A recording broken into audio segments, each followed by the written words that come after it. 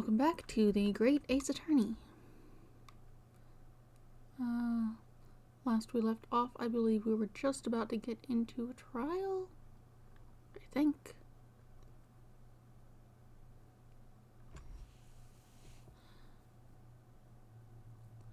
We'd been doing some investigating. That's not the game, that's a different game. This one.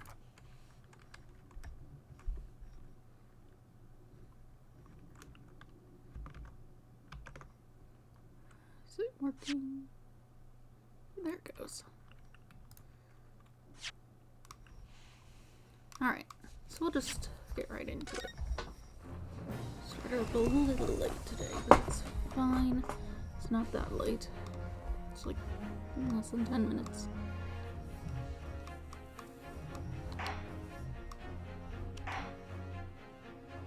Oh no, we're still on investigation. Right, we needed to go talk to, Sholmes or whatever. But I was just, like, tired.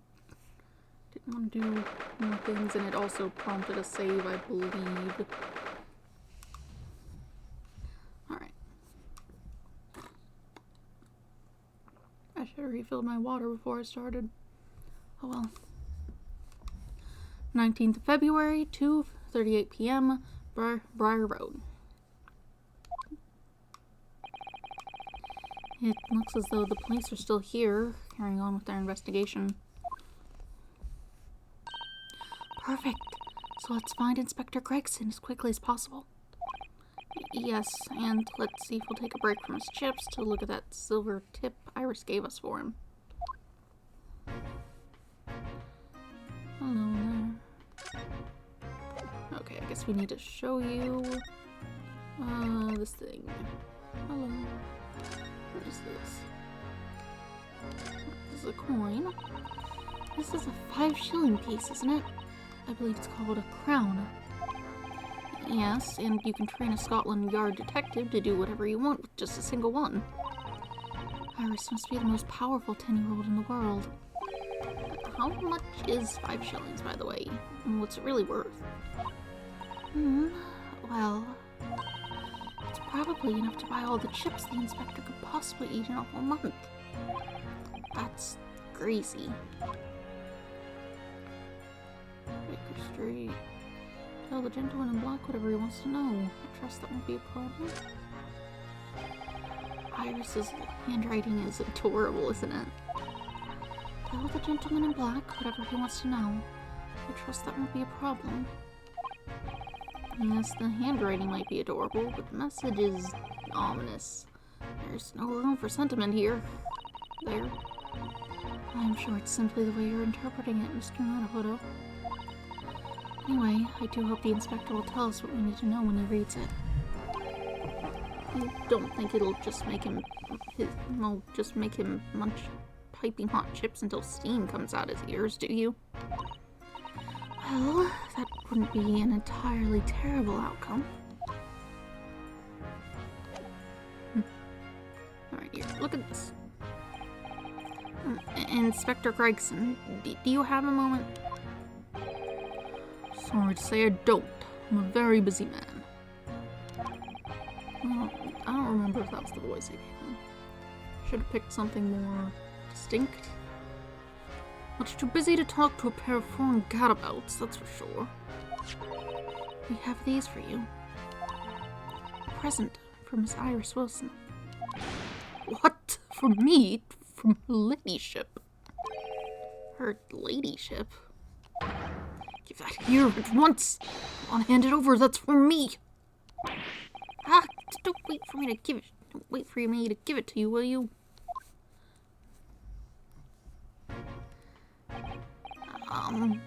What was that coin exactly?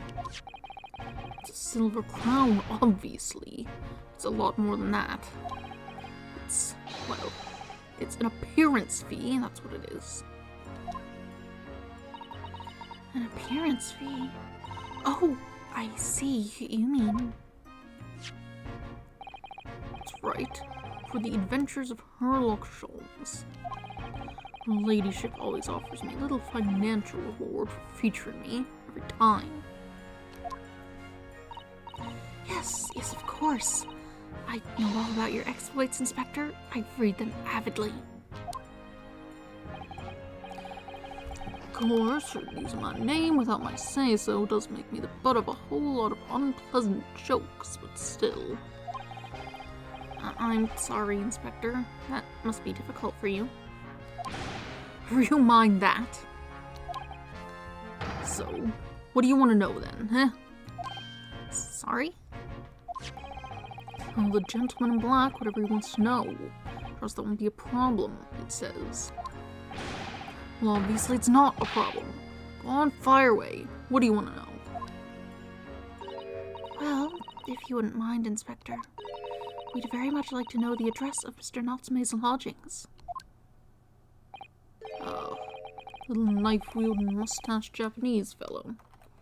Could you not have gone back to where he's being held and ask him? He lives in a right old hovel. It's just over there, look. On the first floor of that house on the corner, where the wreck of a bicycle's propped up.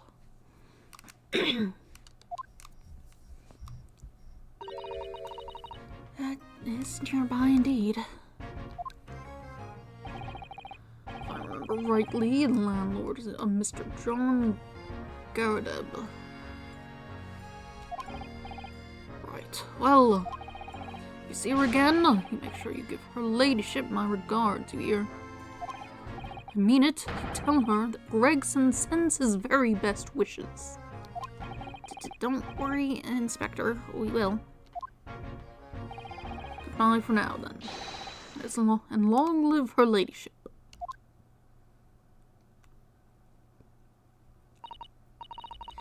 Well, at least he told us what we wanted to know before he left. Yes. So then, shall we go and see what we can find in Mr. Natsume's lodgings? Definitely. Let's head in there. New location. Lodging of Mr. Solaseki Natsume, according to information gleaned from Inspector Gregson.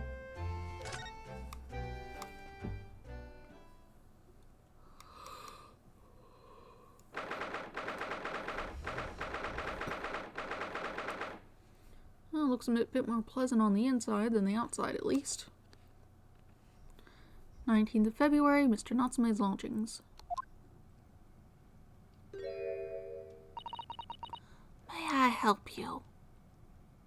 That's not quite it. May I help you?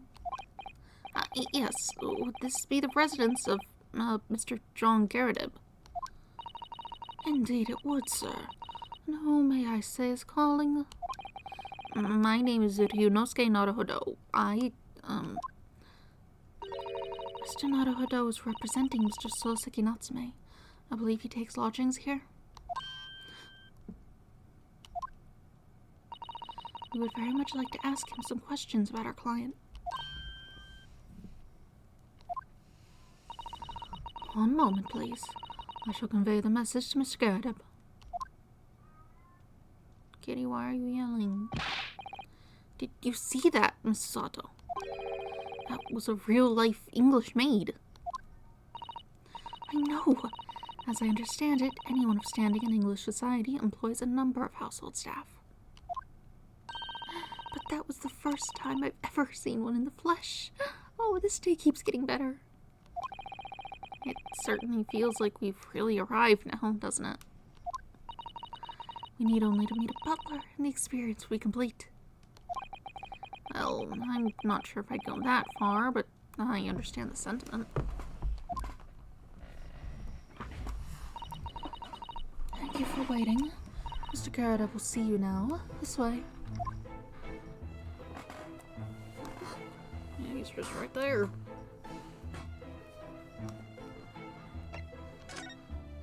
Let's look around at your building first. You at least have a window. And a bunch of broken pots. What's over here? Look at this crockery on display here. It's rather unusual, isn't it? Oh my, a genuine London dresser. Isn't it delightful?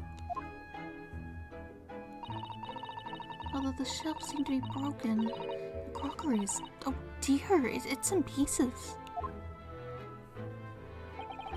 It really is.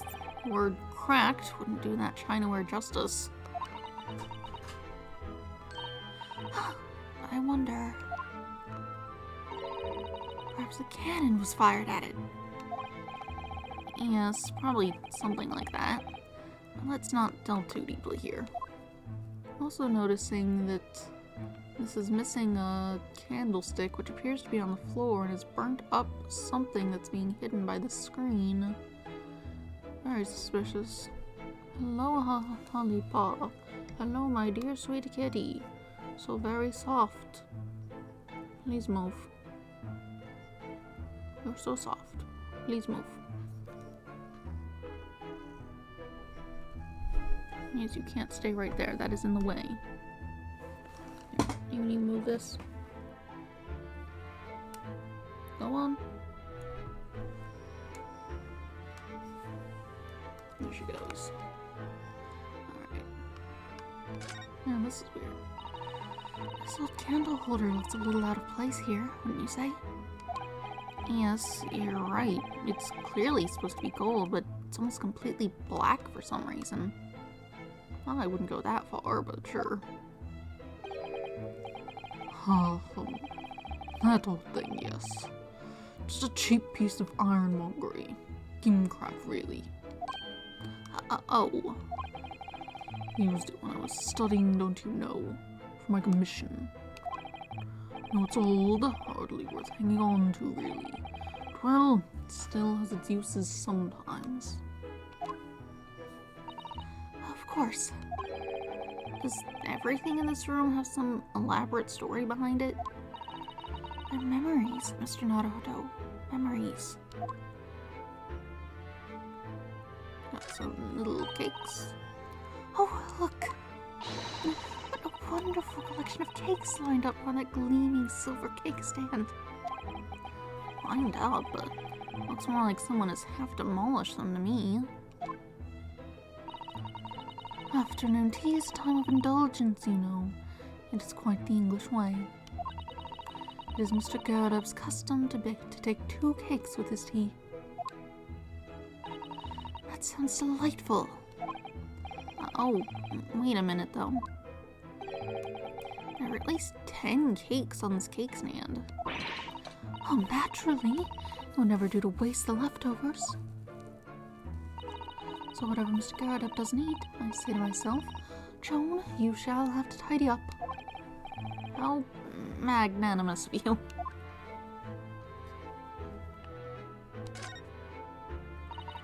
This window looks out over Briar Road, where the young woman was attacked. Oh, yes, I can make out the policeman on the far side of the road investigating the crime scene. The glass is rather murky, isn't it? You can't see very clearly. Is this thing open at all, I wonder? I shouldn't underestimate the bitterness of a London winter, sir. Sorry? Soon as you open that window, the tea will freeze in the pot.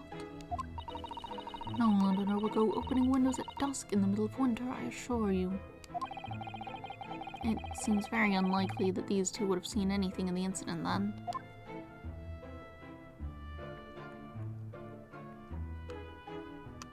Look at this. Whatever. Look at that enormous screen. It must have been put there deliberately, surely. Yes, it certainly seems like someone's trying to hide something from you. What could be behind it, I wonder? You didn't just glance back when you were checking the window? I'm going to have a very quick look. Just a little peek.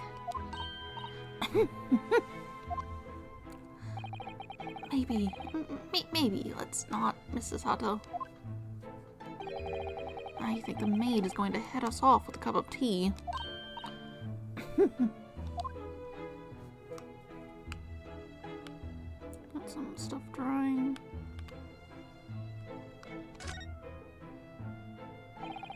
That portrait of Mr. Garrett is glaring at me, I swear. Have you noticed that all the little frames contain photographic prints of Mr. Garrett as well? Yes, and there seems to be a statue of a lion on the mantelpiece as well. Oh yes. Seemed to come back from the local pawnbroker with that little trinket. Seemed to come back? What do you mean? Chap who runs the place is a bally wizard. Wanted to sell him something and came out with that thing. In point of fact, when I think about it, I rather often find myself leaving the place with something I don't need. The lion ornament certainly does seem surplus to requirements. Susato-san doesn't pull her punches, or her throats for that matter. Why do you have giant bullets over here? What are those for? Are those mortar shells? They're enormous. I hadn't noticed. What are they doing here? Those old things. A couple of little rounds I accidentally fired into the barracks during training, you know. Became a bit of a colorful regiment folklore, that incident. You mean you deliberately hunted out the spent shells? Well, I wouldn't say deliberately, exactly. Only scrap iron, after all. Usually just thrown away, I believe. But you never know when things might come useful, do you? Useful for what, exactly? Yes, well... Joan here did manage to knock one of the bally things on my foot the other day while she was dusting. Oh no! I haven't shed a tear since 1869 before then, you know. Maybe reconsider throwing them away? A medal? That looks like a Medal of Honor, and it's showcased on a very grand banner. Yes, it's displayed with some pride, I would say. Although it bothers me that it's not straight. Yeah, it wouldn't have even been straight if the tapestry was upright. Or not a tapestry, whatever that thing is. The banner.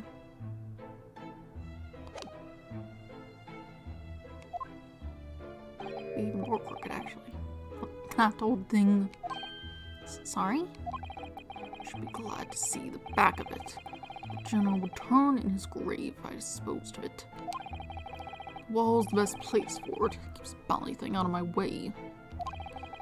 So it's just been polished to shine by accident, I suppose. There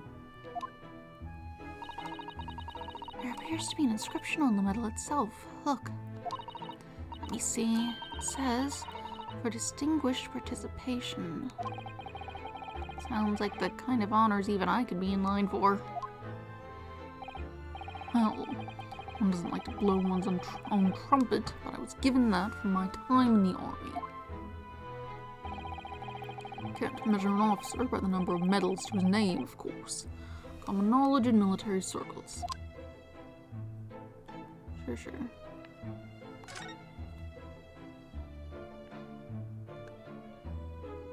Some books. I notice you have a pile of books here, Mr. Garrett.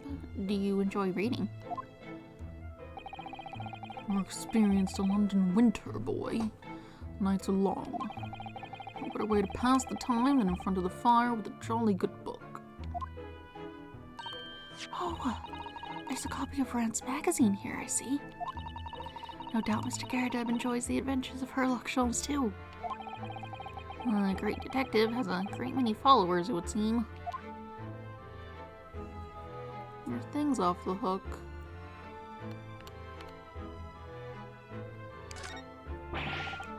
That's a full-sized cannon.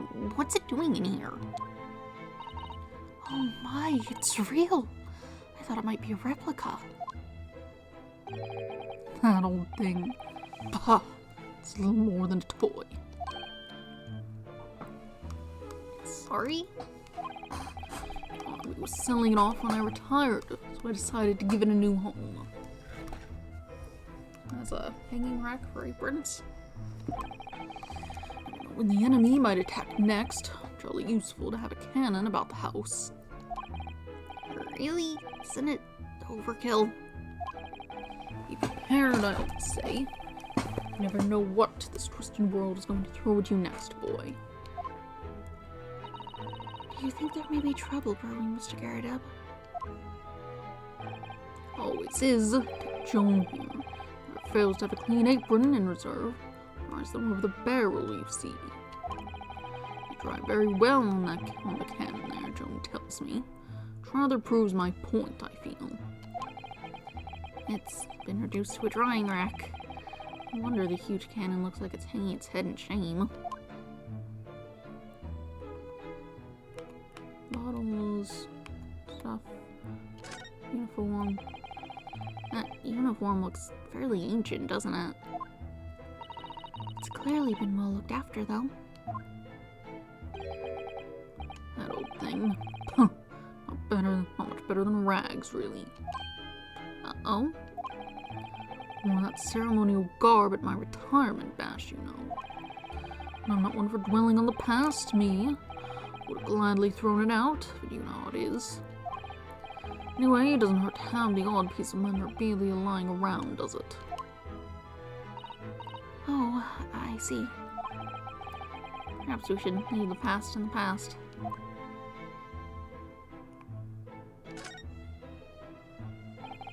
Good day to you, Joan Garrideb, at your service. Pleased to meet you, sir. This is Ryunosuke Naruhodo. He's a defense lawyer. Excuse me not getting up. Took a shot to the knee a few years back in the Battle of Maion, don't you know? Earned a medal for my pains, but I had to withdraw from service. Handed over the reins to the up-and-comings. So, he's a retired soldier. It's a hell of a job getting up and down stairs now, I can tell you. Don't get out much, as you can imagine. Yes, it's quite a climb up here to the second floor, isn't it? I was panting at the top of the stairs. You really must take more exercise, Mr. Naruhodo. You think so? Well, Mr. Garrideb, no doubt you were very courageous to earn yourself a medal. Oh, it's nothing. The medal's just folderol, really. I'd like to offend the general, though, so I grudgingly displayed it on the wall. Why don't you fetch it down, Joan? Let these good people see it properly. Joan, fetch the... Ah! Dash it all, woman, be careful! Oh, dearie me, I do beg your pardon, sir. That's not it. Oh, dearie me, I do beg your pardon, sir. You jolly nearly took the skin off my hands. I shall be more careful, sir. So anyway, there you have it. Living the quiet life now. Yes, I see. Well then, I hear you want to know about the chap lodging downstairs, is that right? Yes, we would be very grateful if you could answer some questions for us. Only too pleased, naturally. Especially if it helps to keep the peace here in Blighty. We forged an alliance with the Empire of Japan recently, as I'm sure you're aware. So this case is very much in the public eye, as it were. Oh, is it? Even had some famous detective poking around, you know. In this old house, would you believe? Yes, Mr. Herlock Sholmes. Could have been. Didn't catch the chap's name. Not really my cup of tea and all that detective business. Oh, but you have a copy of Rance magazine here, so... No.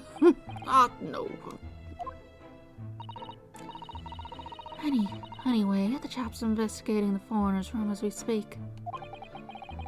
So, he's in Soseki-san's room. It's a falling nuisance is what it is. The whole neighborhood's twitching its curtains now. I don't like all this fuss. It's generally upsetting, unsettling.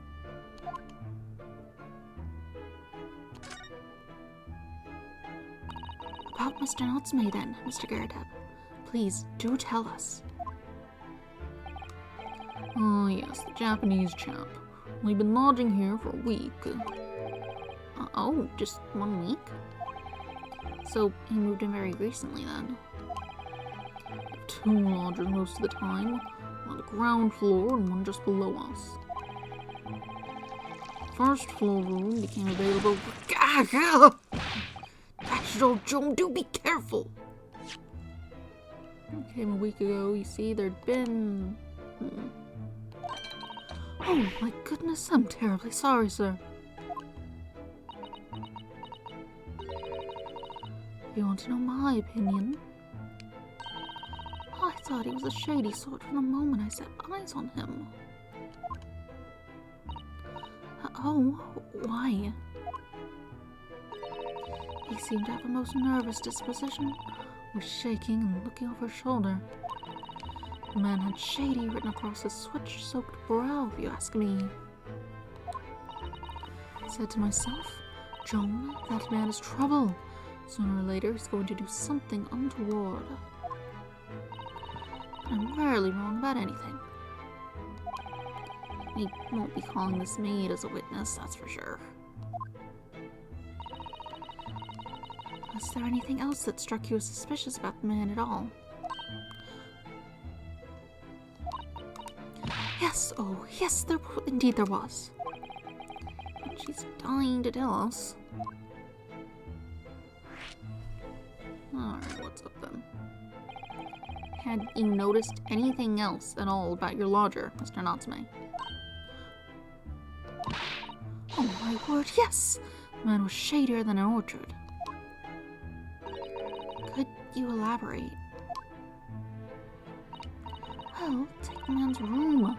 Absolutely stuffed full of books it is, more than anyone could ever read.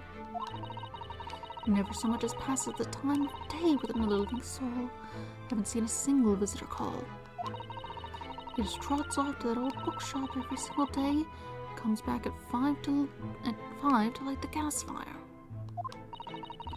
The funny little man is up long past the time everyone else in the house has gone to bed too.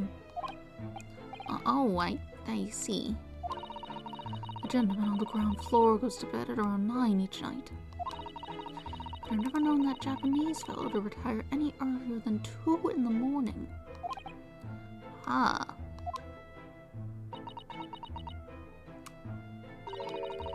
Could you clarify something, I wonder?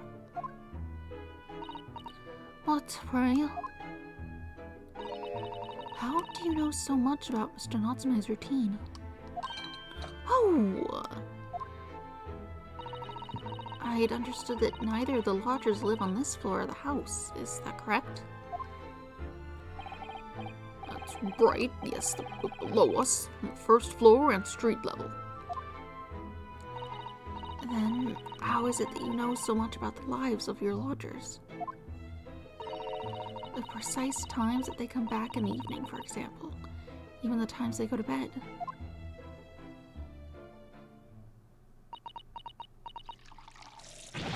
Oh, good grief, Joan. Be more careful, woman.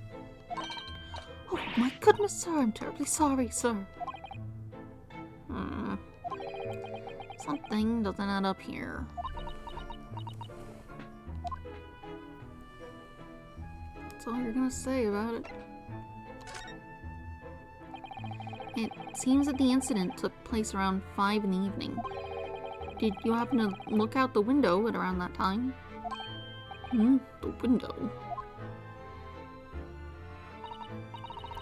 Yes, we noticed that the window over there looks out over Briar Road. The incident took place on the pavement just on the far side of the street. Was there anyone suspicious loitering nearby?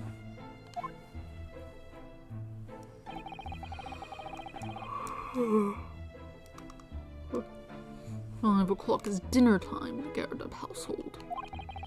So I'm afraid I don't remember seeing anything. But you, Joan? No, sir. Would have been dusk outside already at that hour. And with the fog as well, I should think it would have been quite impossible to see the other side of the road. Oh, I see. Did you notice anything else out of the ordinary then? Such as... anything at all, even if it seems unrelated. Well... Yes, was there something then? Well, it's nothing particularly significant, but around that sort of time here there... Ah! For the love of God, Joan, what were you doing? Oh, dearie me, what have I done? I'm awfully sorry, sir. You're trying to keep him quiet for some reason. You be more careful, woman. Of course, sir. If I may, Mr. Netherhollow. Yes. I have an exceedingly good memory. As far as I remember, nothing of any significance took place here at that hour. Nothing at all. Oh, really? Mr. Garrett, the way you were talking before, it sounded rather like there might have been. Oh, well, as I was saying, it was just a trifling matter, really. Nothing. Ah! Oh, God! Joan, dash it all! What's the matter with you, woman? Begging your pardon, sir. Nothing happened. Yes, quite. Nothing happened. We sat down to a quiet, uneventful meal. Joan. That's right, Mr. Garrett. What is the matter with these two? Could it be the fire? It sounds like something happened here in this room on the evening of the incident. But what? I wish I knew.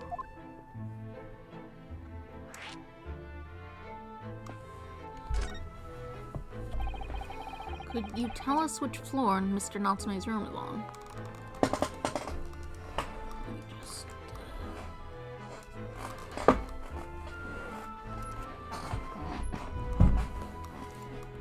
On the noisy chair. Certainly. Just below us on the first floor.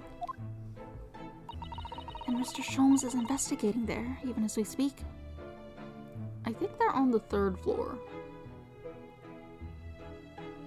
I think the ground floor, and then the first floor, and then the second floor, is how this works in England for some reason. So they mean the second floor. Yes, told me Knott's his name and asked him to look into the matter, so I gave him the key. Mr. Natsume is engaged to Mr. Sholmes' services. That's a blatant lie. Would it be alright if we also had a look around in Mr. Natsume's room? I mean... Don't see why not. It's just down one flight of stairs. Who knows if we'll find anything that could help us with the case, but we have to try. We need all the clues we can lay our hands on. Shall we? Yes, and while we're there, we can speak with Mr. Sholmes again. Perhaps he'll be able to tell us more.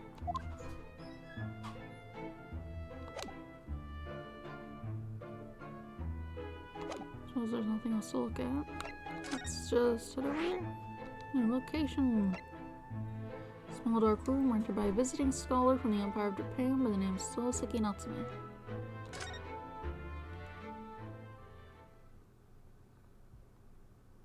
Kitty! 19th of February, Mr. Natsume's room. Just look at this place. And smell it. It's so musty in here. I suppose it's the mountain of old books that are responsible for that.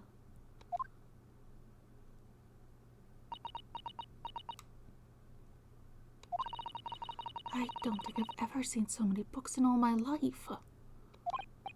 No, me neither. It's so dark in here, too. Is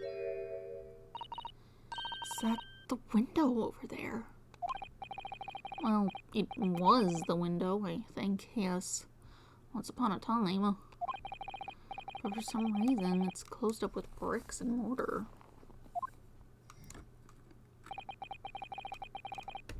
So, this is where Mr. Natsume lives. By the way, I haven't spotted Mr. Sholmes anywhere. Have you?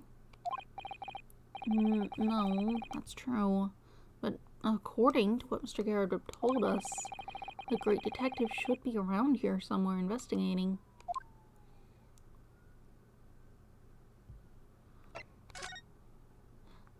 Kitty. Hello. Oh. Okay, goodbye. Oh my, what an adorable little cat.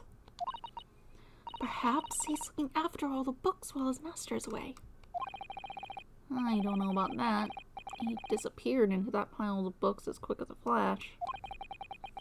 It was a tricolor Mike, wasn't it? Did they even have that sort of cat here in Great Britain?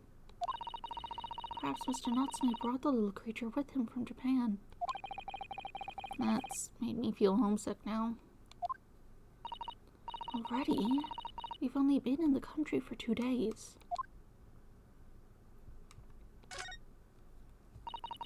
That desk seems to be wedged into the crevice between the mountain of books on either side.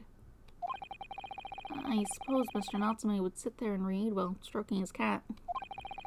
But surrounded on all sides by these towering old tomes, surely he dreamt of books. Surely he dreamt of books every night as well. Yes, he must have done, mustn't he? Oh, what's this? It's a receipt from a second-hand bookshop. Your books. Oh, yes, Mr. Natsume's name is on it. And look, the date of purchase. 2 days ago at 4:45 p.m. That's the day of the incident. Only 15 minutes before it's said to have happened. That's just a short while before he was embroiled in the terrible attack. He must have been on his way back from buying some old books. Second-hand book receipt has been entered in the court record.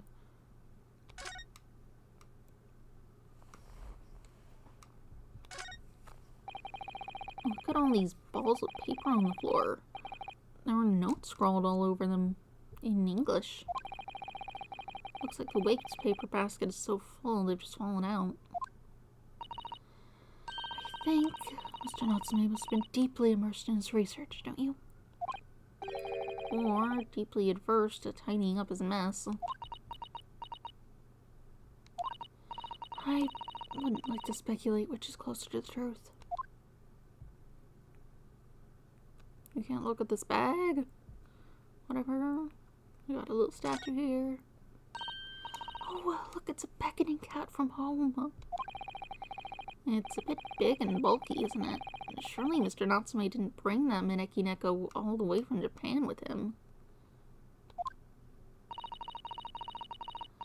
I hardly think you're in a position to comment, Mr. Naruhodo. Are you forgetting the enormous Daruma doll you brought in your luggage? Well, it can be dangerous traveling abroad. I wanted a lucky charm. Well, I imagine Mr. Natsume wanted the same, and this cat is sure to beckon good luck to him. It's not doing a very good job so far, is it? You mustn't say such things. I didn't say a word. Why are my eyes such a giveaway?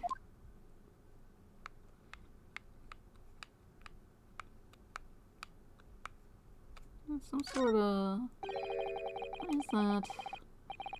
This appears to be some sort of meter on the wall here. Looks very robust. I wonder what it's for.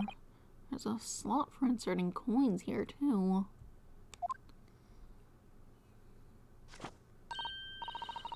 I believe that is a gas meter, Mr. Naruhodo. A gas meter? Yes, it seems there's piped gas in this district, which consumers pay for by putting coins in this meter. So if we were to put a coin in the slot, that would be enough gas to use the lights and the gas fire for the whole night. So if you're too poor to have a coin, you'd have to spend the night in the dark and freezing cold. That's right, as would a rich man who only carried crisp white notes. Ugh, London is a scary place. Does someone have to come into your house to retrieve them? Or are they put into like a little thing for them to slide down into some sort of collection bin somewhere?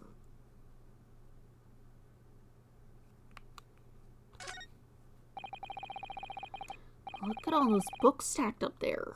And they almost reached the ceiling. They're all works of English literature. They all smell so musty. With this volume of books in hand, you'd never be short of reading material, would you? No, what a dreamy idea. Oh, bad dream maybe, for me at least. Read a book. Books are nice. Mind you, I don't imagine the book that's at the bottom of the pile now will ever be read again. So reading it is an experience that comes but once in a lifetime, just as the tea ceremony teaches us. I certainly didn't expect the conversation to turn down the path of the tea ceremony philosophy. Box. Window. Could you even call this a window? I think so. It was a window at one time, after all. Although, all that remains is a frame around some bricks now. So really, it's just a wall then, isn't it? Why would anyone deliberately brick it up like that? I'm afraid I have no idea. Perhaps Mr. Natsume painted the brick design on in a fit of whimsy. That's alarmingly feasible. Anyway, whatever the reason, the lack of ventilation in here makes the place very oppressive. It does.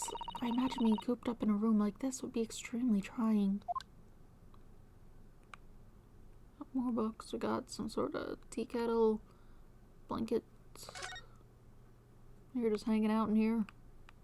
That's fine. What are you doing? Just reading? Look, Mr. Naruhodo. Aha, there he is. Where did he appear from? He seems to be engrossed in the pages of an old book. I hope he won't mind if we disturb him. Hello, Mr. Sholmes?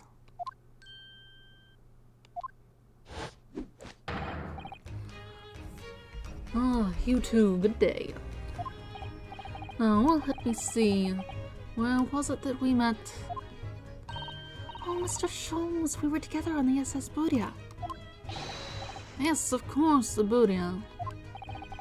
Let me see what happened on that voyage. It was Kazumasuki. He died tragically, but you were a great help to us. Oh yes, but of course, the case of Mr. Asagi. It was the one with the snake, wasn't it? Oh, well, you seem to remember something of it, at least. What an honor to be remembered vaguely by the great Herlock Sholmes. This is Mr. Oh, no, my dear madame, hold your tongue. Pride myself on my superior powers of recollection.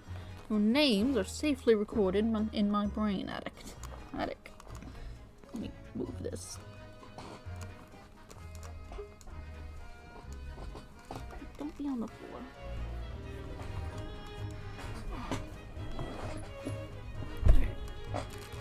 Terrible.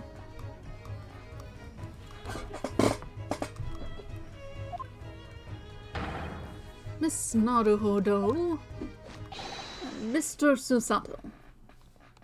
Mixed them up, but try the other way around, Mr. Sholmes. I lose the first round. Mixed them up, but you remembered them generally, which is... In truth, I had hoped to invite you both to my Baker Street suite the day we arrived in London. But some Scotland Yarders ambushed me at the railway station and whisked me away to a crime scene. Oops. Not the microphone. It was an entirely trivial case, of course. Solved the matter in no more than 30 minutes.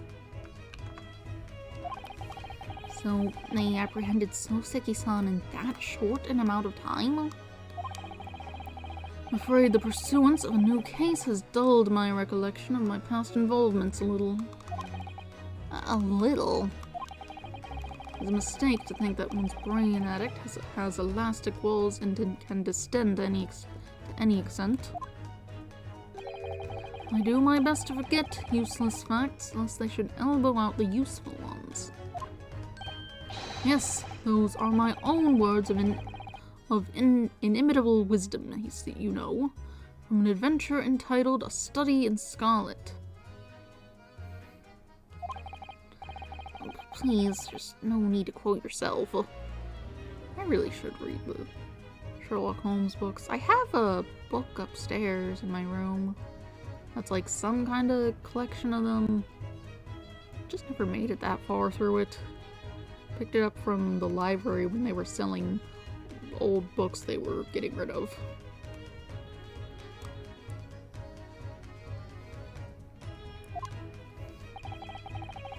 I don't always remember my pearls of wisdom, but fortunately, my associate pens them beautifully. He means Iris, I suppose. Mr. Sholmes, we have some extremely important questions to ask you about the trivial case you just mentioned. Goodness, what an earnest expression. My dear madame, I should be only too pleased. And this murky room is an apt place to discuss the murky case. Alright.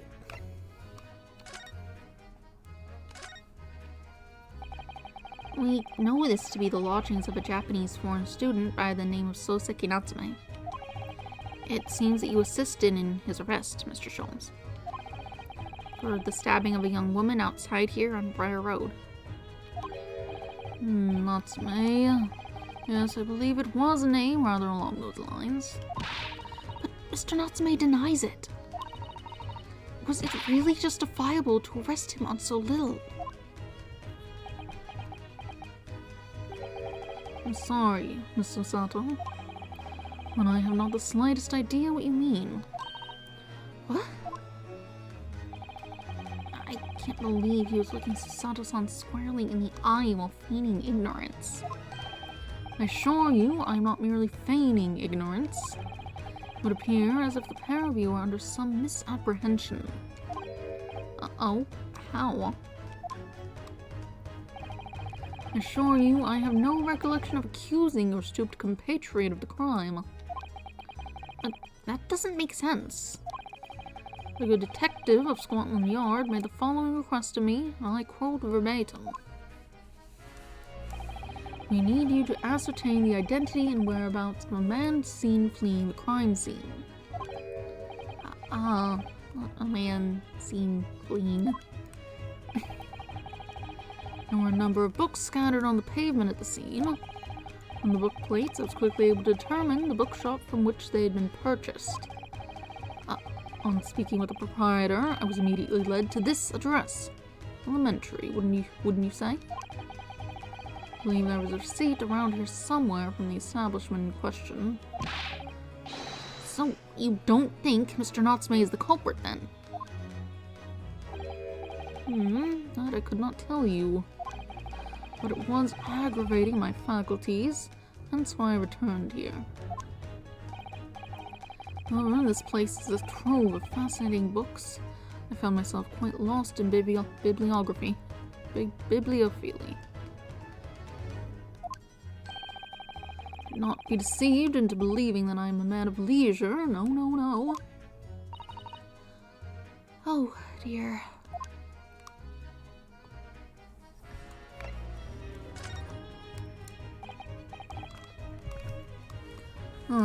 Tell me. Have you encountered the landlord of these lodgings? Yes, Mr. Gerdeb, a retired military man. It was the first time I'd ever met a soldier from the Great British Institution that is the services. And it was the first time I've ever met a maid from the Great British Institution that is the service.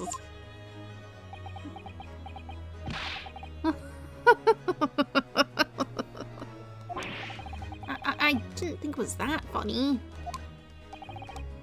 I do apologize. As you may well be aware, many households in London employ a maid.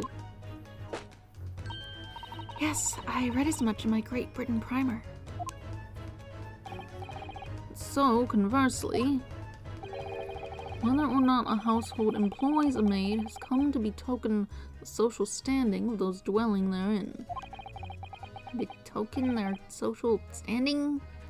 Sorry?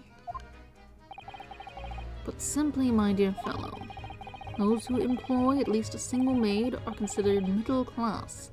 Those who do not are beneath that. In the upper echelons of society, of course, households employ enough staff to constitute a large family. Goodness, how extraordinary. As you can appreciate, for those on the precarious boundary between the middle and lower classes, being able to afford just one maid is of the first importance. I had no idea. And it is for precisely that reason that I find great stimulation in the situation upstairs. Specifically in the retired army veteran, Mr. John Gerdeb. Uh-oh. Affable as he is, the fellow is hiding something. Whether or not it imposes on the circumstances of this case, I am as yet unable to ascertain. I'm thoroughly lost at what he means to say. He doesn't know if it's relevant.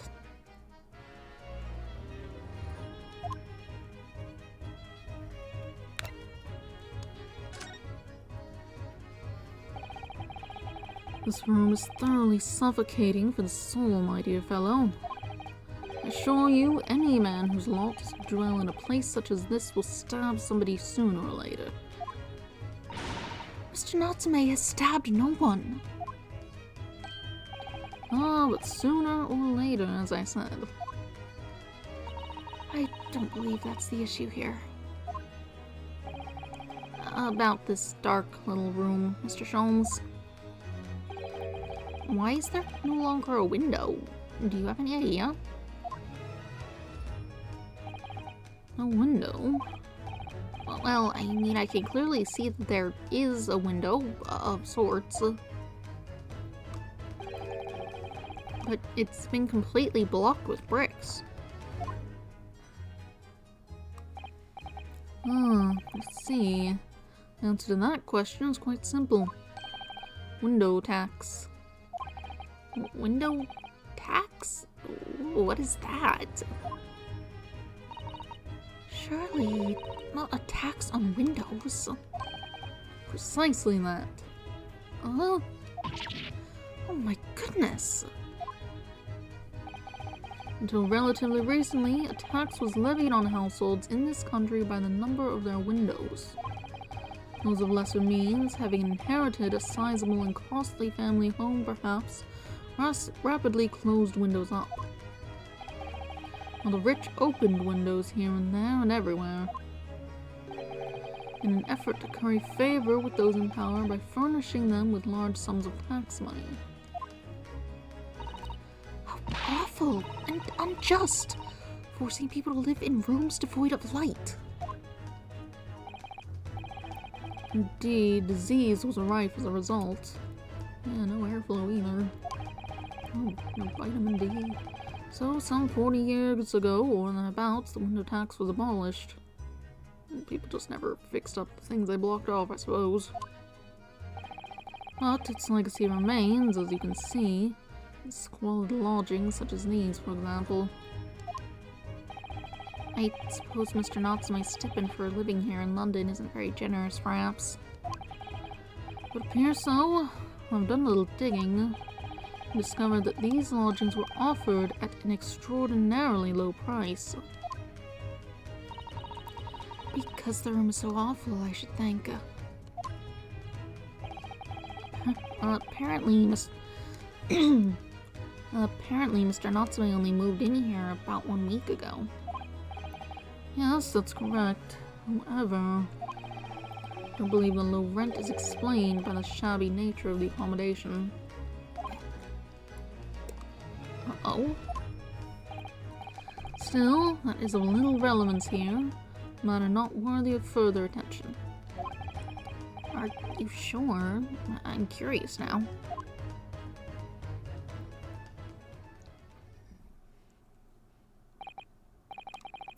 Well, I believe I've told you all I can now. Thank you, Mr. Sholmes. Oh, yes. Mr. Naruhodo, was it not your intention to become a practitioner of law? You remember that, did you? Will you perhaps be offering your services in this very matter, I wonder? To the occupant of this room, Mr. Natsume, was it? I'm not sure.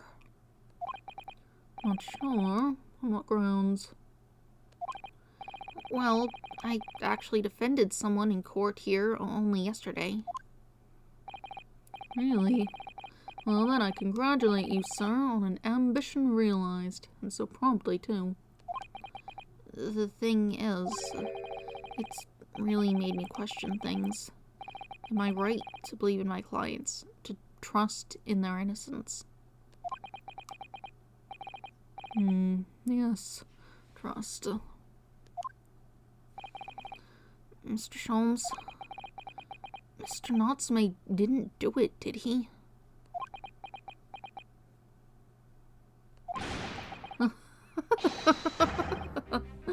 My dear fellow, I haven't the first idea. Oh, but I thought that's why you were here. Didn't you come back to investigate? Ah, yes, that was indeed my initial intention. But there are simply too many fascinating books here. I couldn't possibly ignore them. Oh, I see. Nevertheless, there are two facts I can state quite unequivocally. The man who fled the scene of the crime 2 days ago was the Japanese occupant of this room, and there are witnesses who swear to having seen the same man commit the crime. That is all I can say. And one more thing. Oh, what is it, Mr. Sholmes? Tell us. I cannot say with any certainty whether or not it is of relevance to this case, and I am quite sure that the retired army man who owns this property is hiding something. Mr. Garrett is... Mr. Sholmes said as much before, actually, didn't he? Anyway, at present, that is really all that plays on my mind in relation to this case. Mr. Naruhodo, as yet, our investigations have uncovered nothing that could help establish Mr. Natsume's innocence. No, you're right. Perhaps it's time we probed a little deeper into Mr. Garrett's secret. Just remember, I cannot be sure whether the landlord's secret will prove to be irrelevant or not. And I wish you every success, of course, Mr. Naruhodo. A busy man indeed. He's gone back to his book in the corner of the room.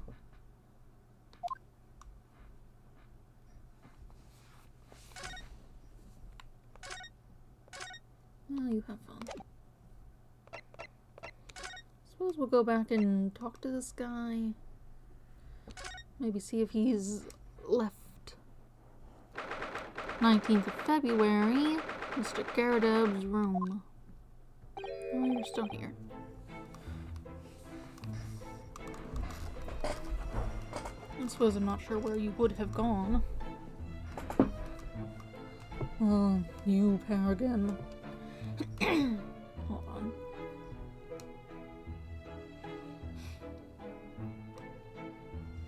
Oh, you Paragon.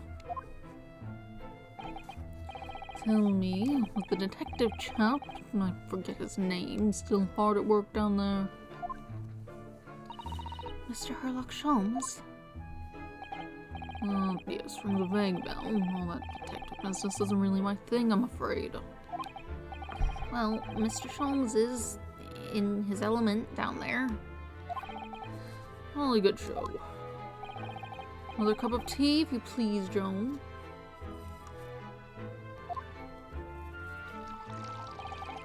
Oh, then, why don't you tell me what— Umpteenth time, woman, will you watch what your body will doing? I shall be serving dinner shortly, sir.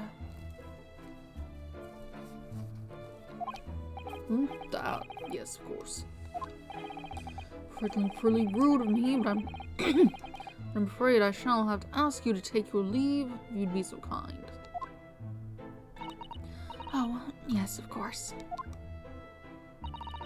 We're deeply grateful for all of your assistance. Not at all, not at all. Don't get much chance to talk with young foreigners like yourselves. It's been a pleasure. Best of luck and all that. Perhaps you could see yourselves out. According to Mr. Sholmes, Mr. Garadeb is hiding something. Since no other avenues of investigation seem open to us at the moment, perhaps we should do some digging.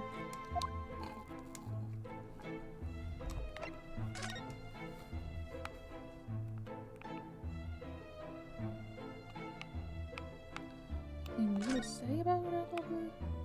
Hi. How did you even get here?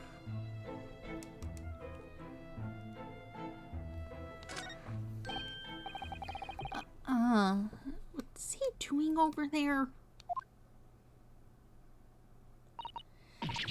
Mr. Sholmes. We meet again, my dear fellows. My gracious, when did you sneak in here? Herlock Sholmes, sir, at your service. Whatever were you doing over by the window?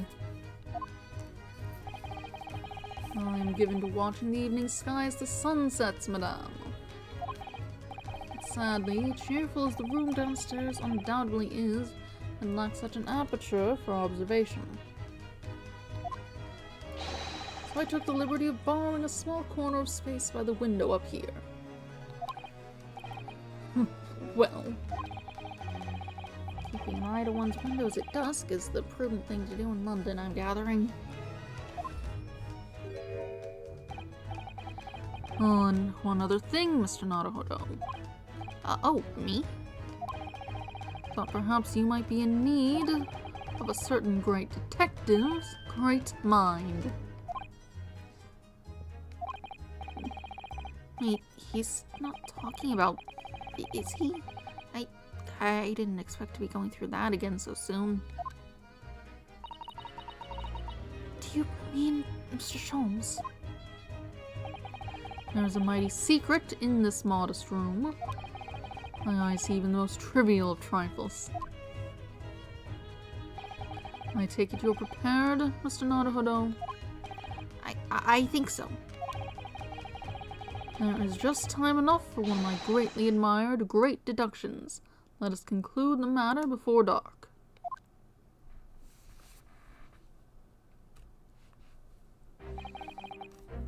Mr. Garadeb, though it would seem you are a military man of considerably distinguished service, your standing as a landlord is certainly not what one might call first-rate. I'm afraid, sir, that is all too clear to me. There are two conclusions I have been able to draw by careful observation of your living arrangements. Beg your pardon. The first is that even as we speak, you are concealing the presence of a ferocious beast in your care. Huh? Beast. And the second is that as a result of the beast's violent rampage, you have lost something very dear to you. What the... Mr. Naruto, look. The old man's broken out in a cold sweat. Unbelievably, it seems Mr. Sholmes' conclusions are both spot on. How could you possibly... How could I possibly know? You mean to inquire? The answer couldn't be simpler, sir. In the dense jungle of logic and reasoning, I am the king of beasts. I know only too well that wild beasts are not easily tamed. So, shall we begin? Once again, Herlock Sholmes is proud to present his logic and reasoning spectacular. Great deduction. The game is afoot. Topic 1, Nature of the Beast. Certainly shouldn't take a great detective to see that a fearsome beast has been on the rampage of late within these four walls.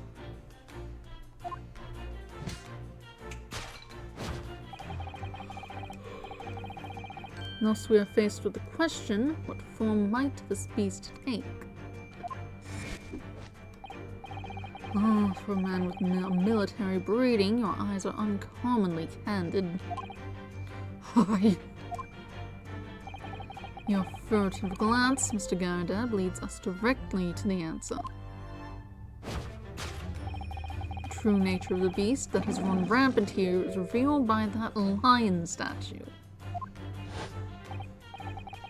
Yes, an army man, you appear unimposing at best. A fact that has fueled your admiration for the mighty lion, the king of beasts. What is this piffle, I ask you? In the end, your admiration became so great, in fact, that you had a living, breathing specimen shipped from India, which you try to keep in this very house. I don't think lions live in India. What? You got like a slap mark on your face. What happened? Yet, living with such a wild beast proved more difficult than you had imagined. Chilling traces of a wild rampage are still very much in evidence. Well... Yet, as we look around, the beast in question fails to present itself. Where could this angry creature have disappeared to? Damn. Me? I pray you do not consider me unchivalrous, but it is plain to me with one glance in your direction. It is. A dress pocket gives us a handsome clue as to the beast's current whereabouts. For protruding from it is a handbill advertising a circus show. Yes, you sought to dispose of this terrifying lion, Mr. Garradeb. At Batty's Circus. A traveling show currently sojourning in a nearby park. I have observed the tents. You sold the savage lion, sir, to the circus troupe. I most certainly did not. I believe I have made my point. The fearsome beast which ran amok in this room was an Indian lion. And a simple visit to the circus now will reveal the lion prancing jubilantly through a ring of fire.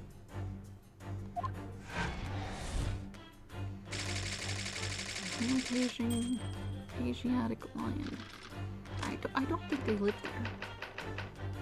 Aftermath. Now, Mr. Garudeb, it is plainly clear that you still have deep feelings for this formidable beast. Indeed, in that blithe pose, the distress this loss has caused you is veritably tangible. Your head weighs heavy on your shoulders, the pain that you feel being revealed by that supporting arm. Amid fits of tears, you let your beloved beast go. The strain of losing something so dear to you is clearly visible in your visage. Nonsense, man. I simply... But what we must now ask ourselves is the true cause of this pain. And we need only follow the direction of your gaze to find the answer. What happened to the cannon? Yes, it is the pile of bills that has given rise to the pain you suffer. Every envelope contains another demand for payment. For cartloads of meat, potatoes, wheat, and tea.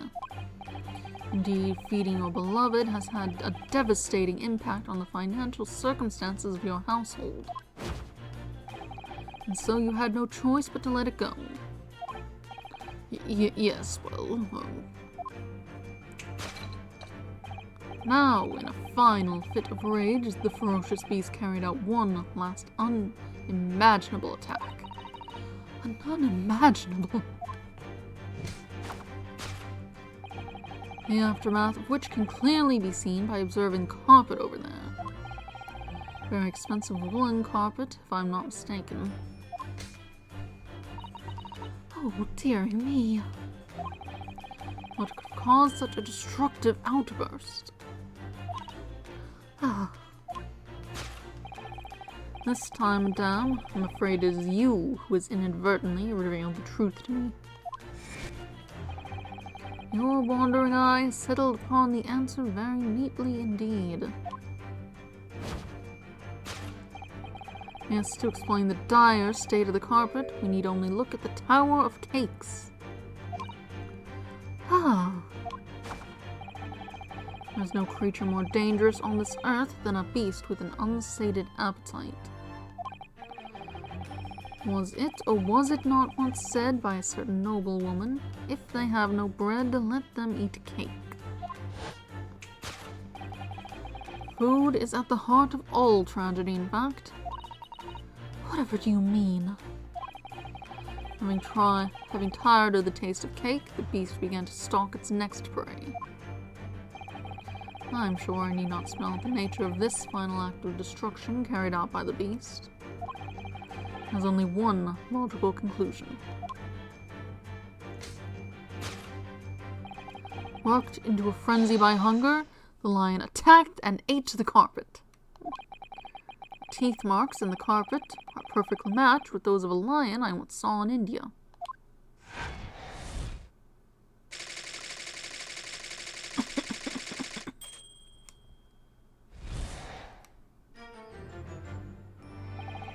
Thus concludes Sherlock Holmes' great deduction of this beastly puzzle.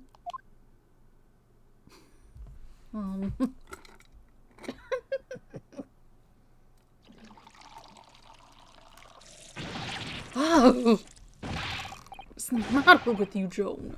You're pouring scalding hot tea all over me. Do you mean scalding? Oh, I'm sorry, Mr. Garudeb. Afraid I didn't notice. My deductions can be startlingly sharp. It stands to reason your cup runneth over.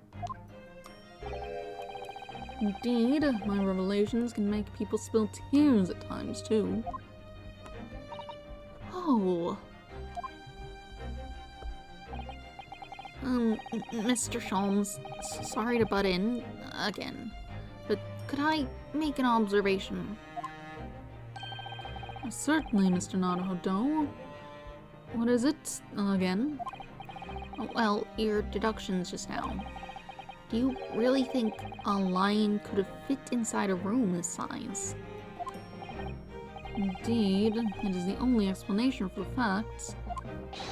Terrifying truth all too often lies beyond the realms of common sense.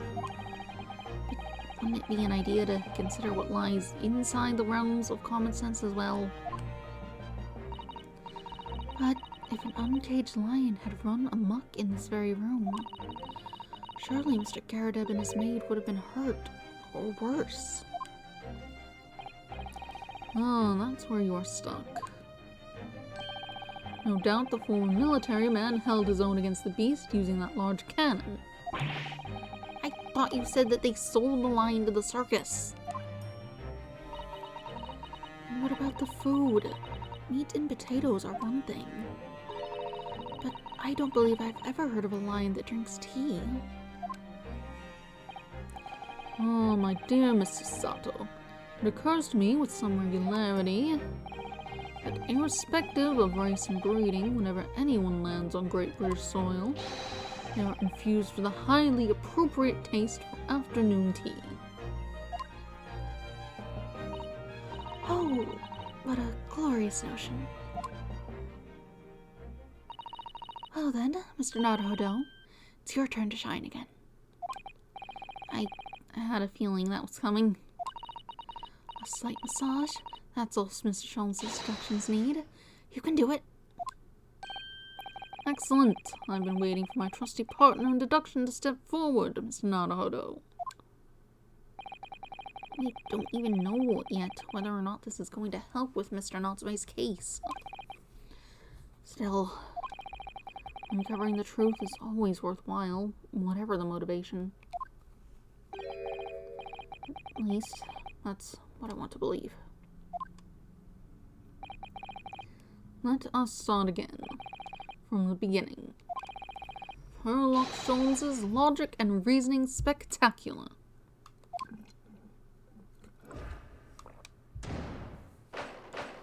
Course correction. Hold it, Mr. Sholmes.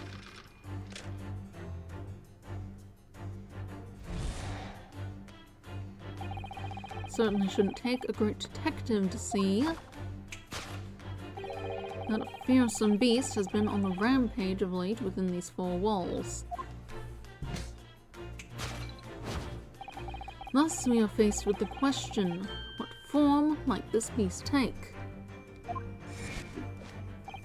Ah, for a man with a military breeding, your eyes are uncommonly candid. Hi. Your furtive glance, Mr. Garradeb, leads us directly to the answer. The true nature of the beast that has run rampant here is revealed by that lion statue. I really didn't see the lion thing coming. No, but if you observe Mr. Garradeb's reaction, it rather seems as though some beast did indeed run amok here in this room. Yes, something with a very fierce nature. But it couldn't have been a lion transported from India. So what was it then? We must follow Mr. Garradeb's gaze. That will lead us to the true answer.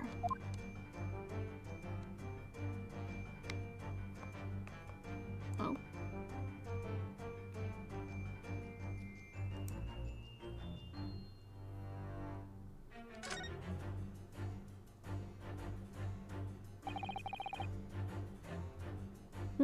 Oh, hello there.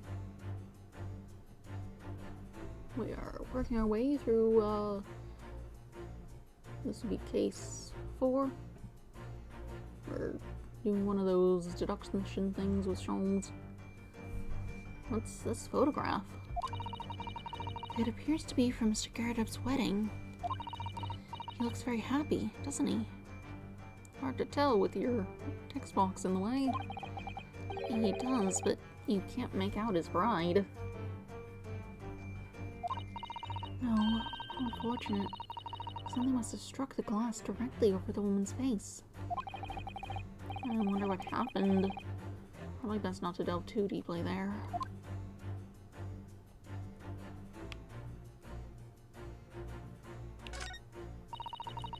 The glass is broken, so you can't see the bride's face at all.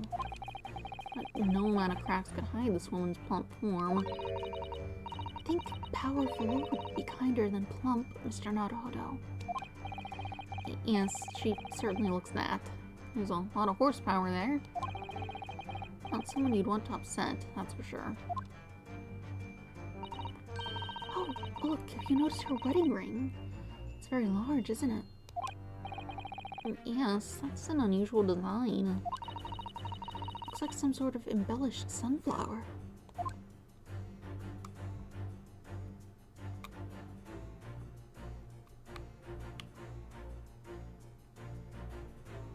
Nice. It should be her, who's obviously the maid there.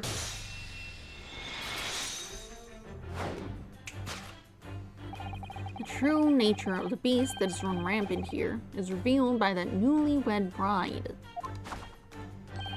Precisely, Mr. Naruhodo. No other explanation could possibly fit.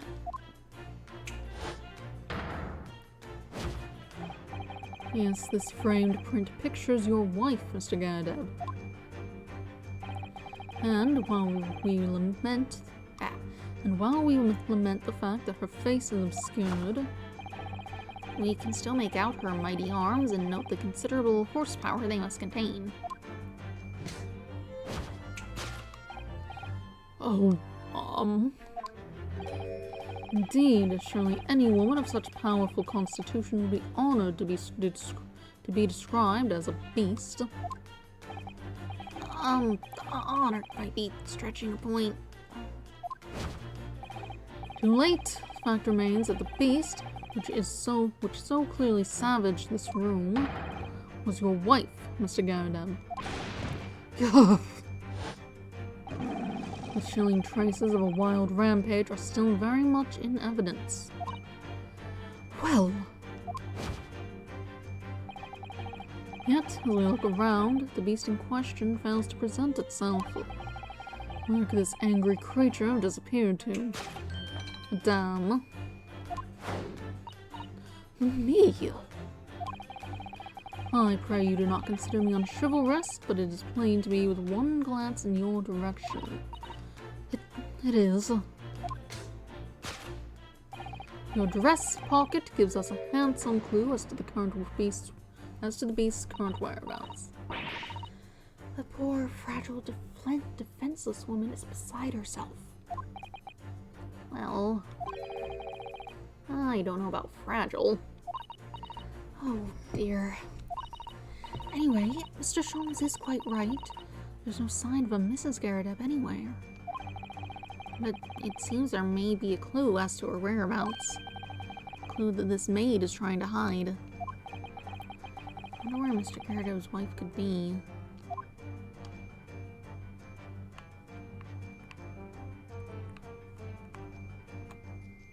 Pretty obvious. Take that!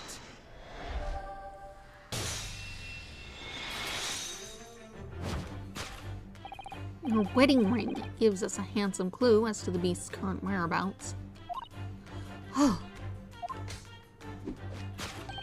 Indeed it does! That flowery band gleaming on your finger gives you away.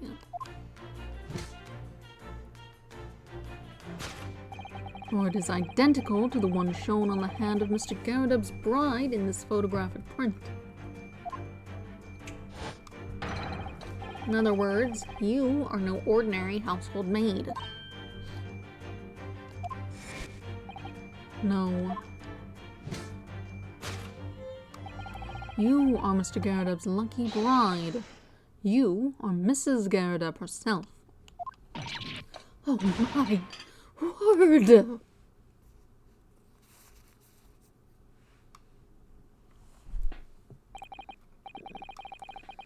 Well, truly fine detecting, sir. As you rightly surmised, this is the wife, yes, my Joan. Mother let herself go, you might say, but she was a bally corn.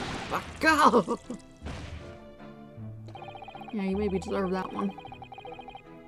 It would appear that you don't live in the most comfortable of circumstances.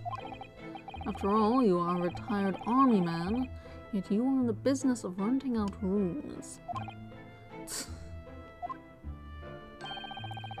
I would assume, therefore, that you have insufficient means to employ a maid. Would that be correct? That's not right, I tell you. I was second-hand lieutenant of the 3rd Regiment.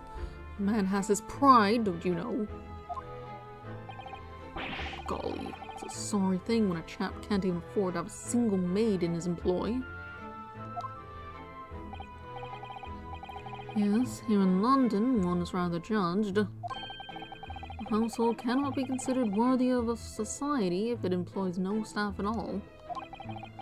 No, in my considered opinion, such concerns about appearances are a folly. You mean Mr. Garda has his wife work as his maid? Precisely. Am I right, Mr. Garda?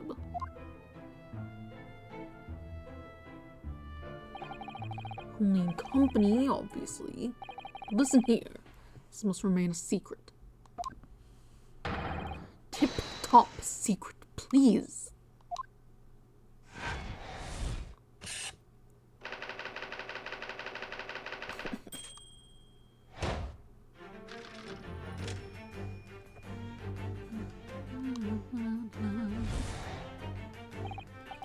Now, Mr. Garda.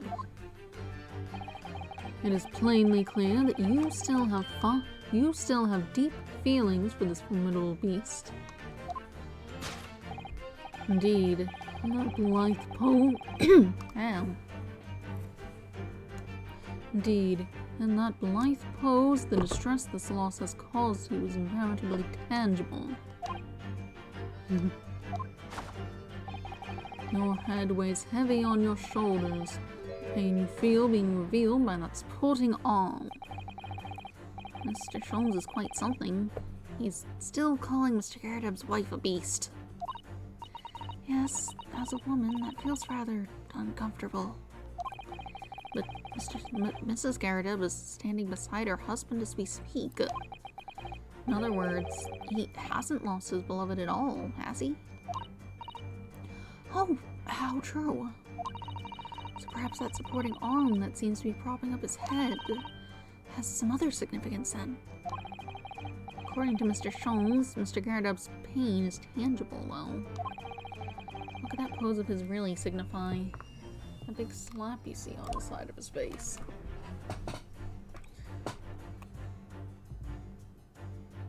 Take that!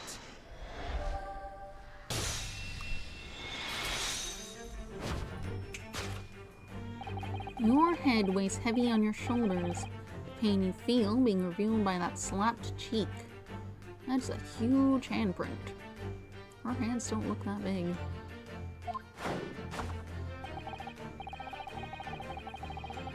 Also weirdly shaped. Very short fingers.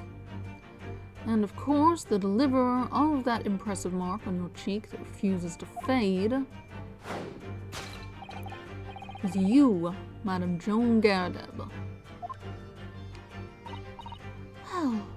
Oh, yes. You have been desperate to hide the slap mark on your cheek, sir. Oh!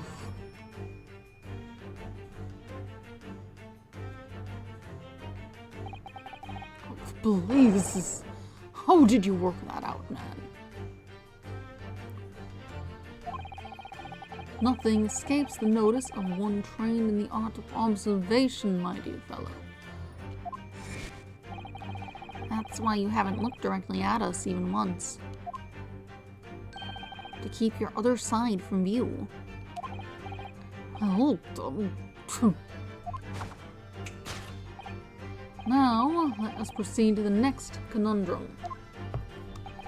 Why were you subjected to such a violent slap? Yeah, I guess. I don't really I don't know quite how that sort of thing would generally play out, but it is certainly very distinct.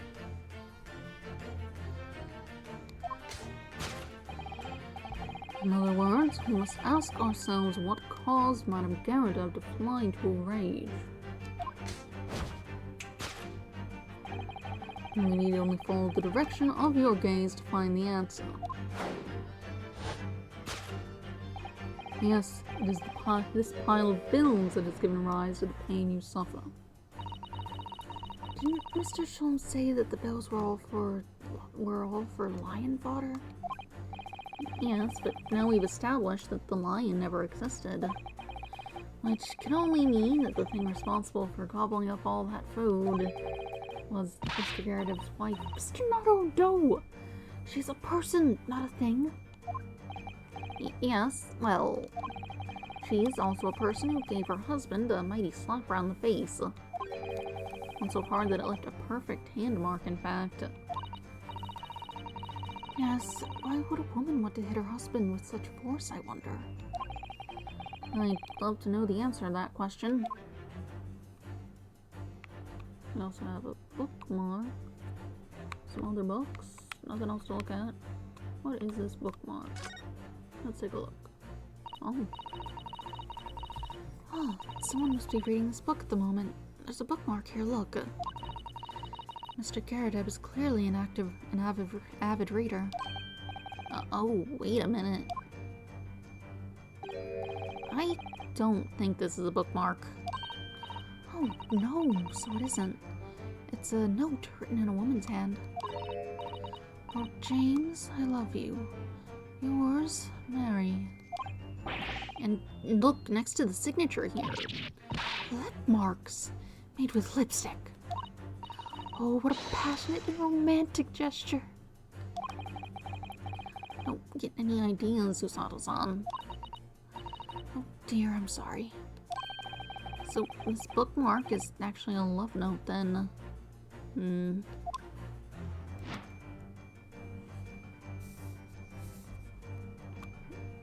All kinds of stuff on the ground. Take that!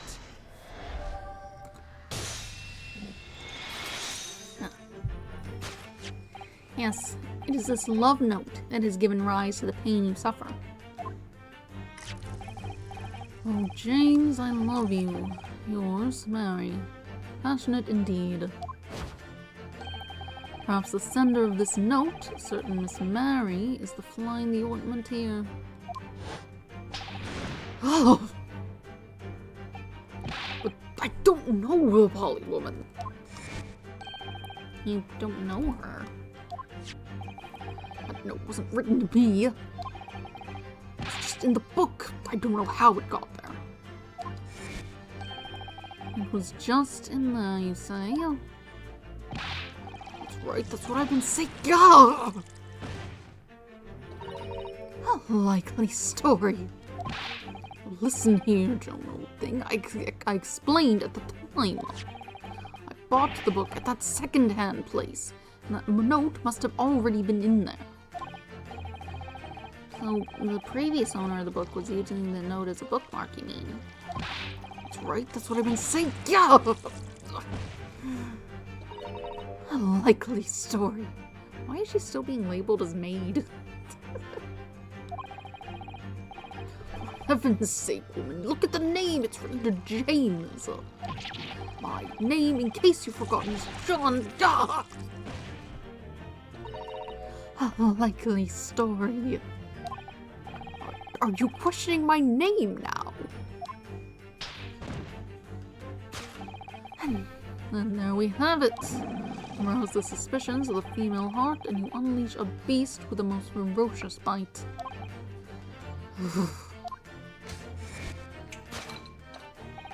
Now, in a final fit of rage, the ferocious beast carried out one last unimaginable attack. Unimaginable? The aftermath of which can clearly be seen by observing the carpet over there. Very expensive woolen carpet, if I'm not mistaken. Oh, dearie me. What could have caused such a destructive outburst? This time, madame, I'm afraid it is you who has inadvertently revealed the truth to me. Your wandering eye has settled upon the answer very neatly indeed. Yes, to explain the dire state of the carpet, we need only look at the Tower of Cakes. But surely Mrs. Garrideb didn't eat the carpet? No, of course not. But there doesn't seem to be any doubt that the state of disarray that this room is in is a result of her wild temper. No, that's true. So, this is the last part of Mr. Sholmes' seduction that we need to fix. We need only to follow Mrs. Garrideb's gaze, and that will tell us the real answer. Alright, let's see what we can see. Yes.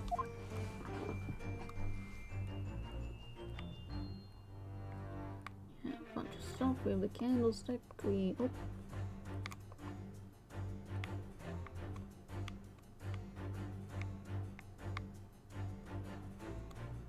No, that's the carpet itself. I guess you want this. Take that!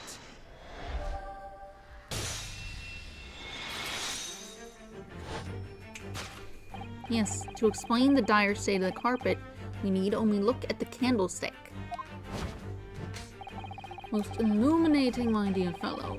And of course, the only possible way out of this logical labyrinth. Yes, the remnants of a ferocious attack in which the carpet was devoured are clearly visible.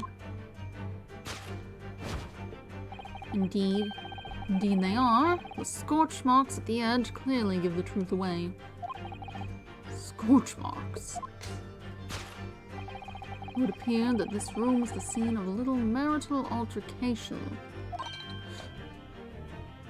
Hello, Holly Paw. Hi. Okay. Mrs. Garrideb's mighty arm muscles left an impression not only on her husband's face, but on the entire room. The force of her strike caused a candle to fall from the holder. And in seconds, the carpet was alight and the whole corner of the room in flames. Yes, sir.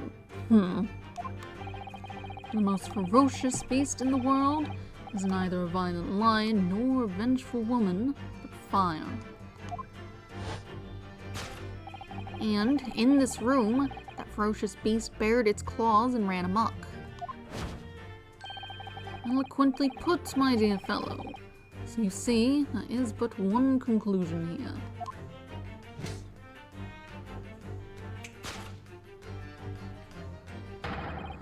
After the sparks of marital discord flew, this room was the scene of a fire. I don't know how to do two of them at once. I should probably just pick one.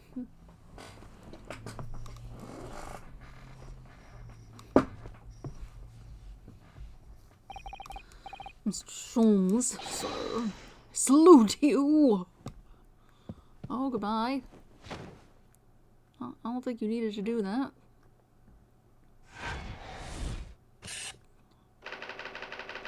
Carpet scorched by a small fire.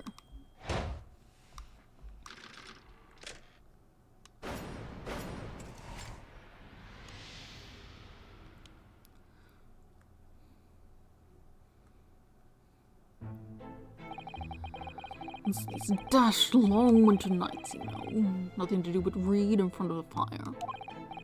Luckily, there's a jolly good second-hand bookshop just around the corner. All my old novels are there. In the pages of one particular novel, you discovered some rather illicit material, for which your wife admonished you harshly, it seems. No, about admonished. Demolished might be rather close to the mark. Beast is most certainly not stuck. Here we go again. And the carpet was that destroyed by a fire when a candle fell on the floor? Trying to say it was. Happened in the blink of an eye, you know. The whole place filled with smoke. Couldn't see a bally thing. It was caught between the old stick's rage and the old stick's rage and the raging flames. You paint a torn picture, sir. One that would have been most entertaining. That's sympathy for you. Didn't take long for the fire to spread, of course. Bally furniture started going up as well. We've had to hide the mess behind that screen for the time being. Over here, Mr. Garrett. Well, you have nothing more to hide now, if you'll allow me.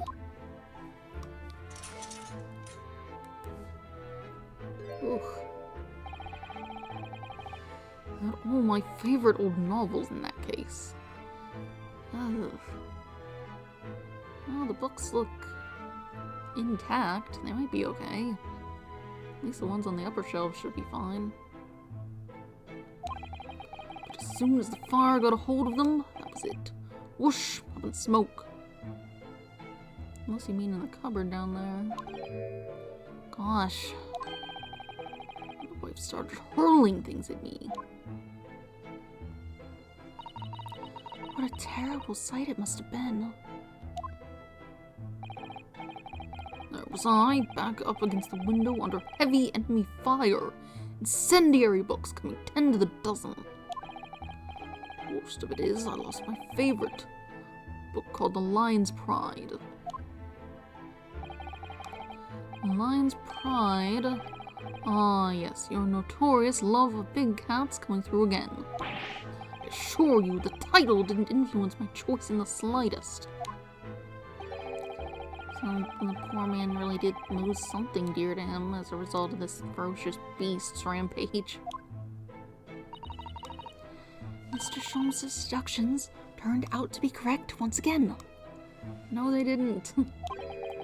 It can only be described as a great British wonder. I tell you, it was total carnage. Flames everywhere, and the old stick in full fettle. Out of interest, what time of day was that? Not sure I can remember. It was 2 days ago now. Let's see. Around 5 o'clock, I think. So at exactly the same time as a terrifying incident was unfolding outside your window on the street below. Even more terrifying on the inside, I can assure you. The whole Blighty could have been flattened outside my window at that moment. I wouldn't have noticed a dashed thing. Oh, really?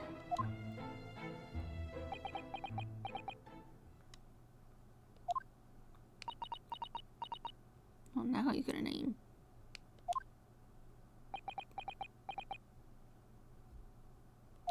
Not super helpful. Unless you want to say that we could use it as, like, someone should have seen just a fire in the window.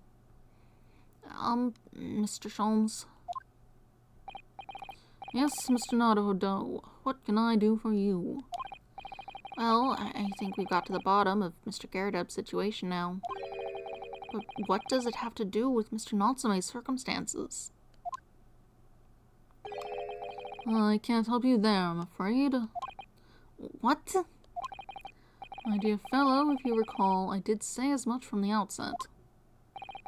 I warned you that, although I knew the retired army man to be hiding something, I could not be sure whether his secret would prove to be of relevance or not.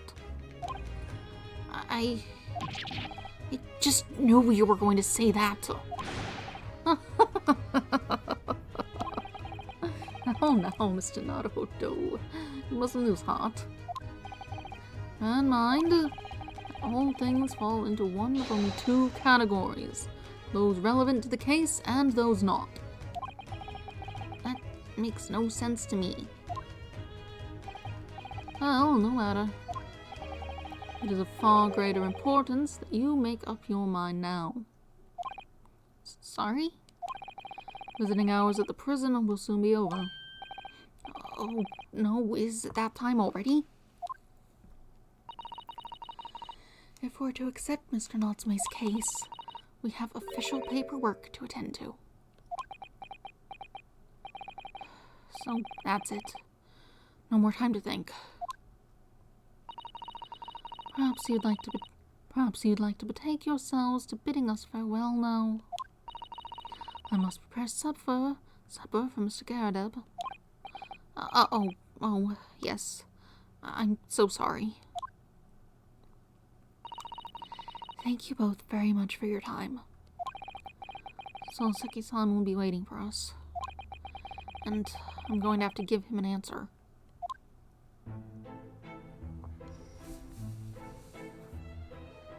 Well, suppose we'll head over there then.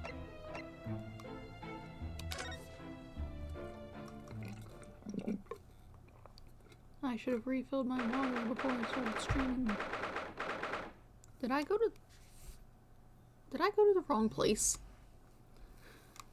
19th of February, Briar Road. It's time, Mr. Naruto. We must hurry back to the prison. Yes, I know. Let's hail a car. Oh. What's the matter? It looks like something's going on over there in front of the Garradeb's house. Didn't you just come out of there? Hi? What?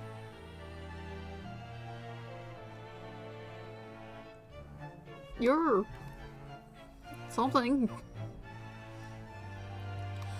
I know thee not, old man, fall to thy prayers. Who are you calling old man, you brum-looking nimny-pimny?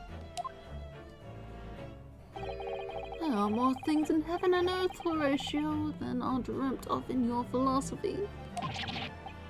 Who is this Horatio fella? What are you on about? Yeah, I kind of wasn't expecting to run into anyone else aside from, like, that witness. I feel like this is not the witness. I feel like this is someone else.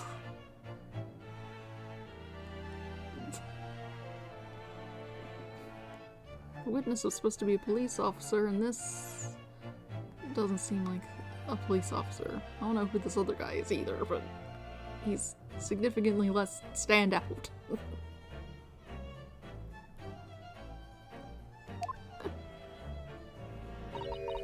Excuse me. What the? Who are you now? I'm so sorry. It just looked as though there might be some problem here. My associate here, Mr. Ryunosuke Naruto, is a lawyer, you see. Lawyer? What? If I can be of any assistance, I'd be happy to help. I'm from Japan, but I have studied English law. Fine, I'll be on my way for today, but you mark my words. This ain't over yet. I'm pulling a pose. Alright. Get thee to a nunnery. Why are you talking Shakespeare quotes? I look like a bloomin' nun to you.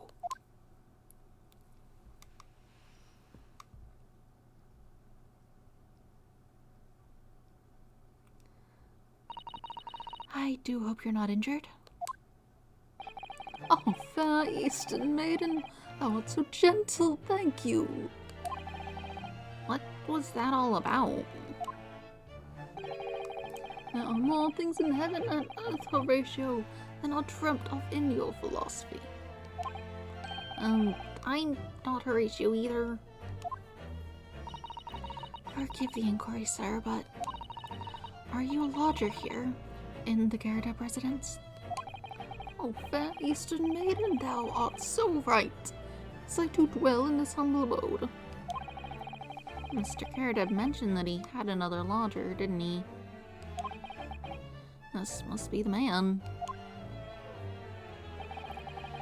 Do you happen to know the other lodger who lives on the first floor? Oh, yes, a gentleman named Natsume. Oh, more worthy a polemist in my battle of words ne'er could there be. The Shakespeare things? Fair enough.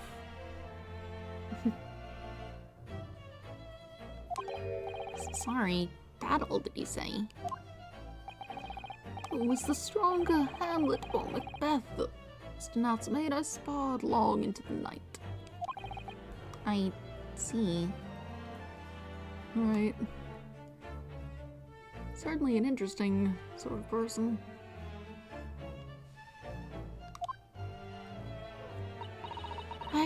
I don't fully understand, but it seems Mr. Natsume and this gentleman are acquaintances at least. So, fair maiden, so good gentleman, I can tarry here no longer. Fare thee well. I didn't really understand him, but I think he's returned to his room. It seems he's unaware of what happened to Mr. Natsume, so he can't really help us. With Soseki-san and that man as lodgers, the Garadev house is certainly full of eccentrics. Anyway, I'll go find a carriage. Yes, I'm sure Mr. Natsume is eagerly awaiting our return. Let's hope we can get to the prison before visiting hours are over.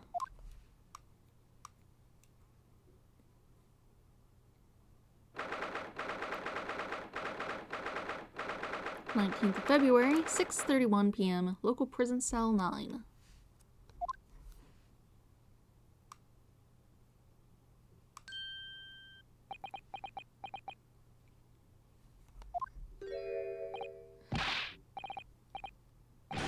Oh, it's you! You're here! You came! Locum student Mr. Naruhodo Esquire. I can't believe you came back! I'm so touched! We are so sorry to have kept you waiting, Mr. Natsume. Oh, no, think nothing of it. Relax. If I were a cat, I would purr with pleasure at the company of such fine compatriots. Noble, nurturing, never-failing Nipponese. Oh, ow, let's not get carried away.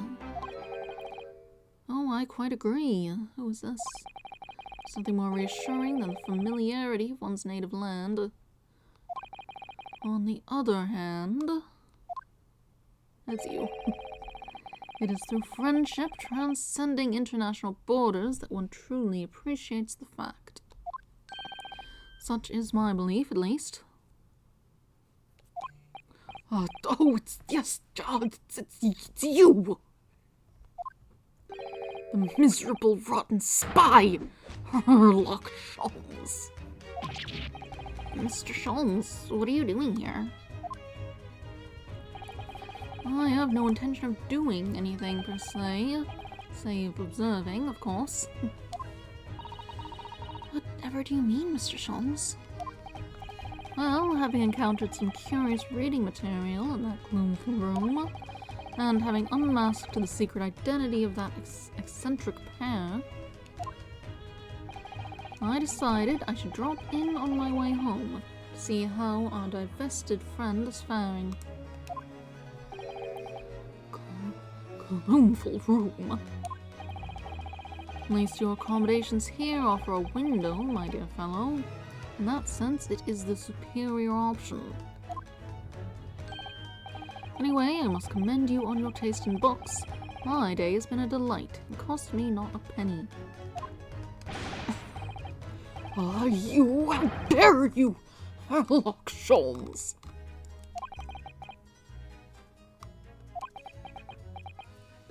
I've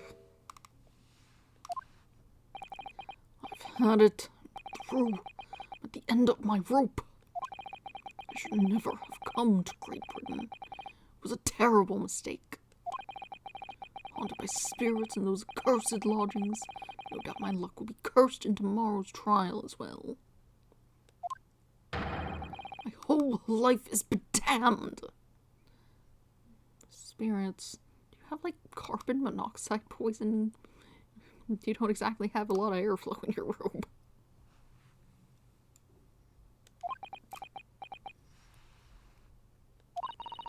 What are you thinking, Mr. Naruhodo? He mentioned that once before, didn't he? That his lodgings were cursed, I mean. And there is much truth in Mr. Mustache's words. What? Cursed is a wholly appropriate description, I would say. For the man's lodgings, and indeed for tomorrow's trial. What's that supposed to mean?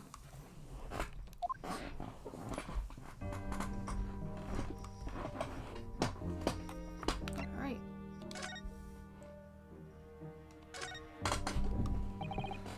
Mr. Natsume, what did you mean by what you said just now? About the trial tomorrow being cursed? Oh no, why?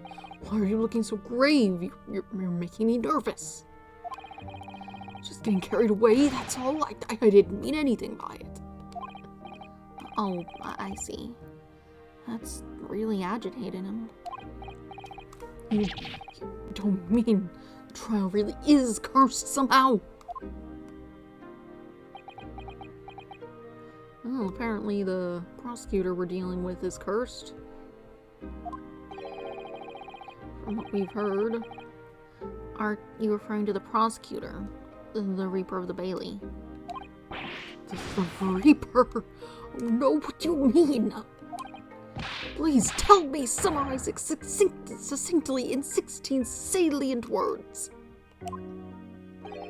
No defendant has ever survived a trial in which the Reaper stands for the prosecution. Ever.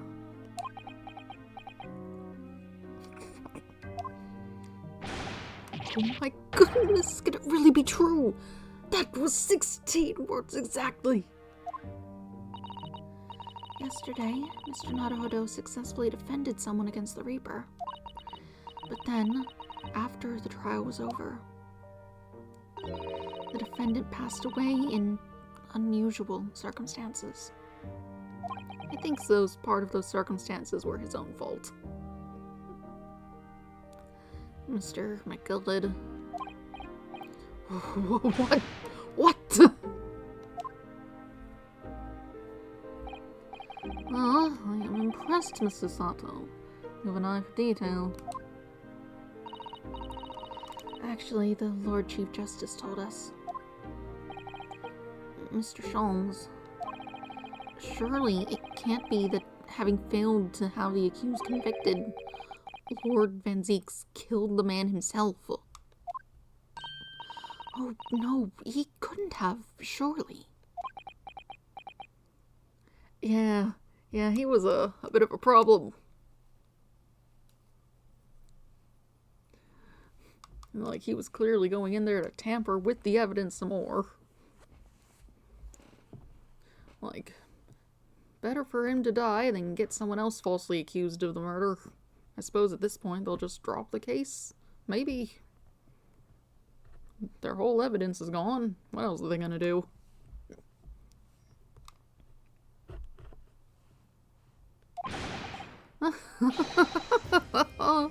You have some wonderful notions. Sorry? The man isn't a mass murderer. He's a court prosecutor, my dear fellow. Oh, yes. Why, of course he is. Of course he is. Then what are you trying to do? And why are you trying to scare me? It could be said, however, that the real truth about the man is even more terrifying than your hypothesis. What on earth do you mean by that?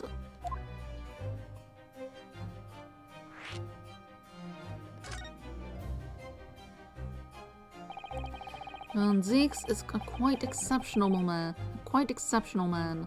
However, in London courts of law, exceptional does not equate to winning every case without exception. Oh, that's good.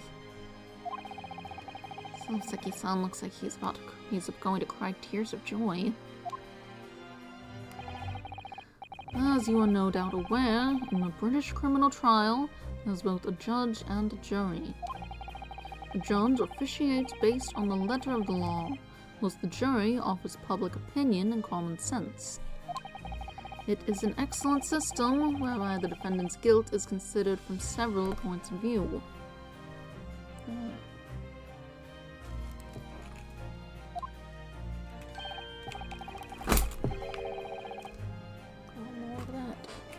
However, public opinion is somewhat easily manipulated. This is falling apart. Right. Criminals and corrupt lawyers, for that matter, can use it to their advantage. By any means at their disposal, contriving evidence, calling impostors as witnesses, and so on. By such underhanded means, those who would want to are able to sway the jury. Which means that even in the light of irrefutable evidence, the prosecution can fail. But it means the wrong verdict can be passed. And sadly it is from time to time, my dear madame. That is simply the reality of the situation. And that's alright. However, those indicted by Lord Van Zieks cannot escape justice. Their fate is sealed. Oh my. Though the education may see them leave the courtroom with their freedom, within months they all disappear. This is most striking. Disappear? But how? Oh, by all manner of misfortune, sir. Perhaps they are trampled under a passing carriage. Perhaps they fall into the Thames and drown. Perhaps they are suddenly overcome by a raging fever. Perhaps attacked by highwaymen. Oh no. All examples of the reality of events here in London, I'm afraid, Mr. Naruhodo.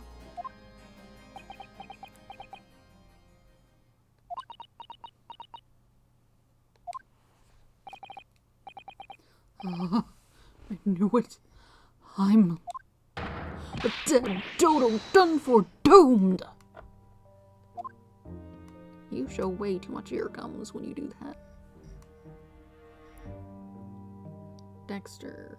Oh, that was the show about a forensic investigator who murders people, I think.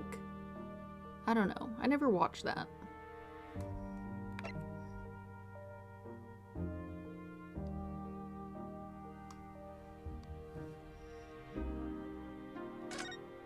How about your room? Is it full of carbon monoxide? When you said accursed lodgings before, you were referring to your room at Mr. Garredeb's house, I assume? Do you mean to say that you believe the place is cursed? It's been a year now since I came to Great Britain. But I'd only been in London for a week before I started to notice strange feelings in myself. I see.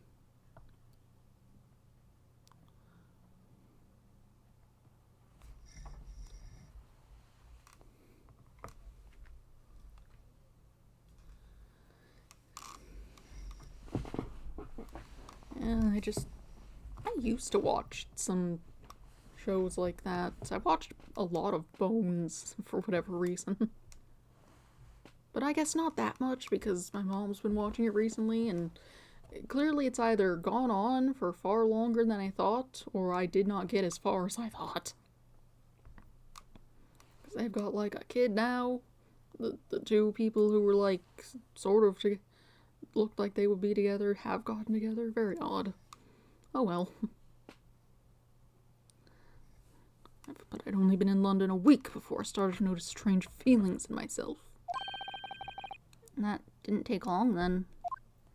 Everywhere I looked, there were foreign faces staring at me, laughing behind my back. I was sure people were talking about me. I started to become nervous about going outside. They're always staring at me all the time, from dawn till dusk. So I shut myself away in my room. But even that didn't help. The fear wouldn't go away.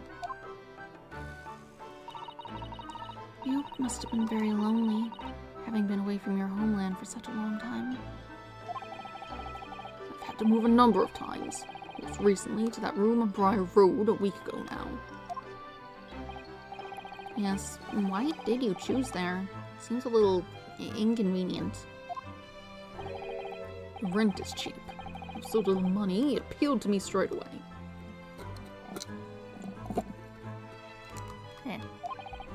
Of course, I asked why it was so affordable. The landlord just simpered and said, "The room is cursed." Oops. He quickly tried to cover his mistake, but it was too late. So I told him, "If you have something to say, then say it, but if not, don't mention it in the first place." Yes, oh, well said. It was true. It was all true. You mean the room really is cursed then? Ever since I moved into that windowless hellhole, my sleep has been plagued with nightmares. I wake feeling as though I'm being choked to death. And in my waking hours, people are stabbed in front of me as I walk down the street. I'm branded a killer, thrown in prison. Nobody wants to know me. I'm surrounded by scary, sinister spirits. Yeah, I think Someone should fix up the everything in that building. The other guy's probably not doing great either. But I think it's heavier than standard air, so the people upstairs are probably fine, especially since I have a window. If only there was someone, just one person on my side. Which, you know, maybe plus for being out stuck in the prison, you're not being suffocated. Probably. Can no one find it in his or her heart to believe in me? Really, no one at all. to believe. Yes, to believe.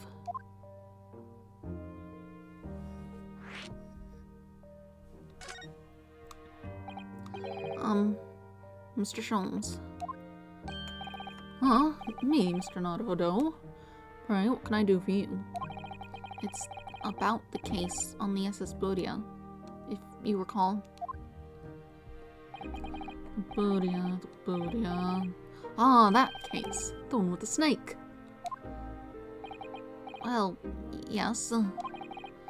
At that time, I was the suspect. But you believed in me and listened to my side of the story. And you helped us to investigate. I did I? Interesting. What I want to know is why? Why did you believe in me? I see, yes. You mean, because you were a grimly dressed, shady Eastern fellow found with the victim in a locked room. Well, if you like, yes. I'm a little surprised that the answer requires explanation, my dear fellow. It's quite simple, really. You said I didn't do it. But I could have been lying. Surely, you must have had your doubts. You must have suspected me a little.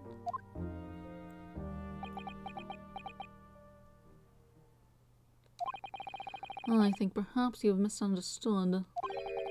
I neither recall believing in you, nor in that which you were telling me. What? You see, the only things I believe in are those I choose to believe in. What do you mean, Mr. Sholmes? I make up my own mind about what's to be believed in and what is not. If I should like to believe in something, I do.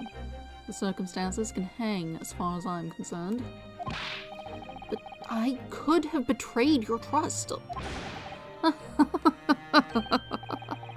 In that case, I should have made an elementary error of judgment, nothing more. Betrayal of trust is an overused excuse, in my opinion. Meaning? Whether or not one should trust another is, in the final analysis, down to oneself.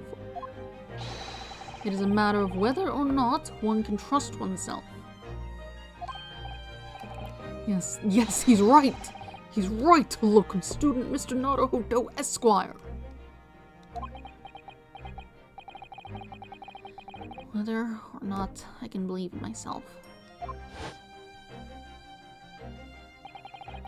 A defense lawyer is only as good as his faith in his client. And that comes down to how much faith he has in himself.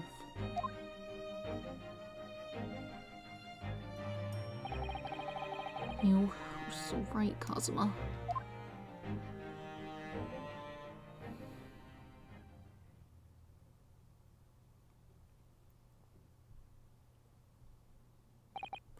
Well, my dear fellows, it is time we were leaving, I believe. Already? Visiting hours are over. The guard will be here shortly to escort us out. There is a restaurant near here that serves excellent trout. Would you care to join me?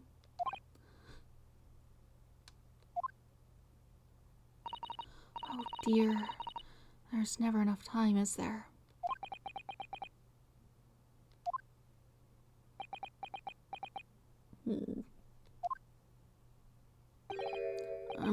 Mr. Natsume, if you'd like in the trial tomorrow, I'd be happy to represent you.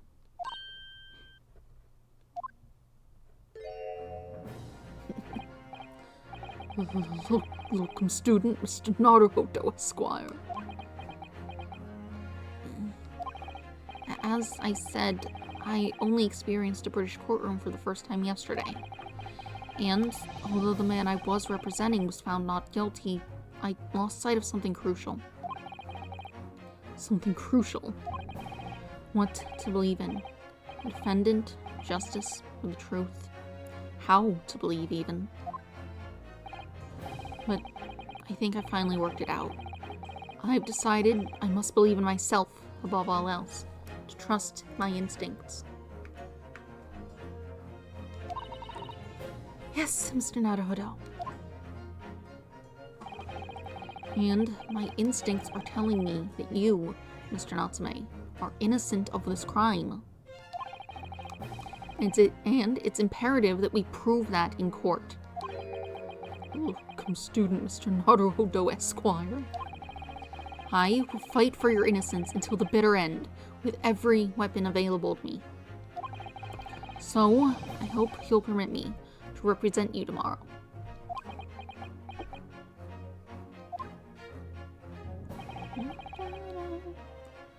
As I said when we first met, I'd like to entrust my faith to someone who will listen to me in my native tongue. Of course, Mr. Natsume.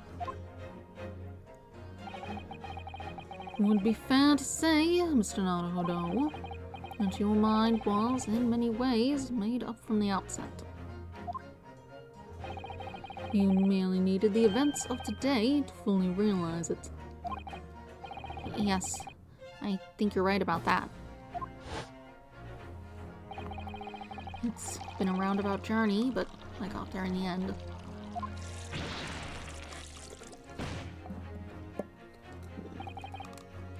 Miss Susato? Yes?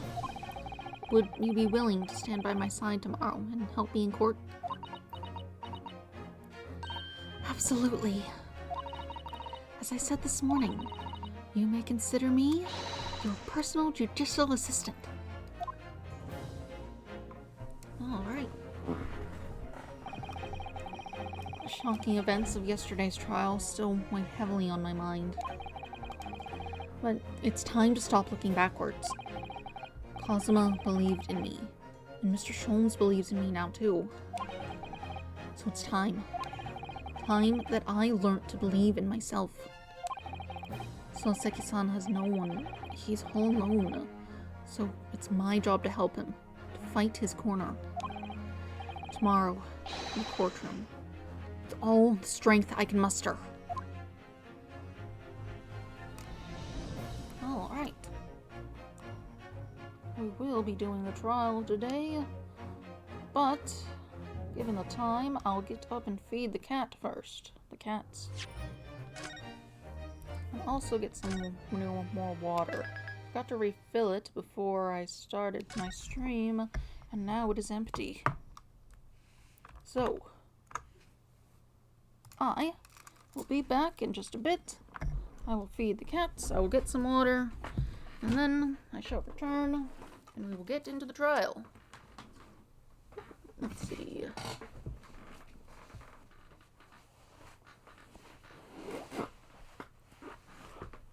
Take this before it goes off and bothers everyone.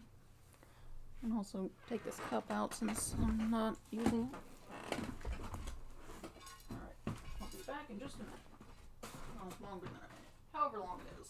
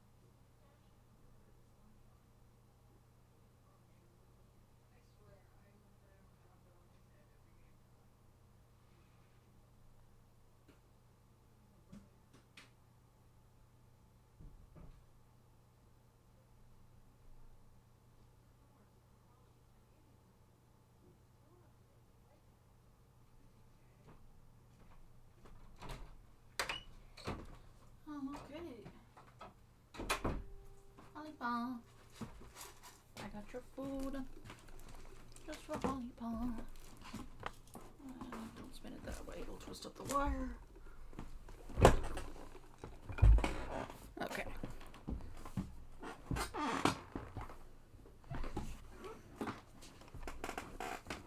I have returned. The cats have been fed.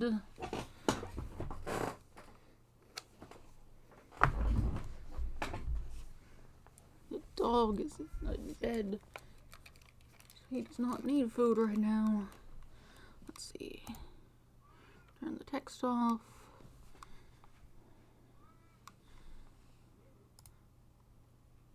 Cool. Making sure my headphones are still working. Sometimes they stop. Alright.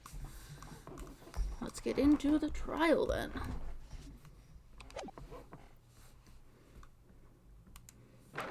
Okay. 20th of February, 9:23 a.m. The Old Bailey, defendant's antechamber. Well, I never expected this. Who'd have thought we'd be back here again so soon? We are on a study tour of Great Britain, with the intention of learning the country's legal practices. In order to research the latest court procedures here, we need as much court experience as possible. Well, yes, I suppose that's true, but for the person in the dock, it may well be his or her one and only time in court, and it could be life-changing. In which case, treating it as research may seem a little crass. Oh, when you put it like that, you're quite right. Good morning! Oh, it's you. Mr. Natsume. Good morning. Oh dear, are you alright? Your eyes are terribly bloodshot. The early bird catches the worm, as they say here in Britain. Yes, I've heard that expression. But I really don't want to catch a worm. So I tried desperately not to wake up early, but I was so worried I couldn't catch a wink. No, my phone. Don't set off an alarm. I accidentally hit snooze on it when it went off earlier. Now, I'm absolutely exhausted as a result. Do all literary people take things so literally? Thank you for putting your faith in us today, Mr. Natsume.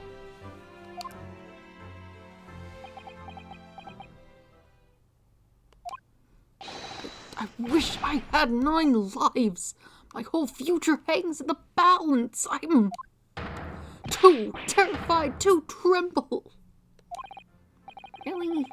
Because I can feel tremors in the floor. I can't do this. I can't take it. Although, welcome student Mr. Naruhodo, Esquire. Yes. Got a glimpse of the public gallery as I walked by the courtroom. Looked like the opening night of the opera. There were so many people. I had no idea my case was such a notorious affair here in London. Oh, neither did I. Do you know why that might be, Mrs. Or, do you know why that might be, Mrs. Sato? I'm sorry, Mr. Naruhodo, but I have no idea. So, that all-knowing look on your face is just coincidence then, is it? Don't hide the truth from me! It's because of the Reaper, isn't it? Lord Van Zeeks. Is that right, Mr. Sato? Whoops. I purchased as many different newspapers as I could find this morning. And yes, Lord Van Zeeks is on the front page of every one. I knew it. Sometime after the prosecutor was dubbed the Reaper of the Bailey, he stopped appearing in court, it seems. It's been several years now, in fact, until the day before yesterday. Yes, Inspector Gregson told us something similar, didn't he?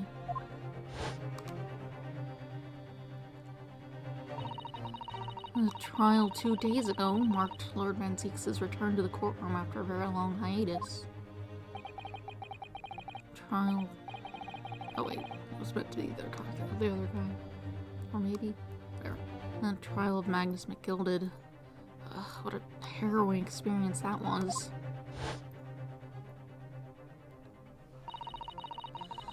I believe that appearance made even greater waves here in the capital than today's.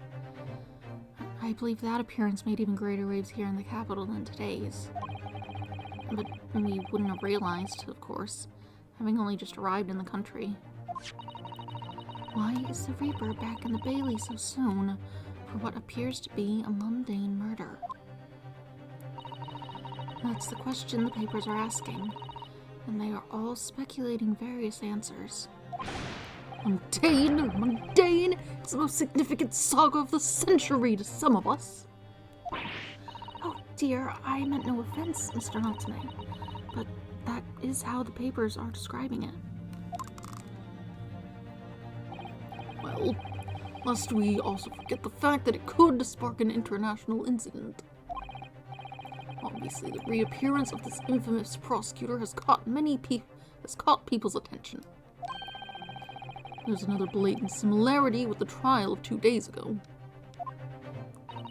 Yes, I agree.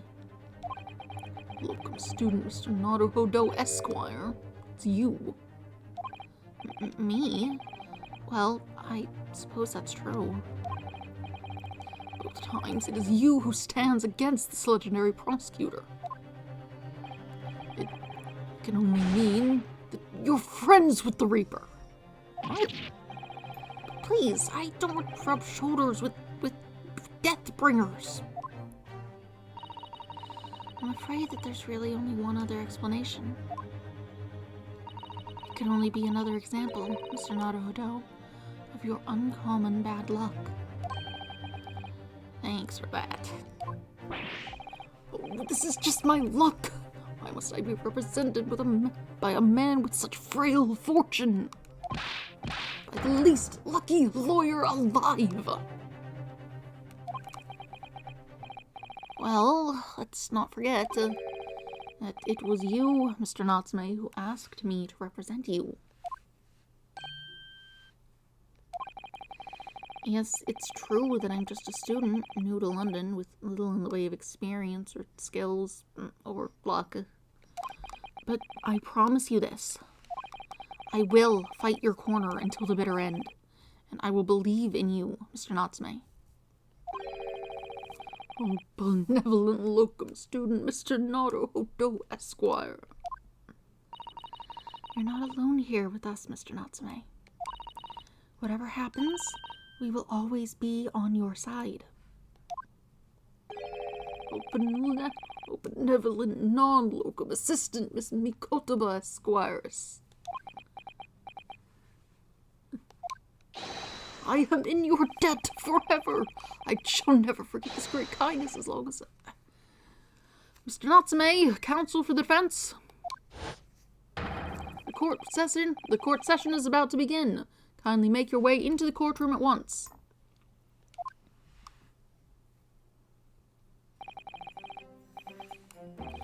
All right then, Mr. Natsume. It's time. Let's go. Yes!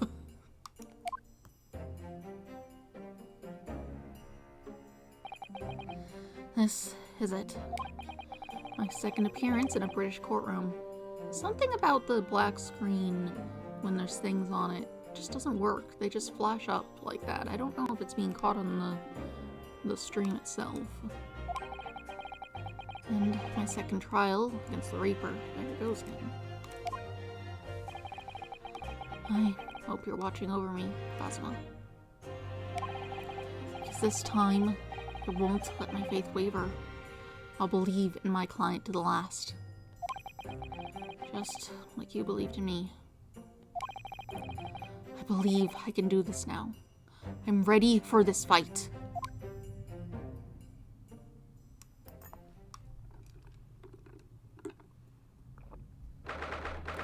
20th of February, 10 a.m. The Old Bailey Courtroom.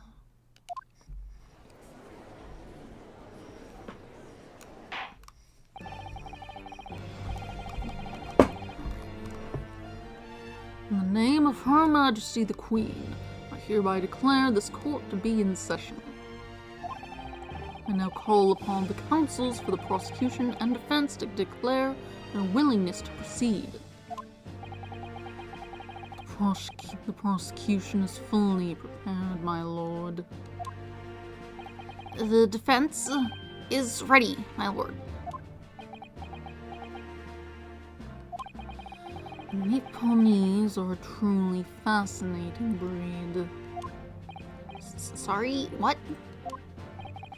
Lord Strongheart has told me all about you. That you are a student who arrived in London but 2 days ago. A mere amateur. Do you have a point? Being a compatriot, you feel compelled to try to help the accused, I suppose. Typical Nipponese arrogance. Forgive me, but I do not believe arrogance is an appropriate description. Sato-san. After all, at our previous encounter, the defendant was found to be innocent.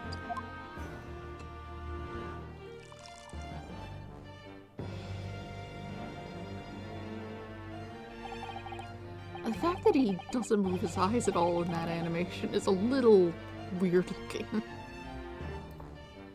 Very true. The most fascinating, if dark, trial it was too. The tragic conclusion came later, of course.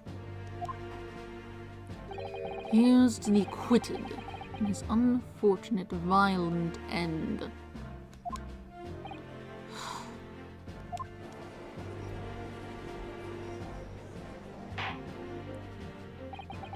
Thank you, counsels. I see both sides are in fine fettle. Now, ladies and gentlemen of the jury, are you ready to carry out your duties here in court as impartial members of the public? You're here again. Well, I guess you're a juror now instead of a witness, but sure. You never know when you might be down on your luck, but I believe in fair play for everyone. Well, I must warn you, I'm rather more ruthless than I appear. Oh, well, not me. What you see is what you get, I'm a peace-loving fellow.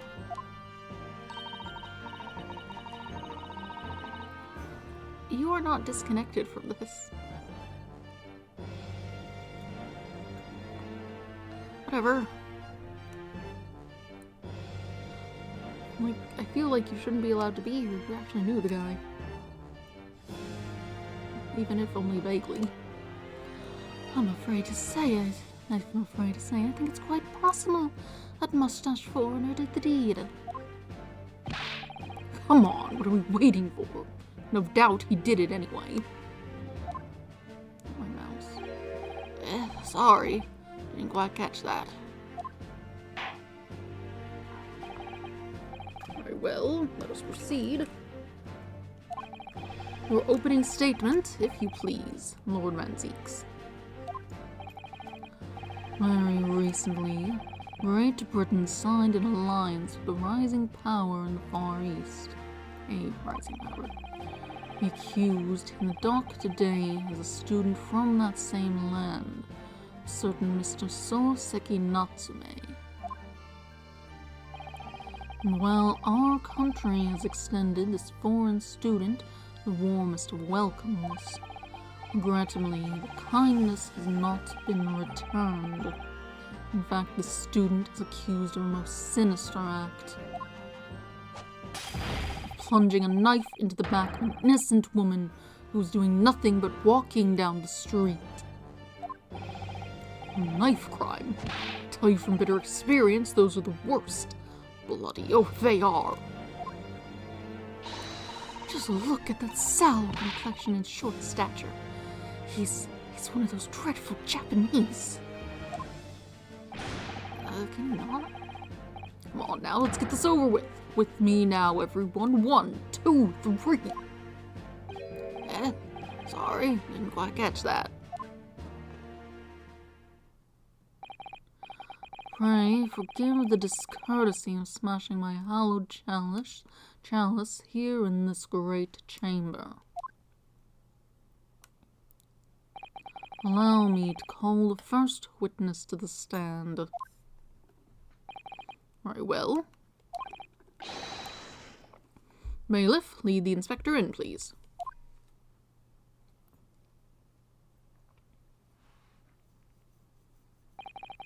Your name and occupation, please. Yes, sir. Tobias Gregson, Detective Inspector at Scotland Yard. Would you please summarize the events of the case for the court, Inspector?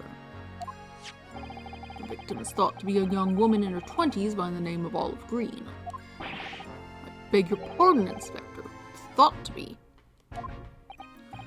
Yes, having been stabbed in the back by her attacker's knife, the victim fell unconscious.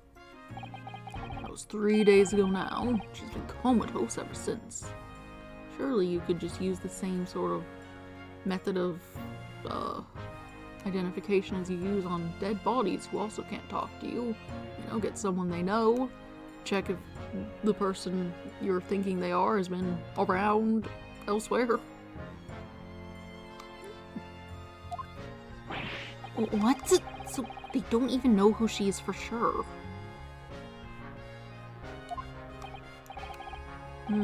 Comatose, I see. But life is not in danger. Fortunately for the Eastern student, the charge will not be murder. Pray elaborate on the details, Inspector. Sir, if I could ask everyone to look at the street map. Right. As I mentioned, the incident took place 3 days ago, around 5 in the afternoon. It happened on the pavement running alongside Briar Road, a wide thoroughfare for horse-drawn vehicles. It had not long since stopped snowing as the victim, Miss Green, was walking down the street. I think you're meant to have a different sort of accent. I don't know what it is, though.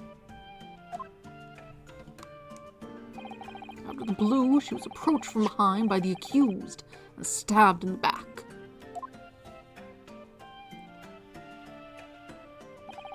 Luckily, the young lady's life was spared, and she's currently being treated in one of the city's hospitals. But, being unconscious as she is, we've been unable to take a statement from her, of course. This is the case file with everything we know about the victim so far. Thank you, Inspector. The court will accept the documents as evidence, if you please. Case file has been entered into the court record. File containing an overview of the case and details about the victim. She was found with a knife in her back and is currently in hospital, yet to regain consciousness. What sort of knife was it? Yes, I would like to hear this. What of the weapon that was used? Sir, I have that here. It was removed from the victim's back. A little pocket knife. Ouch. That big thing is starting to make me scared to walk down the street now. Big. I guess big ones don't usually fold up, but maybe you could still do that. With a heavy blade like that, almost anybody would have been able to stab the poor woman. Even the scragged-looking Soseki-san, I suppose. A common or garden jackknife, I would say. Rather nondescript. Thank you, Inspector. The court accepts this blade as evidence. Jackknife has been entered in the court record. A large but commonplace folding knife was found lodged in the victim's back. Right. Now then, what do we know of the motive? Money or valuables, I presume? From what we can tell by looking at the woman's possessions, seems she's a poor student herself. Hard to imagine she would have had anything much worth pinching, my lord. I see. Well, in that case, are we looking at some deep-seated resentment toward the victim? I'm afraid I couldn't say. Apart from visiting second-hand bookshops, the defendant, Mr. Natsume, doesn't appear to get out much. At this moment in time, we haven't been able to establish any sort of connection between him and the victim. Yes!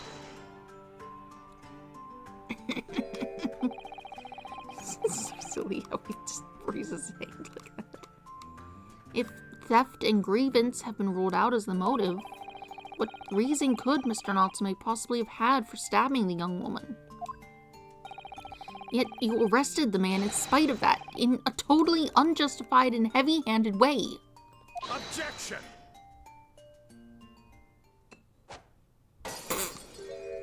You threw that into the gallery. I saw it go over the bar there.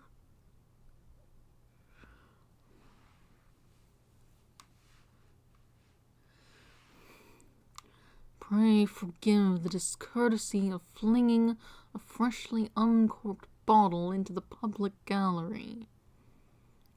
You are a menace. But your words have soured this its hallowed bouquet. For it is you, my learned friend, who is being heavy-handed here. What? Scotland Yard does not arrest people without good cause. That should be beyond question.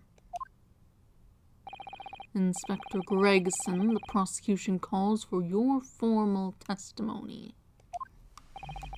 Explain to the court precisely why the constabulary came to arrest the Nipponese student. Yes, sir. Alright. Witness testimony. Mr. Natsume's arrest. As I said, it was 5 o'clock in the afternoon when the incident occurred, and there was an unusually light fog. Visibility was reasonably good, and there was no one else about but the victim and the accused. Out of the blue, the victim was stabbed from behind and subsequently collapsed on the pavement. The accused ran off, scattering his belongings all over the floor. Those being a number of old books he'd just bought. He was on his way home from a bookshop, it seems. It was just a matter of working out who the books belonged to. We found the bloke to arrest him.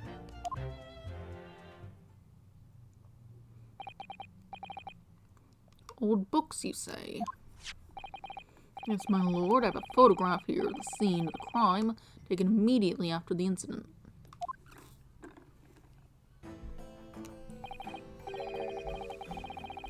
Oh, yes, I can clearly see the books to which you are referring.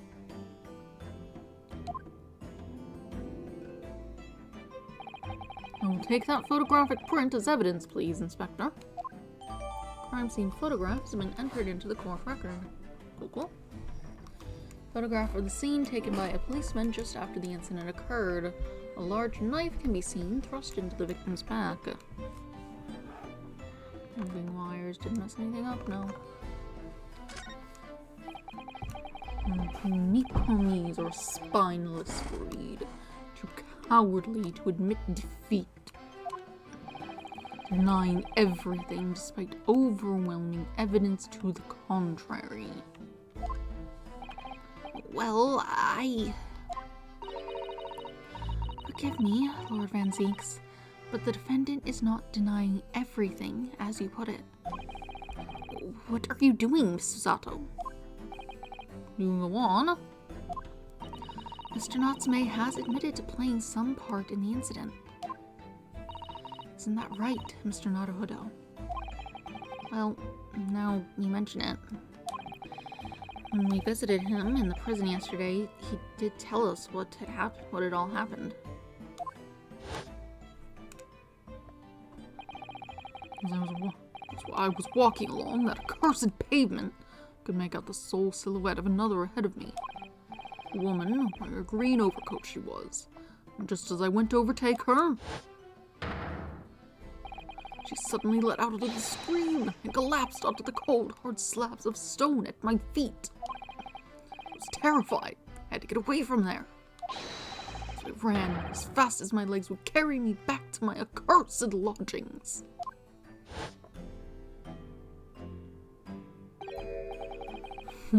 Green overcoat. Well, that's exactly what the woman in this print is wearing. Oh my, photographic print in full color. What will the world come up with next? The defendant has done nothing more than admit he fled the scene of a terrifying incident. That does not mean that he's guilty of the heinous crime of stabbing the woman in the back. There was nobody else there at the time. Just the two of them. The victim and the accused. Didn't you have a witness? In other words, there was nobody else who could possibly have stabbed the woman. In fact, the accused concedes.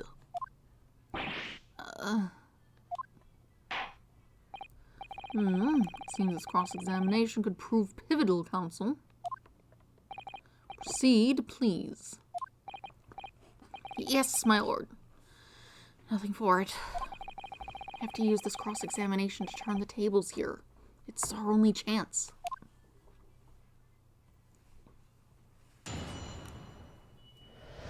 Alright.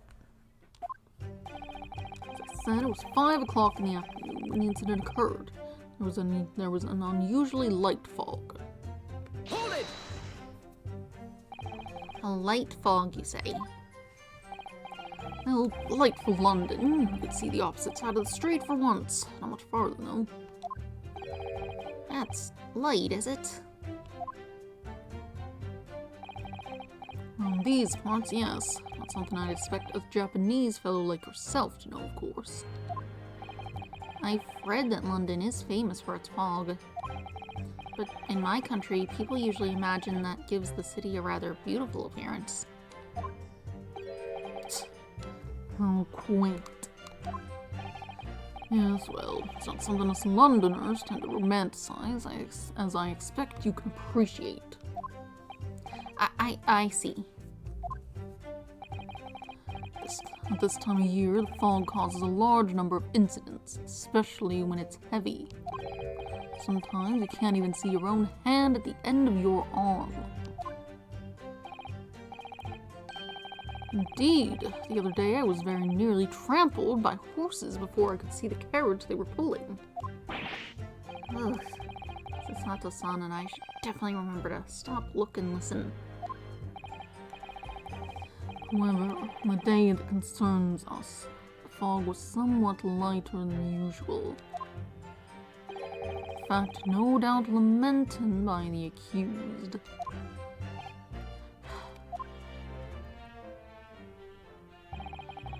Visibility was reasonably good. There was no one else about but the victim and the accused. Hold it! How are you able to state that with any certainty? Quite simply, my learned friend, that is what the witnesses to this crime have told us. Then they are also about. Yes, Inspector Gregson mentioned the witnesses yesterday, didn't he? That's right. One of them is a policeman, I believe, from Scotland Yard. That's correct, ma'am. Then we must hear their testimony. Prosecution will, of course, call them to the stand, should it be necessary. But wait a minute. At 5 o'clock in the afternoon, in the middle of winter, it would have been dark already. No matter how light the fog might have been, no one could have seen. I'm unaware of the situation on your tiny island in the east. But here in the capital city of Great Britain, all main roads are illuminated in the night by gas street lights. Ah. Prosecution believes there would have been ample light by which to witness the crime. Quite, here in London, for the first time in history, mankind has completely conquered the darkness. Which means we really need to hear those witnesses' statements. If I could just get through the fog of this cross-examination, maybe we will be able to. Seems counsel for the defense is taking stock. Continue with your testimony, Inspector. Out of the blue, the victim was stabbed from behind and subsequently collapsed on the pavement. Hold it! From behind, you say? That's right, as you can see from this print.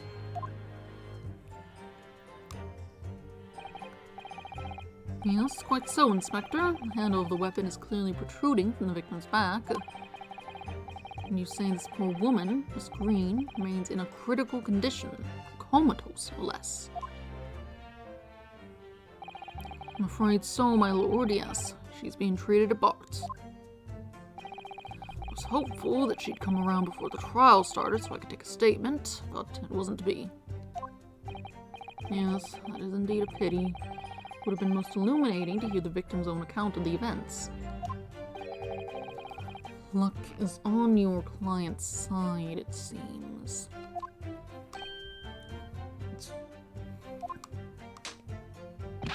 On the contrary, my client has been exceedingly unlucky.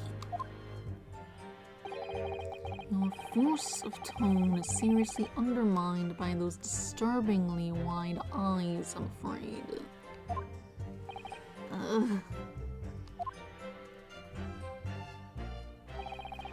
Accused ran off, scattering his belongings all over the floor. Hold it! Mr. Natsume's belongings, I think you'll find it's all there on the photographic print of the crime scene. Yes, the 3 books on the floor. That's right, my lord. Second-hand books they were. Irreparably damaged after falling in the snow, of course. 2 of them aren't even in the snow. The accused could hardly have carried all 3 books in one hand. Which means You could absolutely carry 3 books, at least in one arm, not just one hand. But like, you could just put 3 books under your arm and go, it's fine. his other hand would have been... Oh, wait. Could easily have.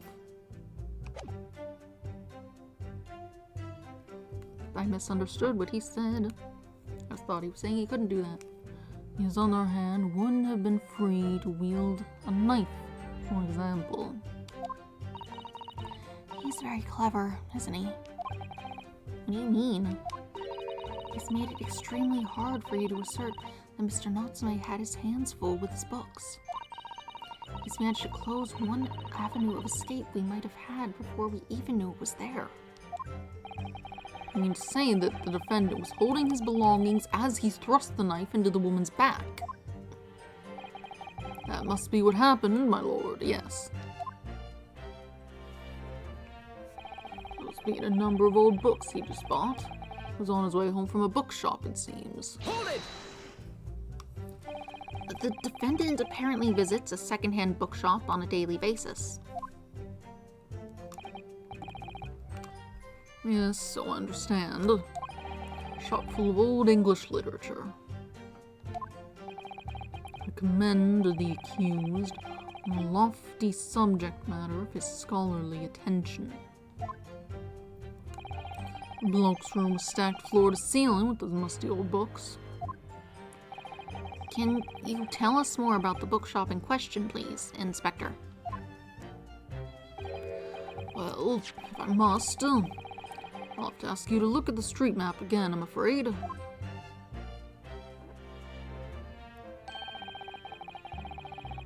Closest second-hand bookshop to the accused's lodgings is this place here, Bourbon Books. A little place on the corner of Briar Road and Meerschaum Street. As it happens, the accused is currently living in lodgings on the other side of Briar Road at the opposite end. Which means it doesn't take a genius to work out the route he would have taken home. Did he move all those books, like, into that place? Or did he get them all in a week's time?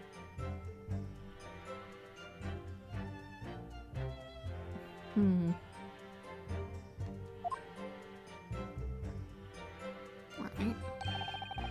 Something like this.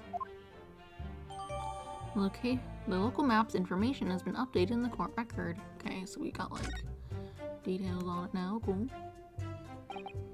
Yes, I concur with your conclusion, Inspector. The defendant would certainly have passed the scene of the crime on his way home from that particular shop.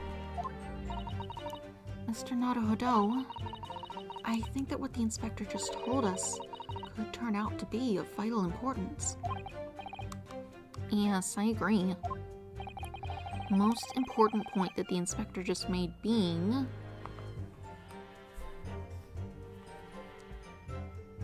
I mean, it would have to be the location.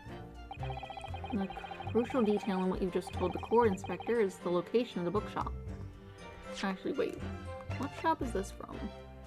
I didn't look at this, actually. Oops. Your books. I'll have to redo that, thing and get the right one. I should read this. Details. Young woman was rendered unconscious following a stab wound to the back. Victim, olive green, female, stout build, early 20s. Location, pavement of Briar Road, east side. Reporting officer, Rolly Beat.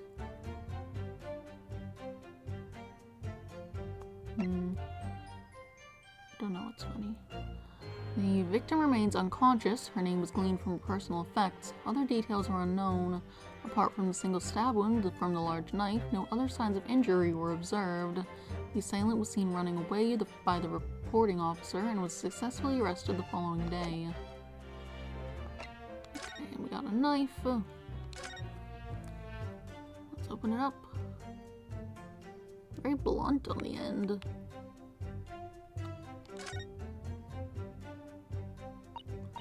Oh, look here, Mr. Naruhodo. Just at the tip. A small piece of the blade appears to be missing. You're right. Well spotted, Mrs. Sato. I wonder what could have happened to it. Yes. You don't think it could still be lodged in the victim, do you? Oh dear. I do hope not. That sounds terribly painful. This is the hatch on. Oh, I can just close it back up. There's no blood on it. You wouldn't clean a murder thing. Anyway, I'll have to redo that. It's not the location. Couldn't agree more. So, where is it exactly? You winded me up, Sunshine. I just explained that. Got the map out and everything. Use bloomin' red ink. And drew the bloke's route home on it for you. I distinctly remember seeing you nod along, Counsel. Oh, yes, of course. I just been so nervous I didn't take it in. The wonder of the day goes to you, my learned friend. No, not yet. The trial's only just begun, after all.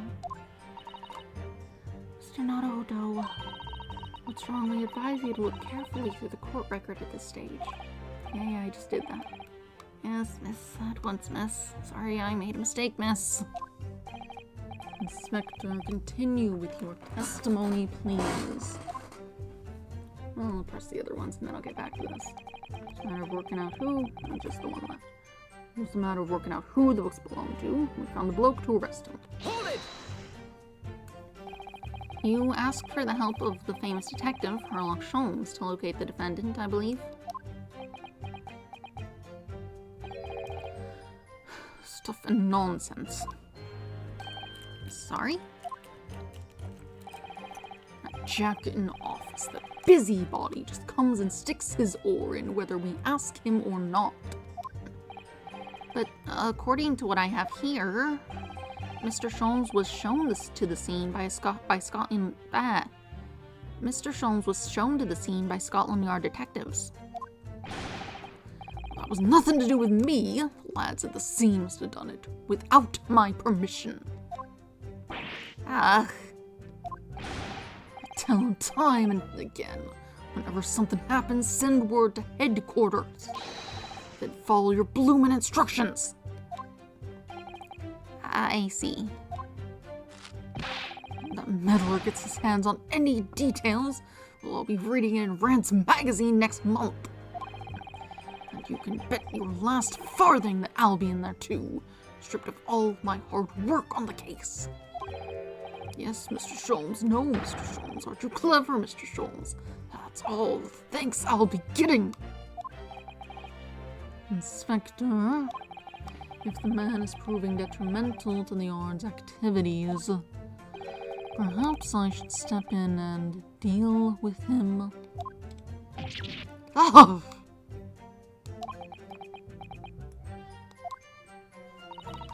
It appears Inspector Gregson is lost for words. Yes, Raper's words carry a lot of weight, obviously. Anyway, the point is this. The little Japanese bloke's already admitted it. He's admitted that those books all over the pavement at the scene were the ones he bought that day.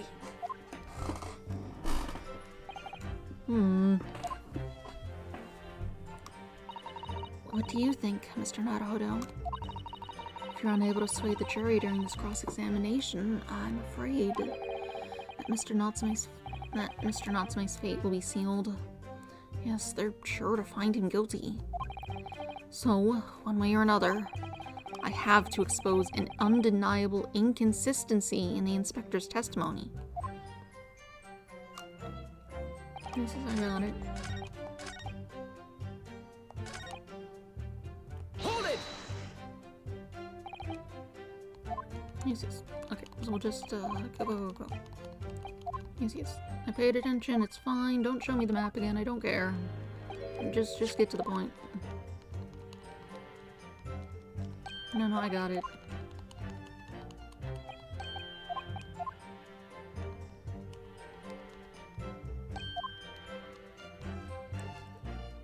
Yes, I know. There's a problem. Okay. Most important point that the inspector just made being the bookshop's name. Inspector Gregson, may I ask you a favor? What? Would you kindly add the name of the bookshop to your formal testimony, please? I believe it may be of vital importance. Maybe. Oh, well, you know, I mean, yes, it could be a very important clue. Well, not that I can see it being of any great significance. Please revise your testimony accordingly, Inspector. Yes, sir, my lord, whatever you say. Could a man be any more sardonic? He's on his way home from Bourbon Books, a secondhand bookshop he apparently patronizes. Okay, look at this receipt. Objection! If I could just stop you there, Inspector Gregson. What is it, Sunshine? I'm a busy man, you know. This is a receipt that we found in Mr. Natsume's room. It was issued on the day of the incident and details the purchase of 3 second-hand books. And you found that in the accused's room, did you? Yes, but the point is not where the receipt was found, but the name of the shop printed on it. Go on. This receipt was issued from a bookshop called Your Books. Your Books? Y-O-U-R, I presume? Yes, my lord. So, Mr. Natsume did indeed purchase a That's not what I... I did not pay attention to the letters he was saying at all. Y-O-R-E is what he said. Spaced out. Yes, my lord. So, Mr. Natsume did indeed purchase a number of books at a second-hand bookshop that day. However, the bookshop in question was not Bourbon Books. What the... Inspector, do you know of this other bookshop? Yes, sir. Your Books is another secondhand bookshop, not far from Bourbon Books. It's just that, well, it's such a small place, I didn't think the accused would have known about it. Objection! But in fact, that is the bookshop which the defendant visited on the day in question. And this receipt proves it. Objection! Yes, what difference it makes. Whether the man purchased his musty tome, wherever the man purchased his musty tomes, it makes no difference in the final analysis. It makes a difference in what direction he came from. Objection! I disagree. I mean, after all, I have the street map here, if that might be of help. Oh, yes, thank you. Have a look at this, please. If the defendant had been returning from Bourbon Books, then yes, he would almost certainly have passed the place where Miss Green was attacked. However, if we take into account the fact that he was actually at another bookshop, Your Books, it may very well turn out that he wouldn't have passed that location at all. Could that be true? My, it rather depends on where this other bookshop is, but I do declare that it might be a possibility. Is that right, Mr. Loyser? What you just said? Absolutely, it absolutely could be right.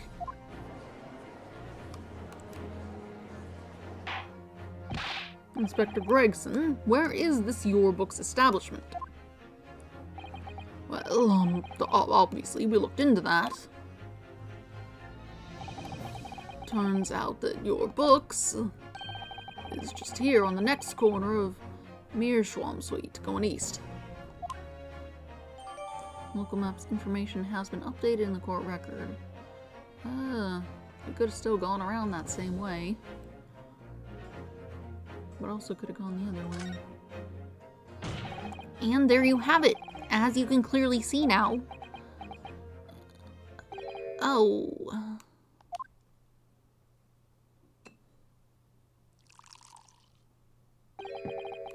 I learned Nepony's friend is obviously in training to be a clown, the way he regales us with such witticisms. To your future career in the circus. You put that glass down now, or I'll put it down for you. I didn't think I needed to spell it out, but here we go. If the accused was coming home from Your Books instead of Bourbon Books, there's no doubt that he still would have passed the place where the victim was stabbed.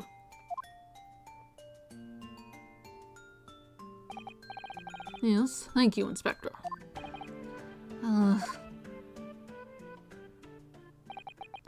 Allow me to reiterate from my learned, if somewhat slow, Nepony's friend.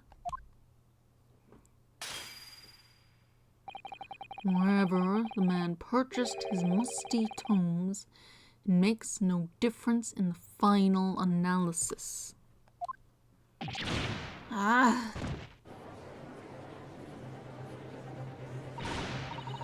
Just as I suspected. You can't fool me, and I don't suggest you try. What did I say? I've had enough of this for now. I've had enough of this now. Beg your pardon, terribly sorry, but would you mind repeating that? Have you caught a word of what happened? Mr. Naruhodo, you mustn't give up. What do you mean? If the prosecution's assertion is correct, the members of the jury may very well decide that Mr. Natsume is guilty. She's absolutely right. We must consider the assertion just put forward by the prosecution very, very carefully.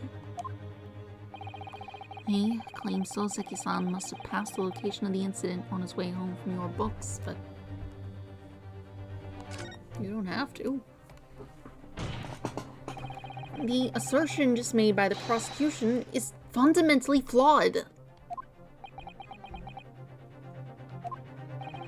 Explain yourself, counsel. Yes, my lord. You can see what I mean on this map. When returning from your books to his lodgings, Mr. Natsume could have followed the route suggested by the prosecution. However, that isn't the only conceivable route to take between the two places.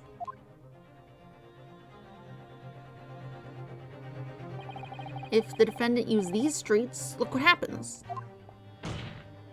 He arrives back at his lodgings without passing the location where the victim was attacked. Objection! Talking back to a clown is a fool's errand, of course. However, I feel compelled to point out that route is what is commonly referred to as the long way round. Ah. On a cold winter's night, why would any man choose to take a longer route home? Well, The answer is extremely simple. He wouldn't. In other words, the accused took the obvious route back to his lodgings and is the obvious perpetrator of this crime. Objection! yes, I've got it. Obviously, we must ask the man himself. Ask Mr. Natsume which route he took home. I have already informed the court of the accused's response to such questioning. He claims he has no recollection. Ah. That's right. As I said, the bloke seems to spend his time outside wandering aimlessly from A to B. That day was no exception. He says he doesn't remember where he was or which route he took home. I don't believe this.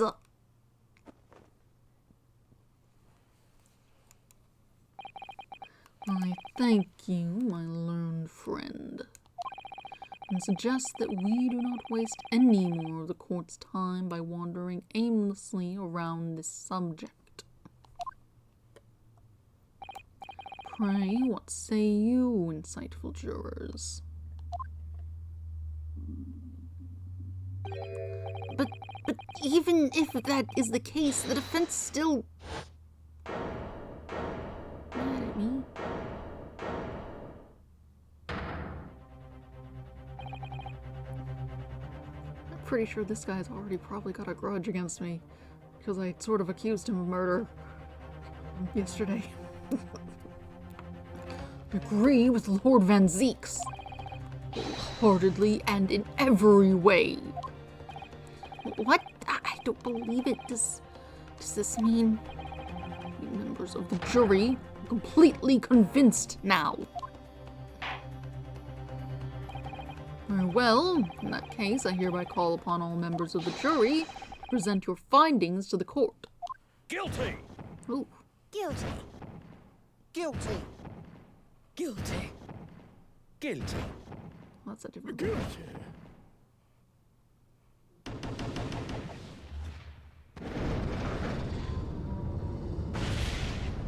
Guys, you barely heard, like, anything. You can't just decide all this so quickly. You didn't even see the... Yeah, no. That one guy's mad at me, and the other person, the lady, is the one... Her and her husband are providing the dude lodgings. Like, you messed up. It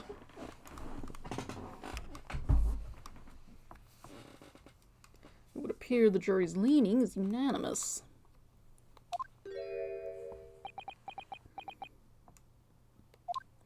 Well, now we can talk to them and do that thing again, whatever it was called. The insightful members of the jury, applaud your brave resolve. You serve Queen and country admirably. Mr. Naruhodo. No, not yet. This isn't over yet. I still have one last chance to sway the opinion of the jury. I have to tip the balance of those scales the other way. I have to turn this around. Somehow.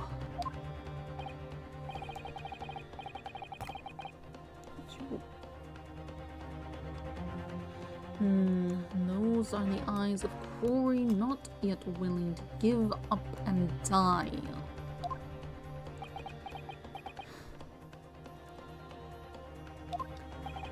So, I presume you intend to wield your rights again in this trial. Rights of the defense written into an antiquated British law that should have been buried long ago. Call it antiquated if you will, but it's the defense's prerogative to carry out a summation examination if it so chooses. Very well, counsel. In accordance with the letter of the law, we shall proceed with a summation examination.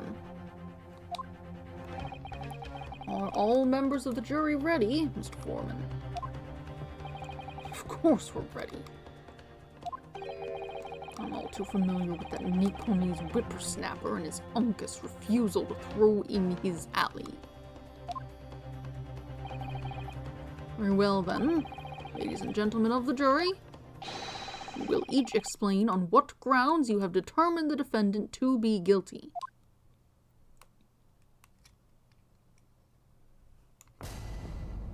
Judicial findings. The juror's contentions. For pity's sake, that little Nikonese oddity already admitted it himself, didn't he? Effie said a woman in green collapsed before his eyes, so it can only have been the victim. The man wouldn't have gone around the houses on the way back from on his way back from the bookshop, not in winter. So the poor woman was attacked from behind, was she? How dreadful. I really don't care. We just wrap this up now. I've got work to be doing. More books, yes. I shop that. Bourbon books. Oh, not worth a visit.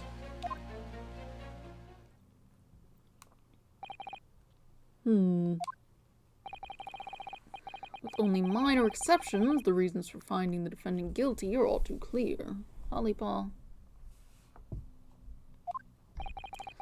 When the stabbing occurred, the only two people at the scene were the victim and the accused.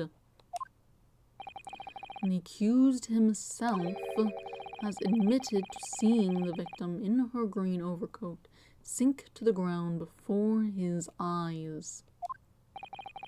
Furthermore, we have heard from the inspector that the defendant then fled the scene. I must say, I would have ample grounds to convict this man already. Oh dear, even the judge appears convinced of Mr. Natsume's guilt now. Why did he have to run away like that? And how are we supposed to believe in some phantom attacker that nobody could see? This is impossible. How can I possibly make a case for the defense?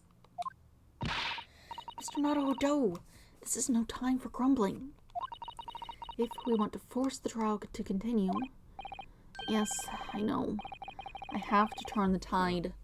I must make the jurors change their minds. Well, 4 of them at least. Exactly. We have no choice but to forge forward. You have the floor, counsel. Begin your summation examination. Yes, my lord. Just need to keep this trial going somehow. Whatever it takes. Come on, Ryunosuke. You can do it.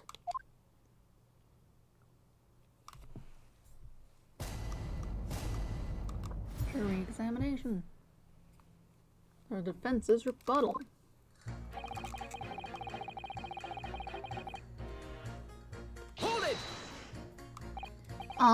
Excuse me, but aren't you... Yes, that's right. I was in the witness stand myself just 2 days ago. Yes, I had a feeling I knew your face, or the side of it, anyway. If I remember correctly, you're a banker, aren't you? That's right. After the gold rush down under, I came back to London to work. It was all going swimmingly until you started fossicking around. Bruce Fairplay was a man of repute. Sorry? Don't you think I've forgotten how you treated me the other day?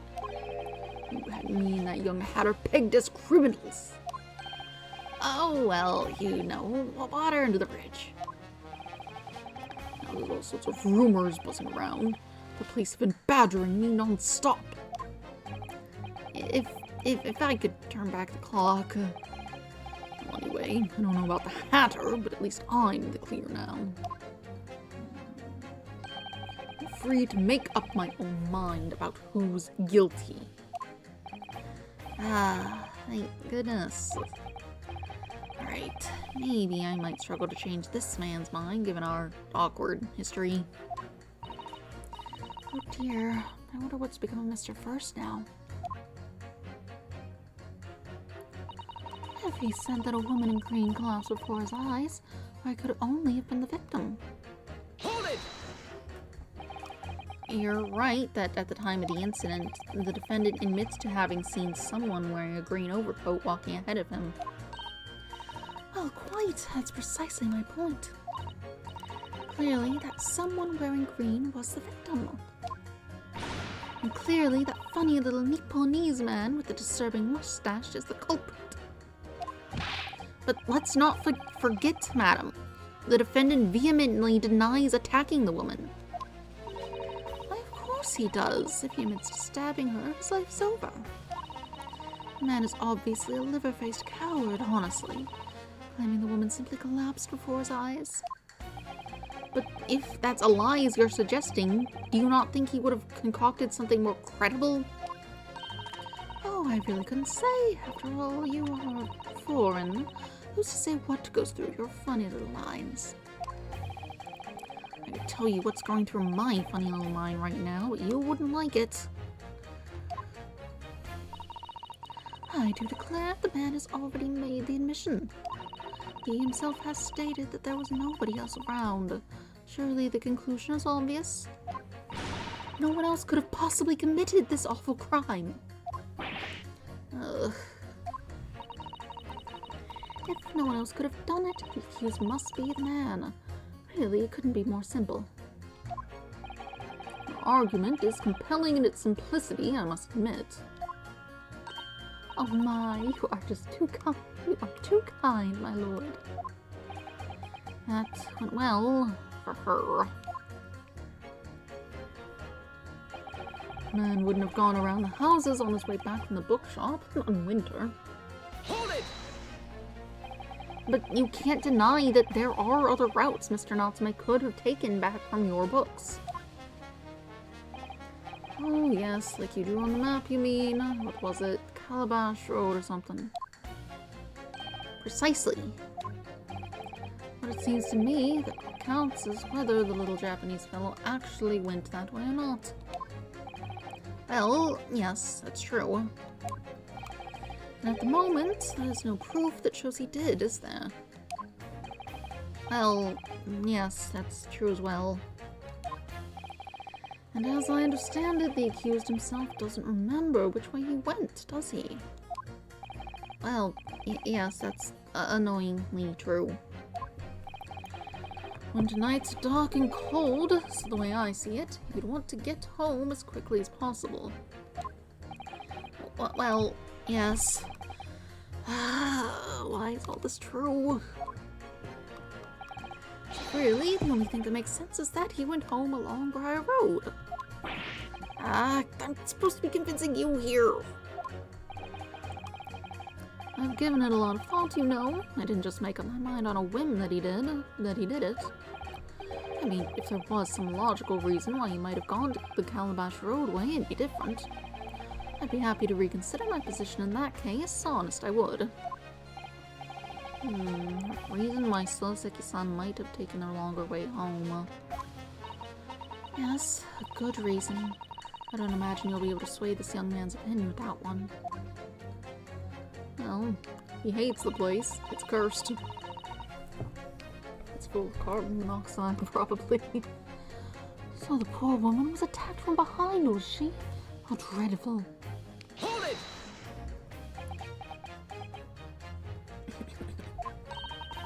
Whatever's the matter, young man? You're the wife of Mr. Garrett, aren't you? The landlord who rents Mr. Natsume his room. The master's wife? Where do you get your ideas, sir? I'm the maid. The maid, you understand. She's keeping up that charade. Ugh, this is going to be awkward. Why didn't you mention this yesterday? That you'd been selected for the jury in this trial, I mean. Well, I was told not to mention it to anyone until the day of the trial, you see. It was in the letter I received, and the instructions were very clear, so I'm afraid I had no choice. I see. Anyway, Mr. Natsume, the defendant, takes lodging in the master's house, doesn't he? Yes, that's right. Although he's only been in a little over a week now. And in that time, surely you must have taken stock of his character? Does Mr. Natsume look like the kind of man who would commit a crime such as this? Oh my goodness me, yes, he's just the sort. What? Spending all his time in that dark and dingy room, sporting that unscrupulous mustache. The man never speaks. Don't get me started on those shifty eyes. All the neighbors are talking about him. I've heard them, you know. People think he must be building a bomb in there or something. Oh dear. Poor Mr. Natsume. How could people say such things about him? He's just a harmless bookworm, nothing more. Well, you just called him a worm, so... Anyway, I'd better be careful about inviting this maid to speak. She said enough damning things already. I really don't care. Can we just wrap this up now? I've got work to be doing. Hold it! That's not helpful. A man's life is on the line here, sir.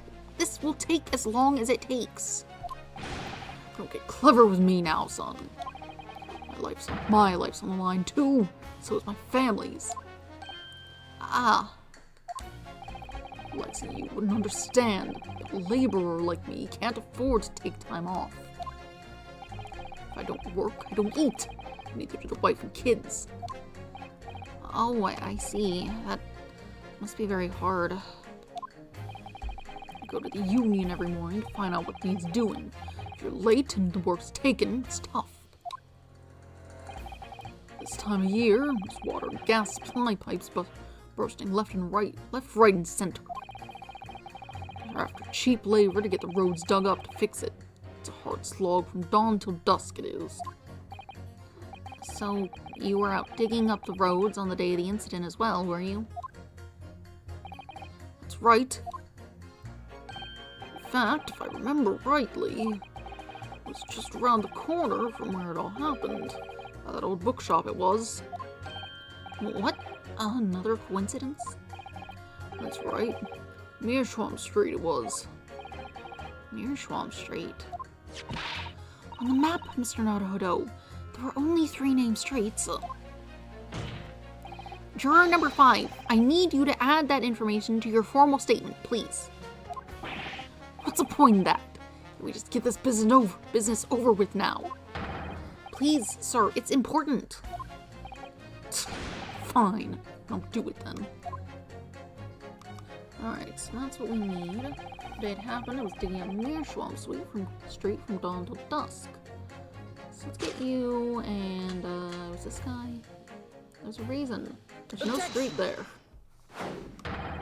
Those 2 statements are clearly at odds with one another. At odds, counsel? Explain yourself. Please don't point. It wasn't me, I swear. What? I just want to get this I just want to get this done and dusted. Well, juror number 3. Oh, me, sir? What do you mean? Juror number 5's words just now are extremely significant. Let's take a moment to consider the implications of what's being said on our map of the local area. On the day in question, Mr. Natsume visited this bookshop to purchase a number of second-hand books. And on the same day, we now know that there were works being carried out on Meerschaum Street, making it impassable. Which means that the defendant's route home could not have taken him along Meerschaum Street and down Briar Road. That's hard to say. Oh, yes, of course. What do you think, sir? Well, yes, can't argue with that, really, can you? You must have had a good 2 yards or more of the pavement up. Every gentleman and gentlewoman that came along had to turn back and go the other way. You took up the sidewalks? Or were there not sidewalks? So the only conclusion is this. The defendant must have taken the longer route back to his lodgings. Although I guess since you were getting the pipes and that's why you were doing the roads, you might have needed to take up the sidewalks too. Yes, I suppose he must have. I suppose that must be right, eh? Juror number 3, you said the following. The man wouldn't have gone around the houses on his way back from the bookshop, but we see now that he had no choice. Yes! My lord, Mr. Judge, sir, if I may. Yes?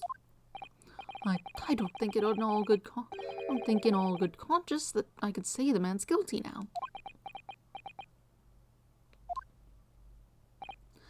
Yes, I'd like to see this trial continue so we can get to the bottom of what really happened.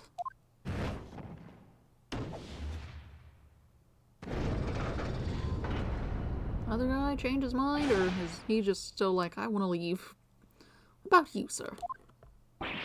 Who, me? Well, alright then. If there's a hole in the prosecution's argument, it should be filled in. That's what I say.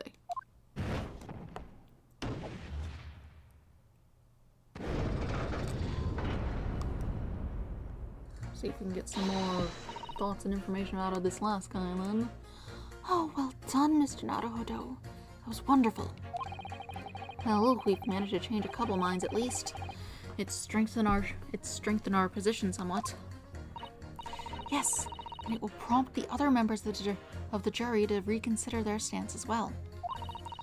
They'll be asking themselves if their current leanings are really right or not. Now, if we could just identify one more clue or discrepancy that would make them stop doubting Mr. Natsume. We might be able to tip the balance completely. Yes, that's exactly what we've got to do.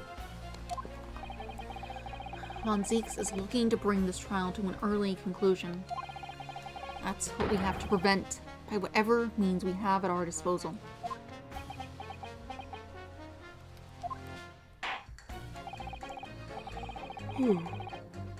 Thank you, counsel. On with the summation examination, please. Yes, my lord.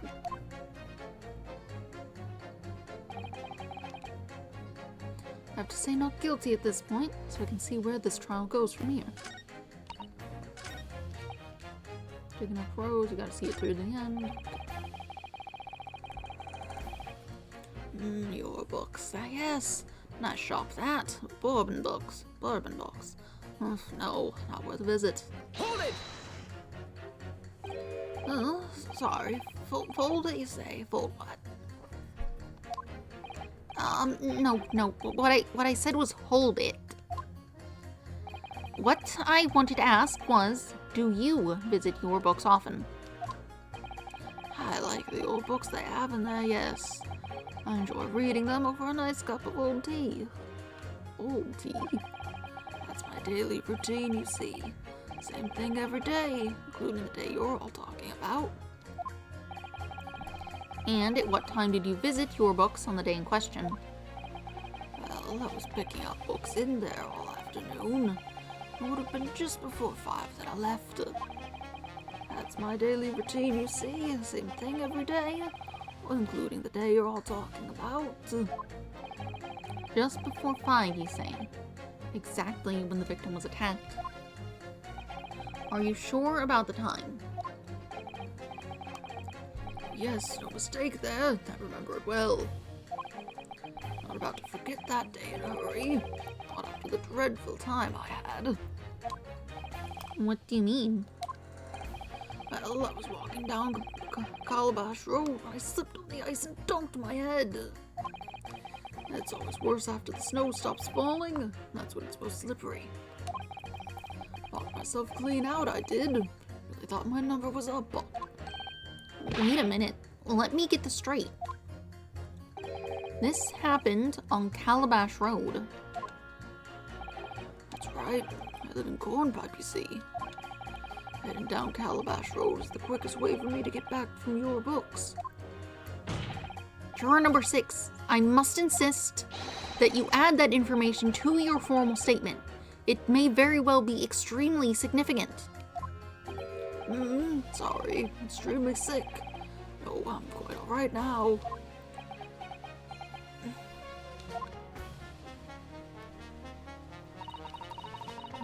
You've changed. Okay, no, we got 2 more to go. Deliver the finishing blow now. It's time to turn the tables here. Wish I knew how to do a Sasato takedown. Suppose words will have to suffice for now. Okay, and then we say... Only green. It could only be in the victim. No, it could have been this guy. Objection! Those 2 statements clearly show a flaw in the juror's reasoning. Flaw? What are you talking about, counsel? Well, juror number 2, juror number 6.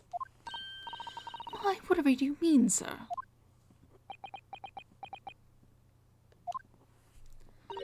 I think perhaps the old man didn't hear you. Unbelievable. It's not like I was loud or anything. There is at least one fact of which we can be sure here. The bookshop receipt found in the defendant's room clearly indicates that on the day of the attack, he had been to your books and purchased a number of secondhand titles. He then returned home on foot. But the man says he has no recollection of his return journey. That's correct. But what he does remember is seeing someone appear in front of him on the way. Someone in a green overcoat who suddenly collapsed on the pavement before his eyes. Yes, and we are well aware of all this. The poor young woman who was stabbed, obviously. Objection! Can we really be sure of that, madam? My, whatever do you mean? I'm sure you heard juror number 6's account of what happened to him that day. That same afternoon, there was somebody else apart from the victim who was wearing a green overcoat and who fell over on the icy streets in the neighborhood. Oh my! My goodness, you mean? That's right. I'm referring, of course, to hard of hearing juror number 6. Are you really suggesting that the person in the green overcoat who the defendant saw collapse in front of his eyes, was the jolly old gentleman at the end of the bench here with me today? That is entirely possible, yes. After all, the old man has a somewhat similar build to the victim. Look at that. My goodness me. Sorry. Read a B. And crucially, we know precisely where the old man in the green overcoat fell. Oh, on Calabash Road. Therefore, if the person who Mr. Natsume saw collapsing in front of him was in fact juror number 6, it means the defendant must have taken the long route back to his lodgings. And if that's true, then clearly the crime scene on Briar Road where the woman was stabbed was not on his way home. Oh my! You idiot, old man. If you hadn't been so daft as to be roaming about there, we'd have boxed this off hours ago. Has it been hours already? That seems a little much. And really, what were you thinking wearing such a befuddling coat? What did you say to me? Is it a crime for the elderly to walk the streets these days? Is it a crime to slip over on the ice? Is it a crime to keep up with the latest styles and wear a beautiful green overcoat? Is it?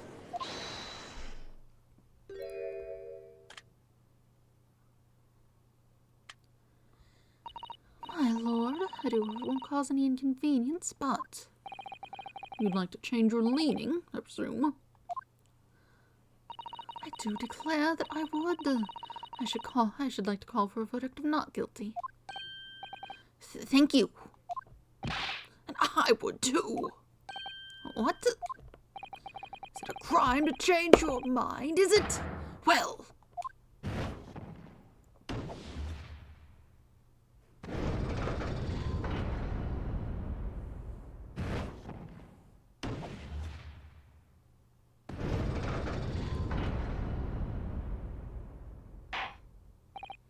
Well, that summation examination has concluded with a rather large shift in opinion. The ayes 2, noes 4. So the noes have it, not guilty, they say. Which means we no longer have a consensus among the members of the jury. The trial will continue. Objection!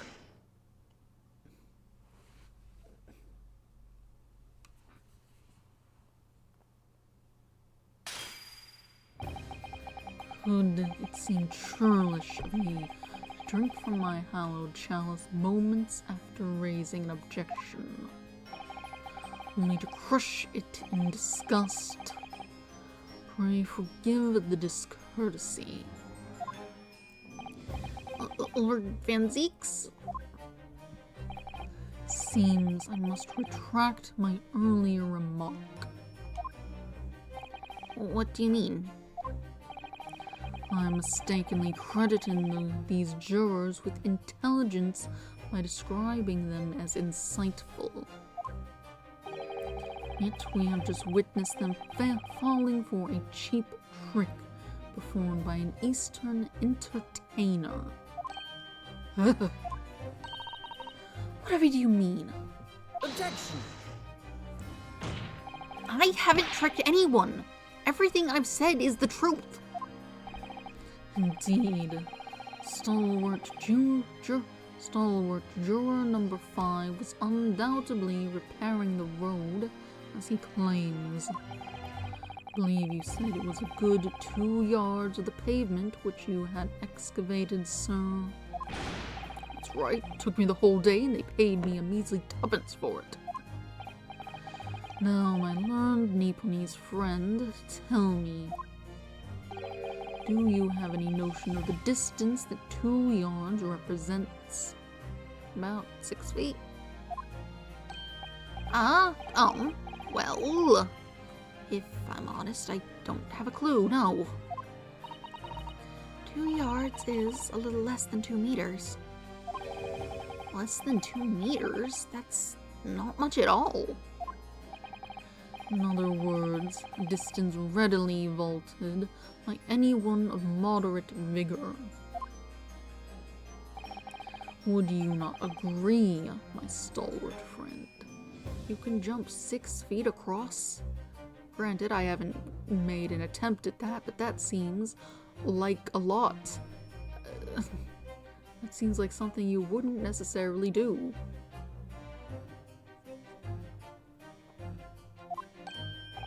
Me? Well, I can't say you're wrong, no. What?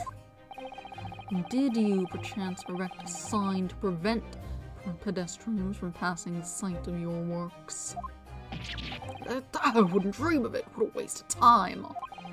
No coaches would have a hope of passing anyway, and we'd just turn any gentlefolk back when they come. Kids just jump right over us all the time. The accused is no gentleman, as far as I can see. I have little doubt, however, that he could spring over a 2-yard trench in his meanderings around town. Oh! Is this true? Is that true? Is it? Carrying books? The incontrovertible truth is that the books just purchased by the accused were found at the scene. There can be no doubt that on his way back to his lodgings, Mr. Natsume walked down Briar Road. Crushed. A single sentence. And old man. Cold man? You can talk! You say that around 5 o'clock on the day in question you slipped and fell on Calabash Road. Pray, was there a suspicious-looking Nikonese behind you at the time? Oh, I can't say as I remember. You don't remember? How about a wager, my learned friend? You say it was this old man that the accused saw. But I would lay 1,000 to 1 against you being able to prove it.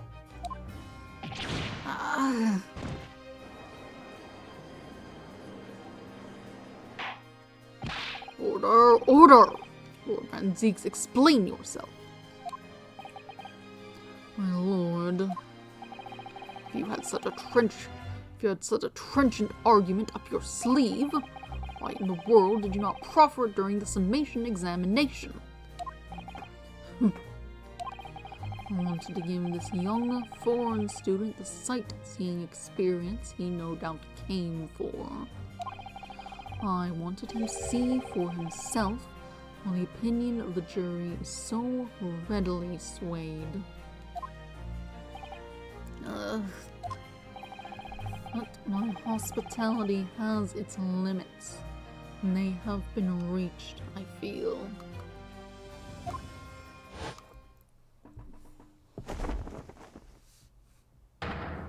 So, my learned friend, today's sightseeing tour of London is now over. What are you talking about? My lord, the prosecution requests permission to call its next witnesses to the stand. Granted. Bailiff, bring forth the witnesses. Its next witnesses? Mr. Naruhodo, do you not remember? We've been told on several occasions that there were eyewitnesses to the incident. Yes, I remember. One of them being a Scotland Yard policeman, no less. I'm afraid that's likely to be the prosecution's next witness. Alright. No matter who Van Zieks brings to the stand as his witnesses, no matter what they say, I believe in Soseki-san. I know he's innocent. And I'll keep believing to the very end, till this battle is over.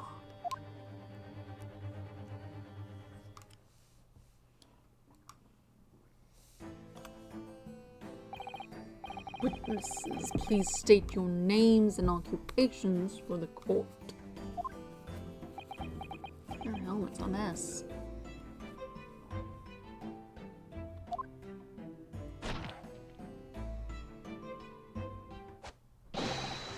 Constable Royley Beat, sir. Nothing to report on the street, sir.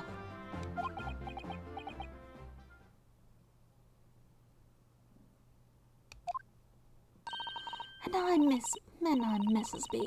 Patricia's my name, and I'm proud to say that I'm this young town hero's wife.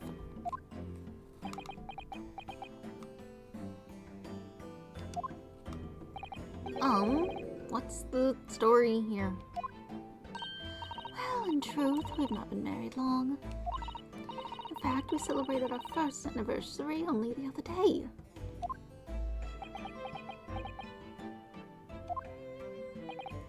No, it was your husband I was asking about. He seems tired. Oddly surprising. Whilst being an honorable occupation, patrolling the beat is the most demanding work in the world. Oh, really? I'm sure I've heard that before, actually. Indeed, apart from rare days off, our gallant officers trudge some 20 miles a day, you know. They patrol boarding houses and pubs, collect taxes, survey the streets, check that the meters are reading true, and they're responsible for keeping the streets clean and lighting and extinguishing our streetlights. There are a number of items on that list that don't sound much like policing duties at all. I wouldn't just be falling off asleep on my feet. I'd have collapsed long ago. And it goes without saying that a policeman's primary duty is the apprehension of criminals. Even when he's off duty, the constable is expected to investigate and resolve any crimes on his beat. For the London Bobby is a man of honor.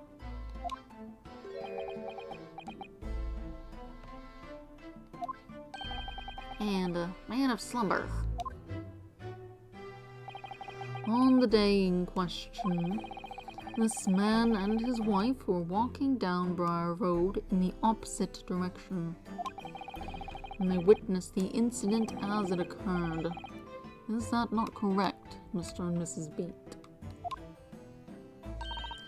That's right, sir. Isn't it, Royal? Isn't it, Rolly?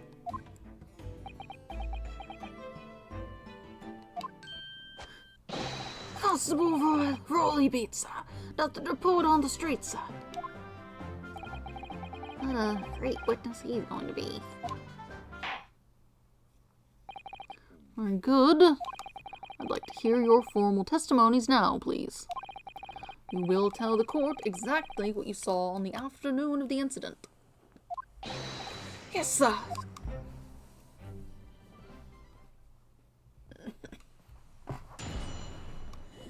Witness testimony. What the witnesses saw. It was our wedding anniversary, and Rolly was taking me out for a meal. There was no time to change after work. Anyway, two silhouettes appeared out of the fog on the pavement in front of us. All of a sudden, one of them just collapsed on the floor, and the other scattered something before running off. We ran straight over, of course, and then went for help at a nearby police box. It was definitely that Japanese man in the dock. Rolly and I both saw him clear as day. Well, this is extremely compelling testimony, I must say. Oh dear. This policeman and his wife are claiming to have positively identified Mr. Natsume at the scene. Well, the wife is saying that. The other dude's just asleep. If their testimony is true, the alternative course of events is that the alternative course of events that you established in the summation examination will be quashed. It's a death knell, in fact. Because that alternative was never viable in the first place. What an unfortunate chanting. And on your wedding anniversary, too. Oh, I know. But still, I managed to go out for the evening with my man. I thank the Lord for that. Gosh, the life of a London Bobby sounds very hard indeed. Indeed. However, this cross-examination will be over in minutes. You may well have time to rest this afternoon. Oops, bumped the microphone. What do you mean by that? I learned, friend. Witnesses saw the face of the man fleeing the scene.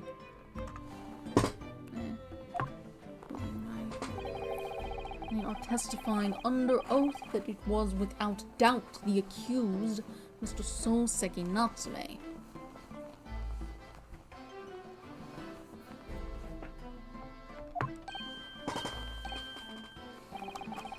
one of these witnesses is a policeman, no less. So you appreciate the gravity of the situation, I'm sure. Except that the man's so tired, his wife has to do all the talking. Enough preamble. Counsel for the defense, commence the cross-examination, please. Yes, my lord. Ooh. What the witnesses saw. It was our wedding anniversary. Rolly was taking me out for a meal. There was no time to change after work. Hold it! No time to change after work, you say. Are you also a member of the police, Miss Beat? Mrs. Beat? Oh no, sadly not. It's a job for strapping young men only. Women, children, and the elderly can't even apply. Well, I think you can probably see why children and the elderly can't do the job, can't you? I think Rolly looks ever so handsome in his uniform. It suits you down to the ground, doesn't it, darling?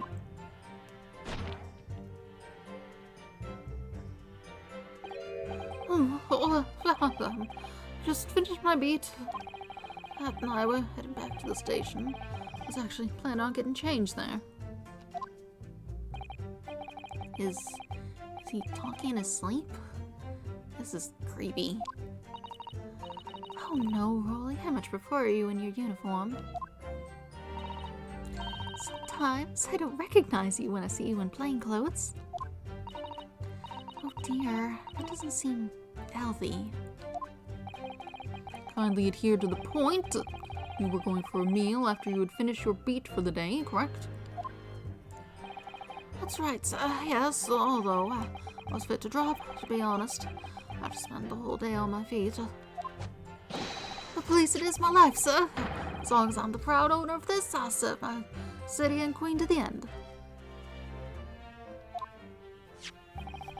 What's that now? My warrant card, sir. Proof that I'm a London copper. It has the noble founding principles of the force written on it, as a reminder to all us policemen of our sworn duty. Patrol the streets of London town and uphold the peace of the common man. Sir, and for such a noble cause, I cover 20 miles every single day without fail and without a grumble. Because I know that the plodding of my boots is all Londoners need to hear to feel safe and secure. So, fighting crime doesn't appear to come into it then? But sir, just on that particular day, I was looking forward to celebrating my wedding anniversary. Mrs. B puts up with a lot being married to a Bobby like me. Wanted to show my dear wife how much I care. Get that strap out of your mouth. Oh, Pat. Oh, Rolly. Okay. Oh, what a charming couple. Their young love is such a joy to behold. If a little over the top, perhaps. And then, kindly describe what happened next.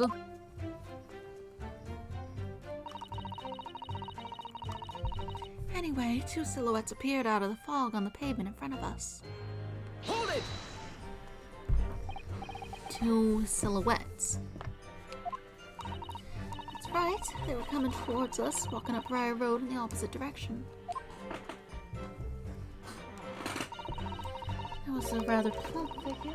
I dropped my blanket. No, don't be on the floor, it'll get dirty. It was a rather plump figure, followed by a scrawny, thin-looking man. It does sound exactly like the victim is pictured in this print, and like Mr. Natsume.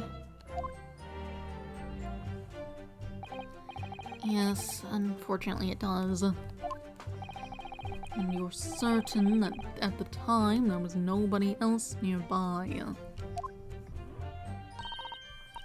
Oh yes, quite certain. It was dark, but there are streetlights on Briar Road, you see. There was nobody else around at all. Isn't that right, my darling?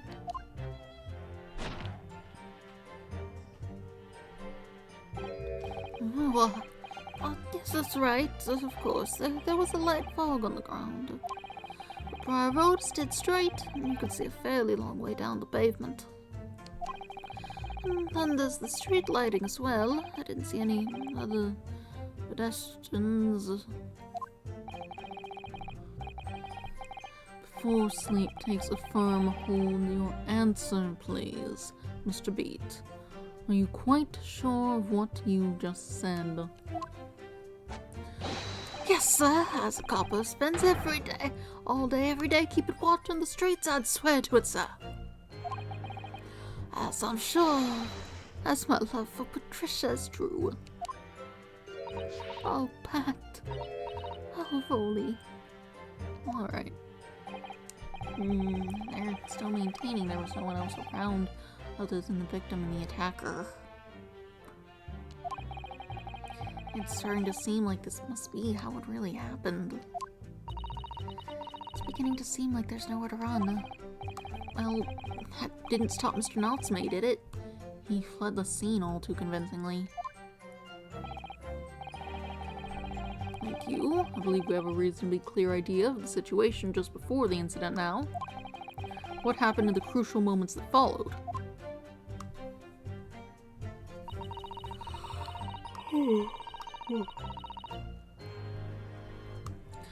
All of a sudden, one of them just collapsed on the floor, and the others scattered something before running off. Hold it! Scattered something? What do you mean by that? Oh, well, I couldn't quite make out what it was at the time. But when we got closer, I realized what it was. Didn't we, darling?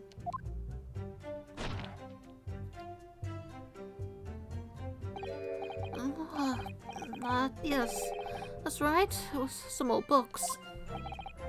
I see. Books. Yes, sir. The culprit had dropped a number of them, all around where the victim lay on the pavement. Indeed, it was clearly printed in this photographic print. That rotten Japanese man did that when he did the deed. Hold it! Let's not forget that it remains to be established that the defendant was indeed the attacker. But we saw him. It was the man in the dock without question, sir. The mustache, the hunchback, the cat-like eyes, the top mouth, the snub nose, everything. Any more insults you want to throw in? That's right. He looked down at that poor defenseless woman with those terrifying, intense eyes, and suddenly threw his books onto the pavement and ran away. I see. This is tough. They seem as though they're telling the truth here. May I remind the court that this unambiguous testimony comes from a policeman and his wife. Now please, continue. Yes.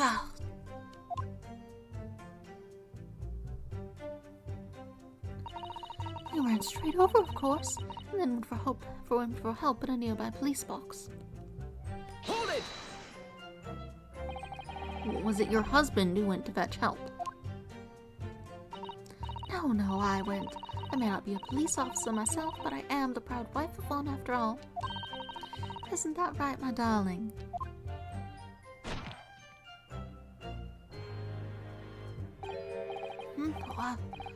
Yes, that's right. I asked Mrs. Beat to go. I was off duty by that point, but Bobby's never truly off duty, of course, so I felt obliged to stay and guard the scene. Very laudable, Mr. Beat. Preserving the scene of the crime is a task of considerable importance. That's why I sent Patricia, you see? I told her where to find the right police box. Forgive my ignorance, but what do you mean exactly by the right police box? It depends on a crime's location, you see, as to who deals with it. And where the woman was stabbed wasn't actually on my beat. So I told Patricia to way to the police box where the beat the incident fell under so as she could go and report it. I ran there as quickly as I could and asked for help from the Bobby on duty. There's nothing more potent than a young couple in love working together, you know? And thanks to your swift response, the case was quickly resolved. The actions of 2 model citizens. Oh, please, you're making us blush, isn't he, darling?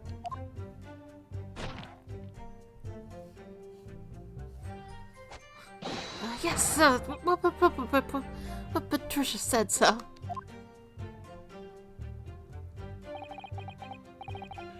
Let's move on, shall we? It was definitely that Japanese man in the dock. Rolly and I both saw him as clear as day. Hold it! But surely you wouldn't have been able to see his face by the light of the gas street lamps, would you? We absolutely could. Us Londoners have exceptional eyesight, I'll have you know. Right. The light from the street lamps was more than enough. My husband already told you the fog was only light, didn't he? Yes. And what of the fog? We're famous for it across the globe, I believe. But it's an absolute menace to those of us who have to live with it, of course. Oh, it is, it is! When it's thick, you can't even see the hand at the end of your own arm. Yes, alright, I take your point. Now could you stop shaking your husband about? The constant fog makes our eyes very sharp, you see? That's why we can tell you for sure and certain that it was that little Japanese man we saw. Can't we, darling?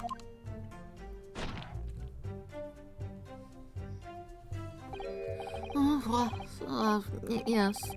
That was the accused, no mistake. The mustache, the hunchback, the cat-like eyes, the top mouth, the snub nose, unmistakable, sir. As far as this couple's testimony is concerned, there can't be any question. It was so Seki-san they saw running away from the scene of the crime. So that's it, is it? It's their entire testimony? What do you think, Mr. Naruhodo? Well, I hate to admit it, but on hearing the testimony, it really does seem as though Mr. and Mrs. Beats saw what they really say they saw. Mr. Natsume running away from the scene on Briar Road that day. Yes, I feel the same. So if that's true, where does it leave us? Members of the jury are sure to call for a guilty verdict after this testimony. Oh no, then what do we do? If Kazuma-sama were here... What are you trying to say? I think he would try to find a contradiction somewhere else within their testimony. What do you mean, somewhere else? Their statement about seeing Mr. Natsume is unequivocal. Calling that into question won't help. But if you could identify some other part of their testimony which appears to contradict the facts, you might be able to discredit them to make the jury doubt if the pair's memory of the day is accurate. Oh, right. Put simply, we must focus on finding a discrepancy in these statements somewhere. If we don't, I'm afraid the trial may reach an early and unfavorable conclusion. Ugh. Why do I always seem to be so up against it? Let's see. Oh, Mr. Loyasa, can I ask you something? Oh, yes, of course. What is it? Well, you keep asking us all these questions about everything we've told you, so... It seems like you don't believe our testimony. Is that right? Is it? Well, out with it. What? No, it's really not that at all. My husband's a policeman, remember? And I know what I saw. Remember every last detail, everything, oh, I know. What about the books the man dropped? I could tell you the names of every single one I could, every single one. And you dare to question how reliable my testimony is. That will do, Miss Beat. No, it won't do at all. And that Japanese lawyer has no idea what I'm capable of. Even if I decide to forgive him for insulting us, don't think for a minute that Rolly will. I really didn't mean to cause offense. Please put your husband's fists down. Perhaps you would like the opportunity to supplement your testimony, Miss Beat. Might that appease you?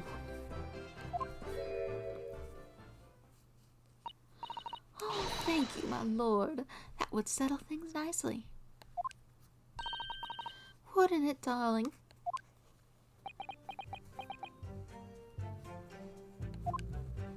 You're just giving me something to complain about? Could even tell you the names of the 4 books he dropped at the scene. 4 books. Hold it! Yes, we know that there were books dropped at the scene of the crime, as you say. It was purchased by the accused at the nearby second-hand bookshop on the day in question. After I'd been to the police box for help, I decided to have a good look over the area for good measure. I'm a proud policeman's wife, after all. I did it for Rolly. And what was your husband doing at the time? Oh, he was lying face down in the snow, getting some well-deserved rest. He works ever so hard, you know, ever so hard. Don't you, my darling? Interesting way of guarding the scene of the crime. Well, Miss Beat, seeing as you've regaled the court with tales of your powers of recollection, would you be so kind as to recount the titles of the books you observed at the scene? I'd be happy to. Now, are you all listening? There was the picture of Monsieur somebody or other and what's it, yearnings? What were they? Picture of Monsieur Lecoq, meal for Gaburio, Canterbury yearnings. And there was a meal for someone, and the last one's definitely the thingamy's something. You see? Yes, I see that there are 1 or 2 holes in your memory. Oh, well, they were all along those lines, I'm quite sure. There were indeed books found at the scene with titles along those lines, as you put it. Oh, what did I tell you? So I think it's very mean the way you've been implying my testimony can't be trusted. Don't you agree, darling? Anyone who upsets my Patricia will have me to answer to. Why do you just have that? Take your finger off the trigger. It's clipping into it, I think.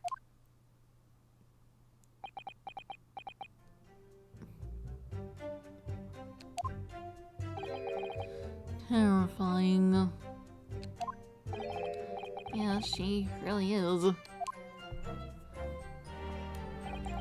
that's it. Okay, I got it. 4 books, you say. What do? We gotta find a contradiction. We gotta show them the receipt and be like, hey, 3. Did you know 3?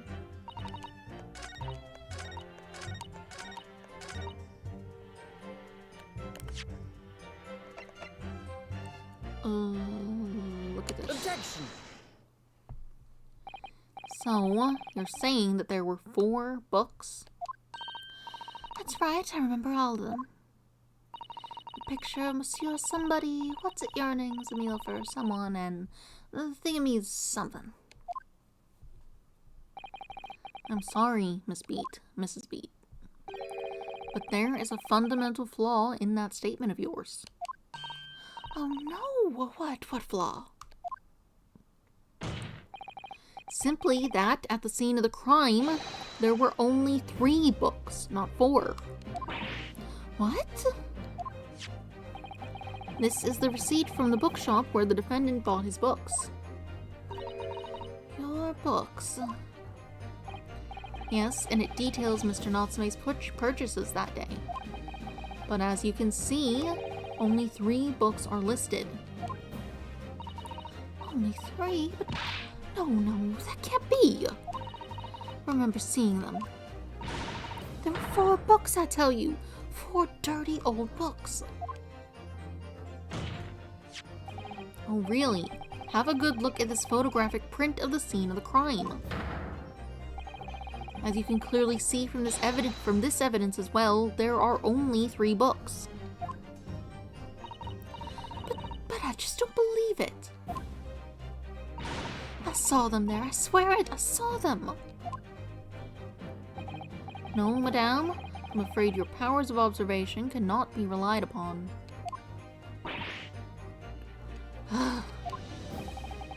So it cannot be denied that though you say it was the defendant you saw, you could very well be mistaken. Oh no, oh no, oh no, no, no, no! Objection!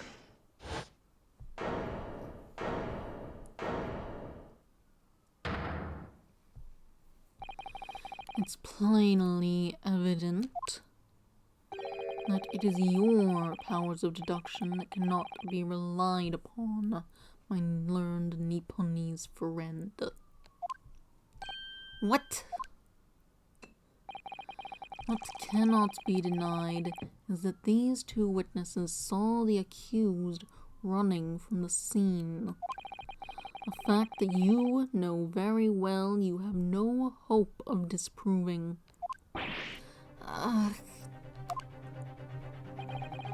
So you've striven to avert attention from that by dint of some inconsequential discrepancies. Hi, Lollipop. Would that be fair? He sees right through me.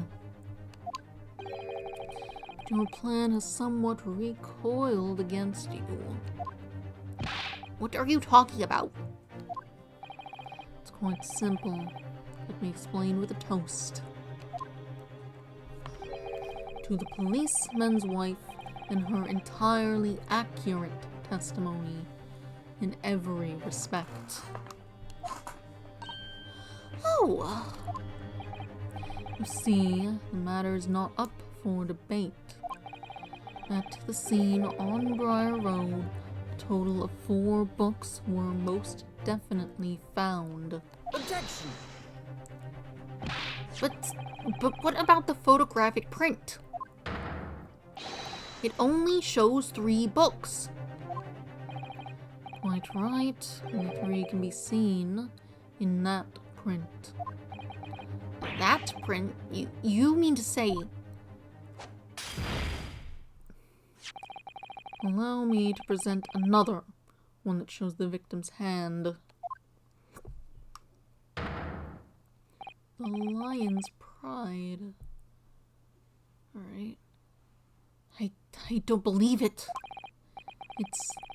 It's the 4th book. It's burnt up too. Thrown out the window. As you will observe. But the window was shut. Was it shut? It was definitely, I mean, you would have opened it should the fire be there. It certainly wasn't broken. The 4th book was hidden from view in the original print by the victim's torso. No. No!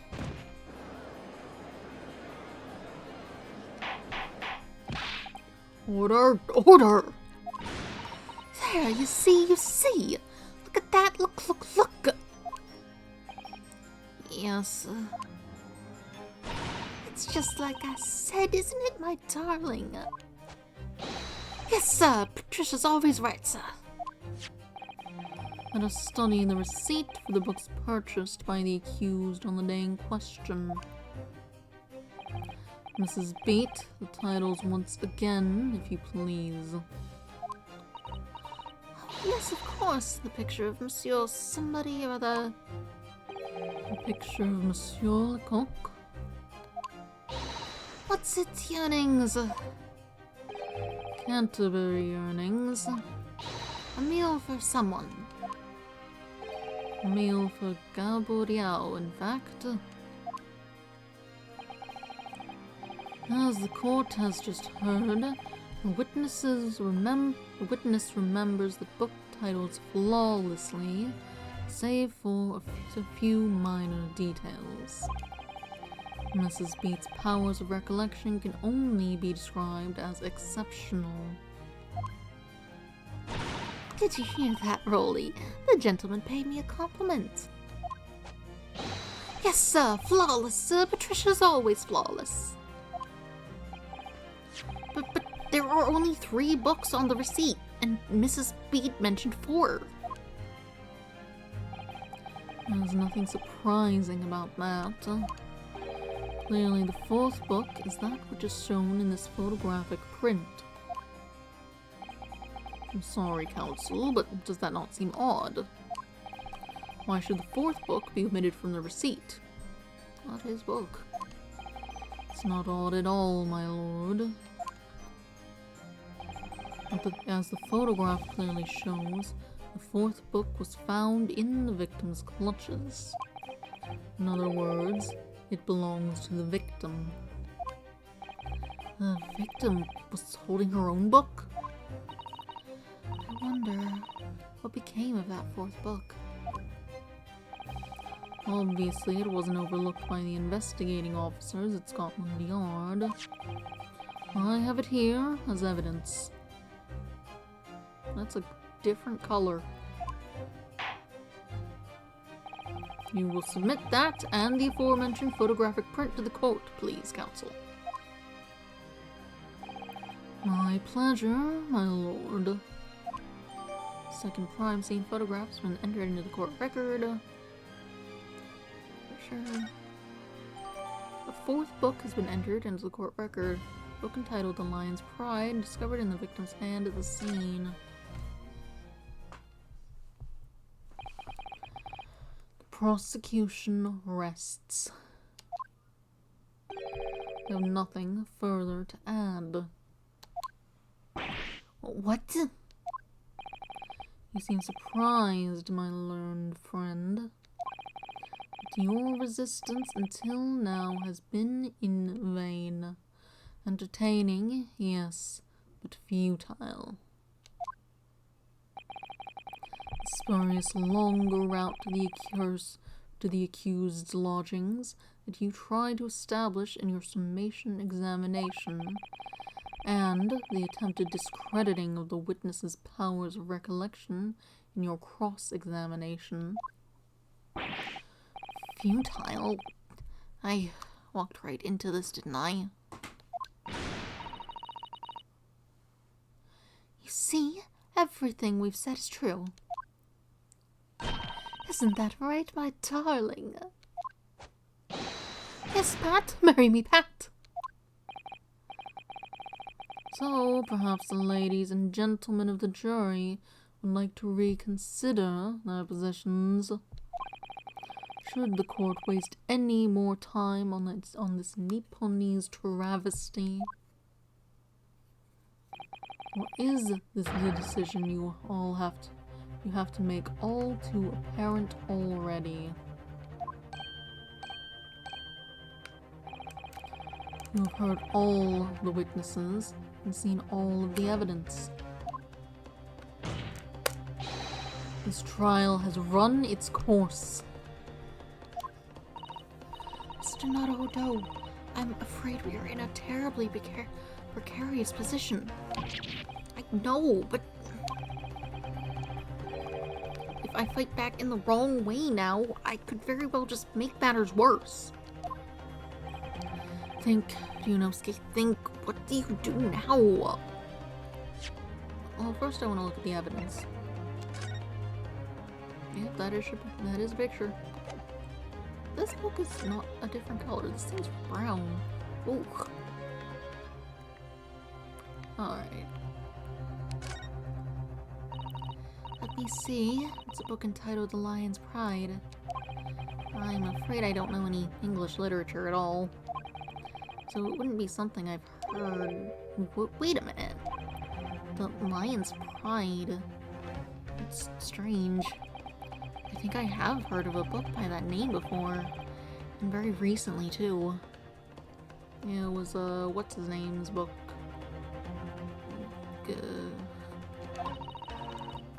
It's a title I recognize too, Mr. Naruhodo.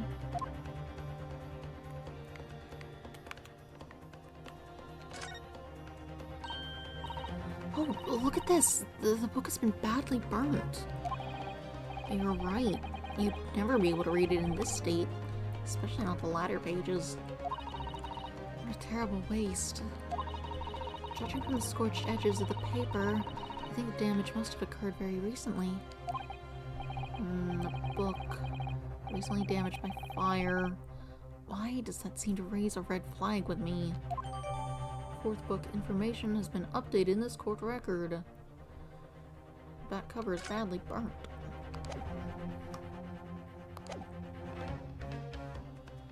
Not her book. It came out of a window. Objection! I'm not done yet!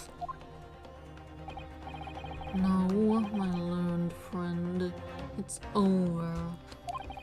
That last cross-examination was your final chance to establish a credible defense.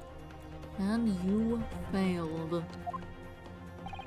The die has been cast. There is no more room for debate. Well, it might be over as far as you're concerned, but I can't think of what to say.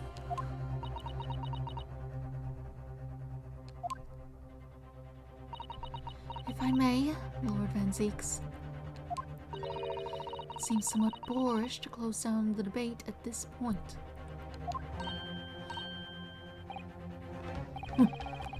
Your insignificant little Eastern Isle must be a lawless hole indeed.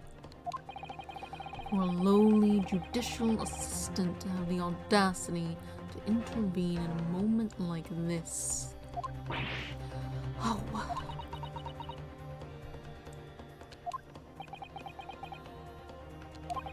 I am, to my shame, still a very inexperienced lawyer.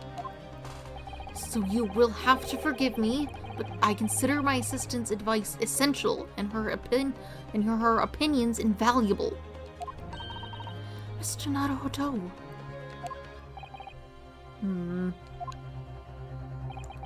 One of this land's great guiding principles is tolerance. So, the court will hear you, madam. Go ahead, Mr. Sato. Please. Very well. Pray, what insight can you give us? What have we all overlooked in this matter that you see fit to pursue further?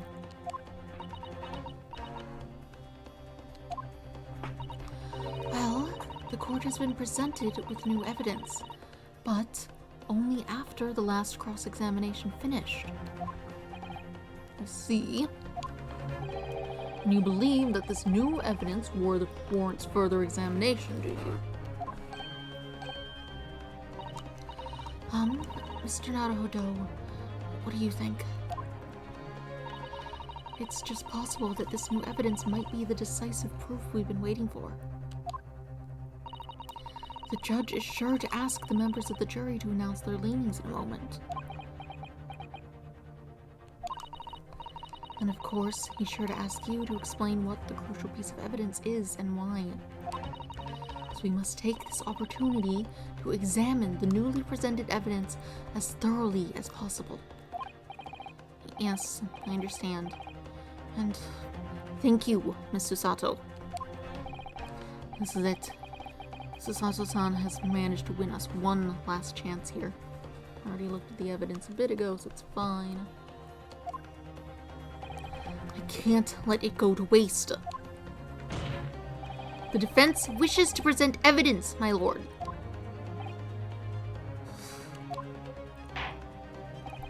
Very well. The defense may present one further piece of evidence. Evidence that apparently offers a profound insight into this case and has hitherto been overlooked. Here's the new one. Look, it's burnt. I know where it came from. Take that! It came out a window. The evidence in question is what we can see from the newly presented photographic print of the crime scene. The fourth book found in the victim's hand. Objection! We have already discussed the fourth book at length. Other than it being in the victim's grasp at the time of the incident, no significance has been attached to it. Pursuing the matter further would be a flagrant waste of the court's time, as you well know. Yes, I'm afraid, counsel, I must concur with the prosecution on this matter.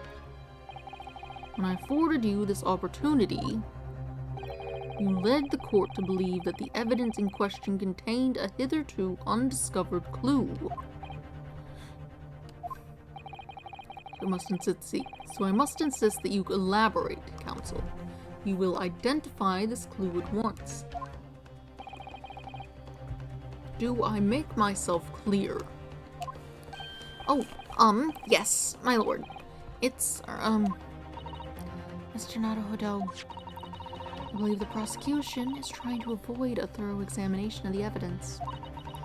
Which means you may very well be on the right track. Yes, I think you might be right. So, counsel, precisely where is the vital clue to this case which the fourth book conceals? Look at this big burn. I would ask the court to observe the back of the book in question. The back? What do you... Gracious! It's been burnt to a crisp. So, we have to ask ourselves, why was the victim clutching what is clearly an unreadable book? It is undeniably an extremely unnatural thing for her to have been doing. Objection! Unnatural, you say? And what of it, my Nipponese friend? Oh! Were I to concede the point, if it bears no relation to the case, there is nothing to discuss. So, should you wish to assert that this fire damage is some veiled clue as to what happened that day, pray do enlighten us all. What truth does this charred book hide? A charred book. There is just one possibility here, which I can't quite bring myself to rule out. It's an outside chance, certainly, but worth a try. Alright, I'll explain my theory. Don't keep us waiting any longer then, counsel. Explain this theory of yours. What are you suggesting that you can ascertain from the fire damage this sorry tome has suffered?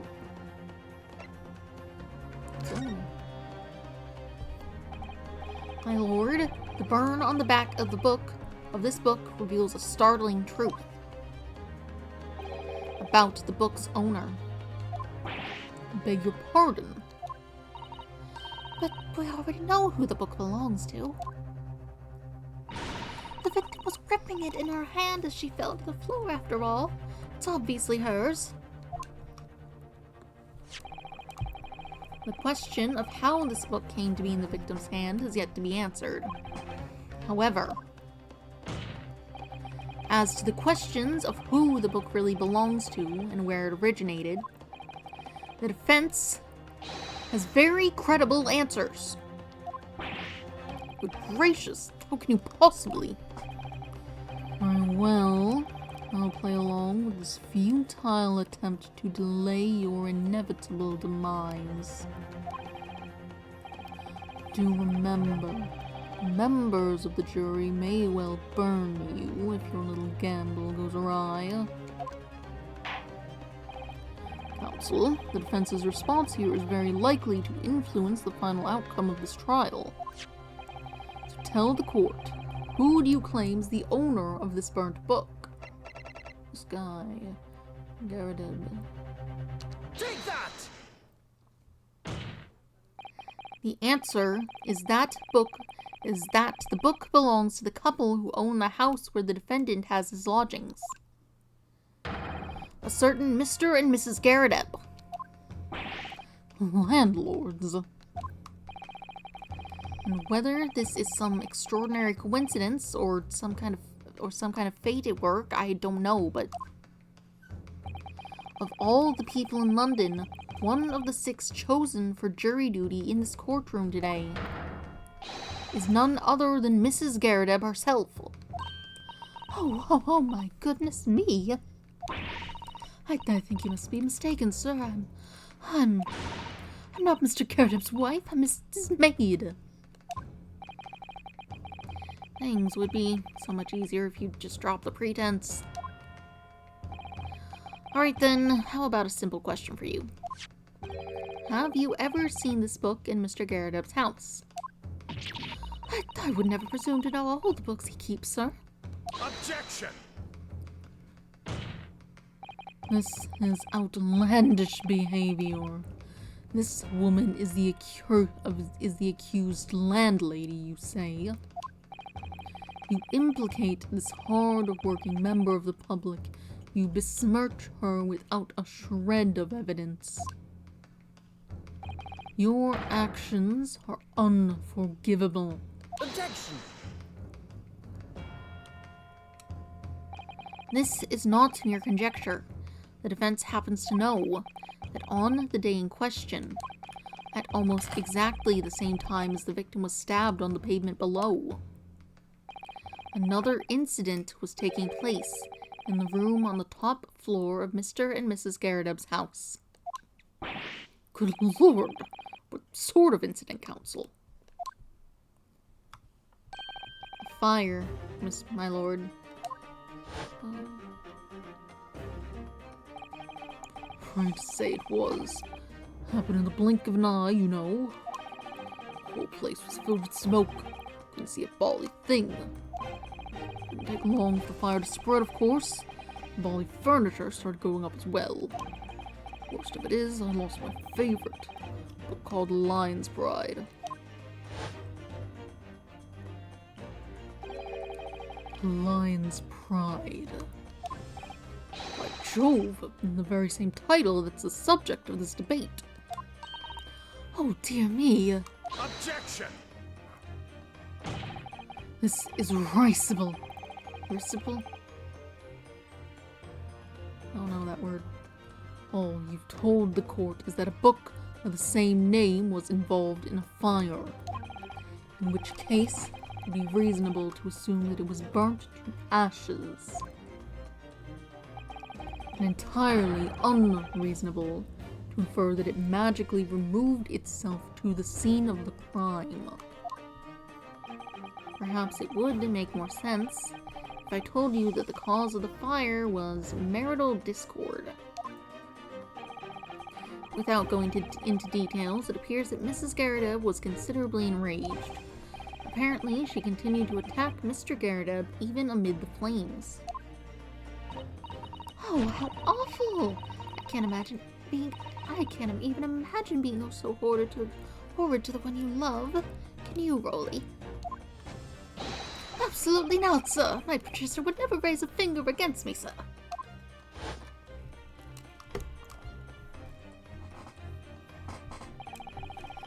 Had all my favorite old novels in that case. But as soon as the fire got a hold of them, that was it. Whoosh, up in smoke. And the wife started hurling things at me. There was I, back up against the window under heavy enemy fire. Incendiary books coming 10 to the dozen.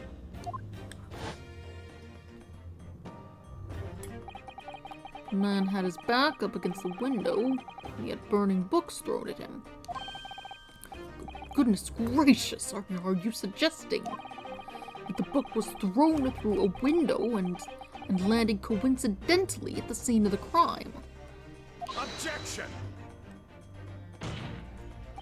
No, a thorough investigation of the surrounding area was conducted the very evening of the incident, and there's no report of the Garrideb's window pane being broken. That's quite true. We also saw no signs of broken glass when we visited the Garrideb household. But is it not conceivable that the window was open at the time, and not even remotely? Let us not forget the season and the chilling weather that accompanies it. Yeah, but like, if there's smoke, guy might have gone over there to open it, and then she was like, "No, throw books at you anyway." Like, you want the smoke out of your house. No Londoner would ever leave a window open in the middle of winter. Like, I made some bacon yesterday to put on the pizza we had. And there was smoke. The bacon grease just burned so badly. So I opened the window on the porch and opened the door. Like, it's not quite as cold, I imagine, but still.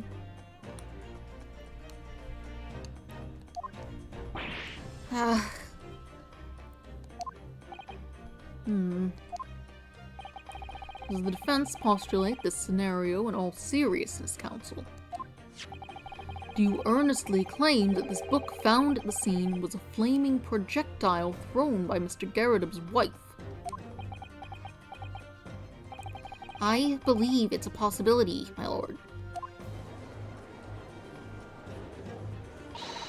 It's quite enough! Who is this? Oh, of course. Well, I hope that everyone can see you for what you are now, you little foreign trickster. You call yourself a lawyer, but you're just a coward. A mean coward. Really? Claiming that our little tip set the whole neighborhood alight, honestly. Implying that I'm merely posing as a maid for appearance's sake. How could you? It's nothing to do with this beastly case, not any of it. All you've done is sully our family's name. No, I assure you that was never my intention. Dragging an upstanding citizen's name through the mud simply to divert attention from your failing defense. I should box your ears, that's what I should do. It's utterly unforgivable. Too right. Here we go. How long have we sat here now, listening to this Nipponese spouting out his fancy foreign theories? But think about it. At the end of the day, the only person who could have possibly stabbed the victim is that little hunchback with the mustache. And he ran away from the scene, too. I do declare you're right. It's true. Yes, what did I tell you? Makes sense to me. Sorry. What's that? Well, it would appear that the ladies and gentlemen of the jury are once again in full agreement. What is your position, Lord Manzeeks? In truth, my lord, I feel these have been unnecessarily protracted proceedings. But then, one must always exercise patience in order to savor the best vintage. No, wait! The mystery of the fourth book still hasn't been... If books are your predilection, my learned friend, study them on your own time.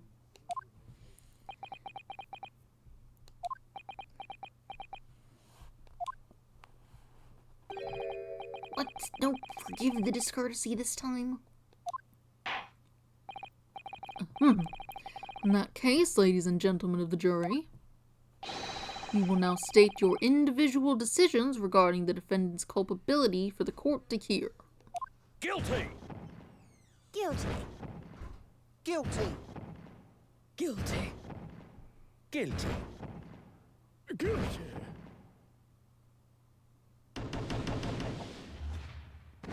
Well, do I get to do the examination again, or? Thank you for that unambiguous response. That's twice now. It's over. Mr. Naruhodo, don't give up. Mrs. Sato, have you forgotten? The battle isn't over yet. You're not suggesting. Of course, the defense has of the right to another summation examination at this point.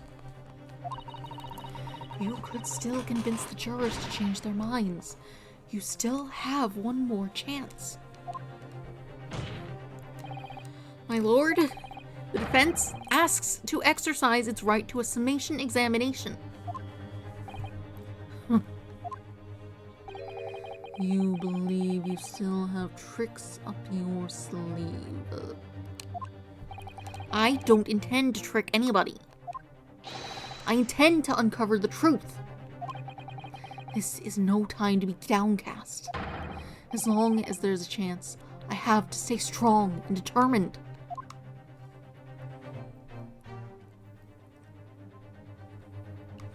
To be continued.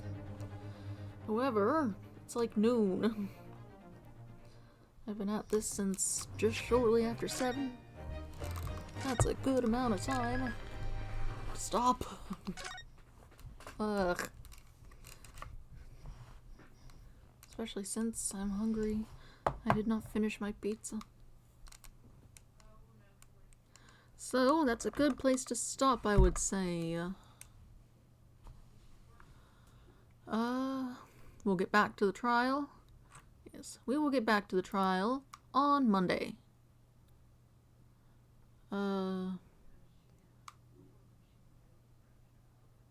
Yeah. 7 a.m. Monday. We'll get back to Ace Attorney. Yes. I'll have some pie from yesterday because I didn't have it because I went to bed because I was tired.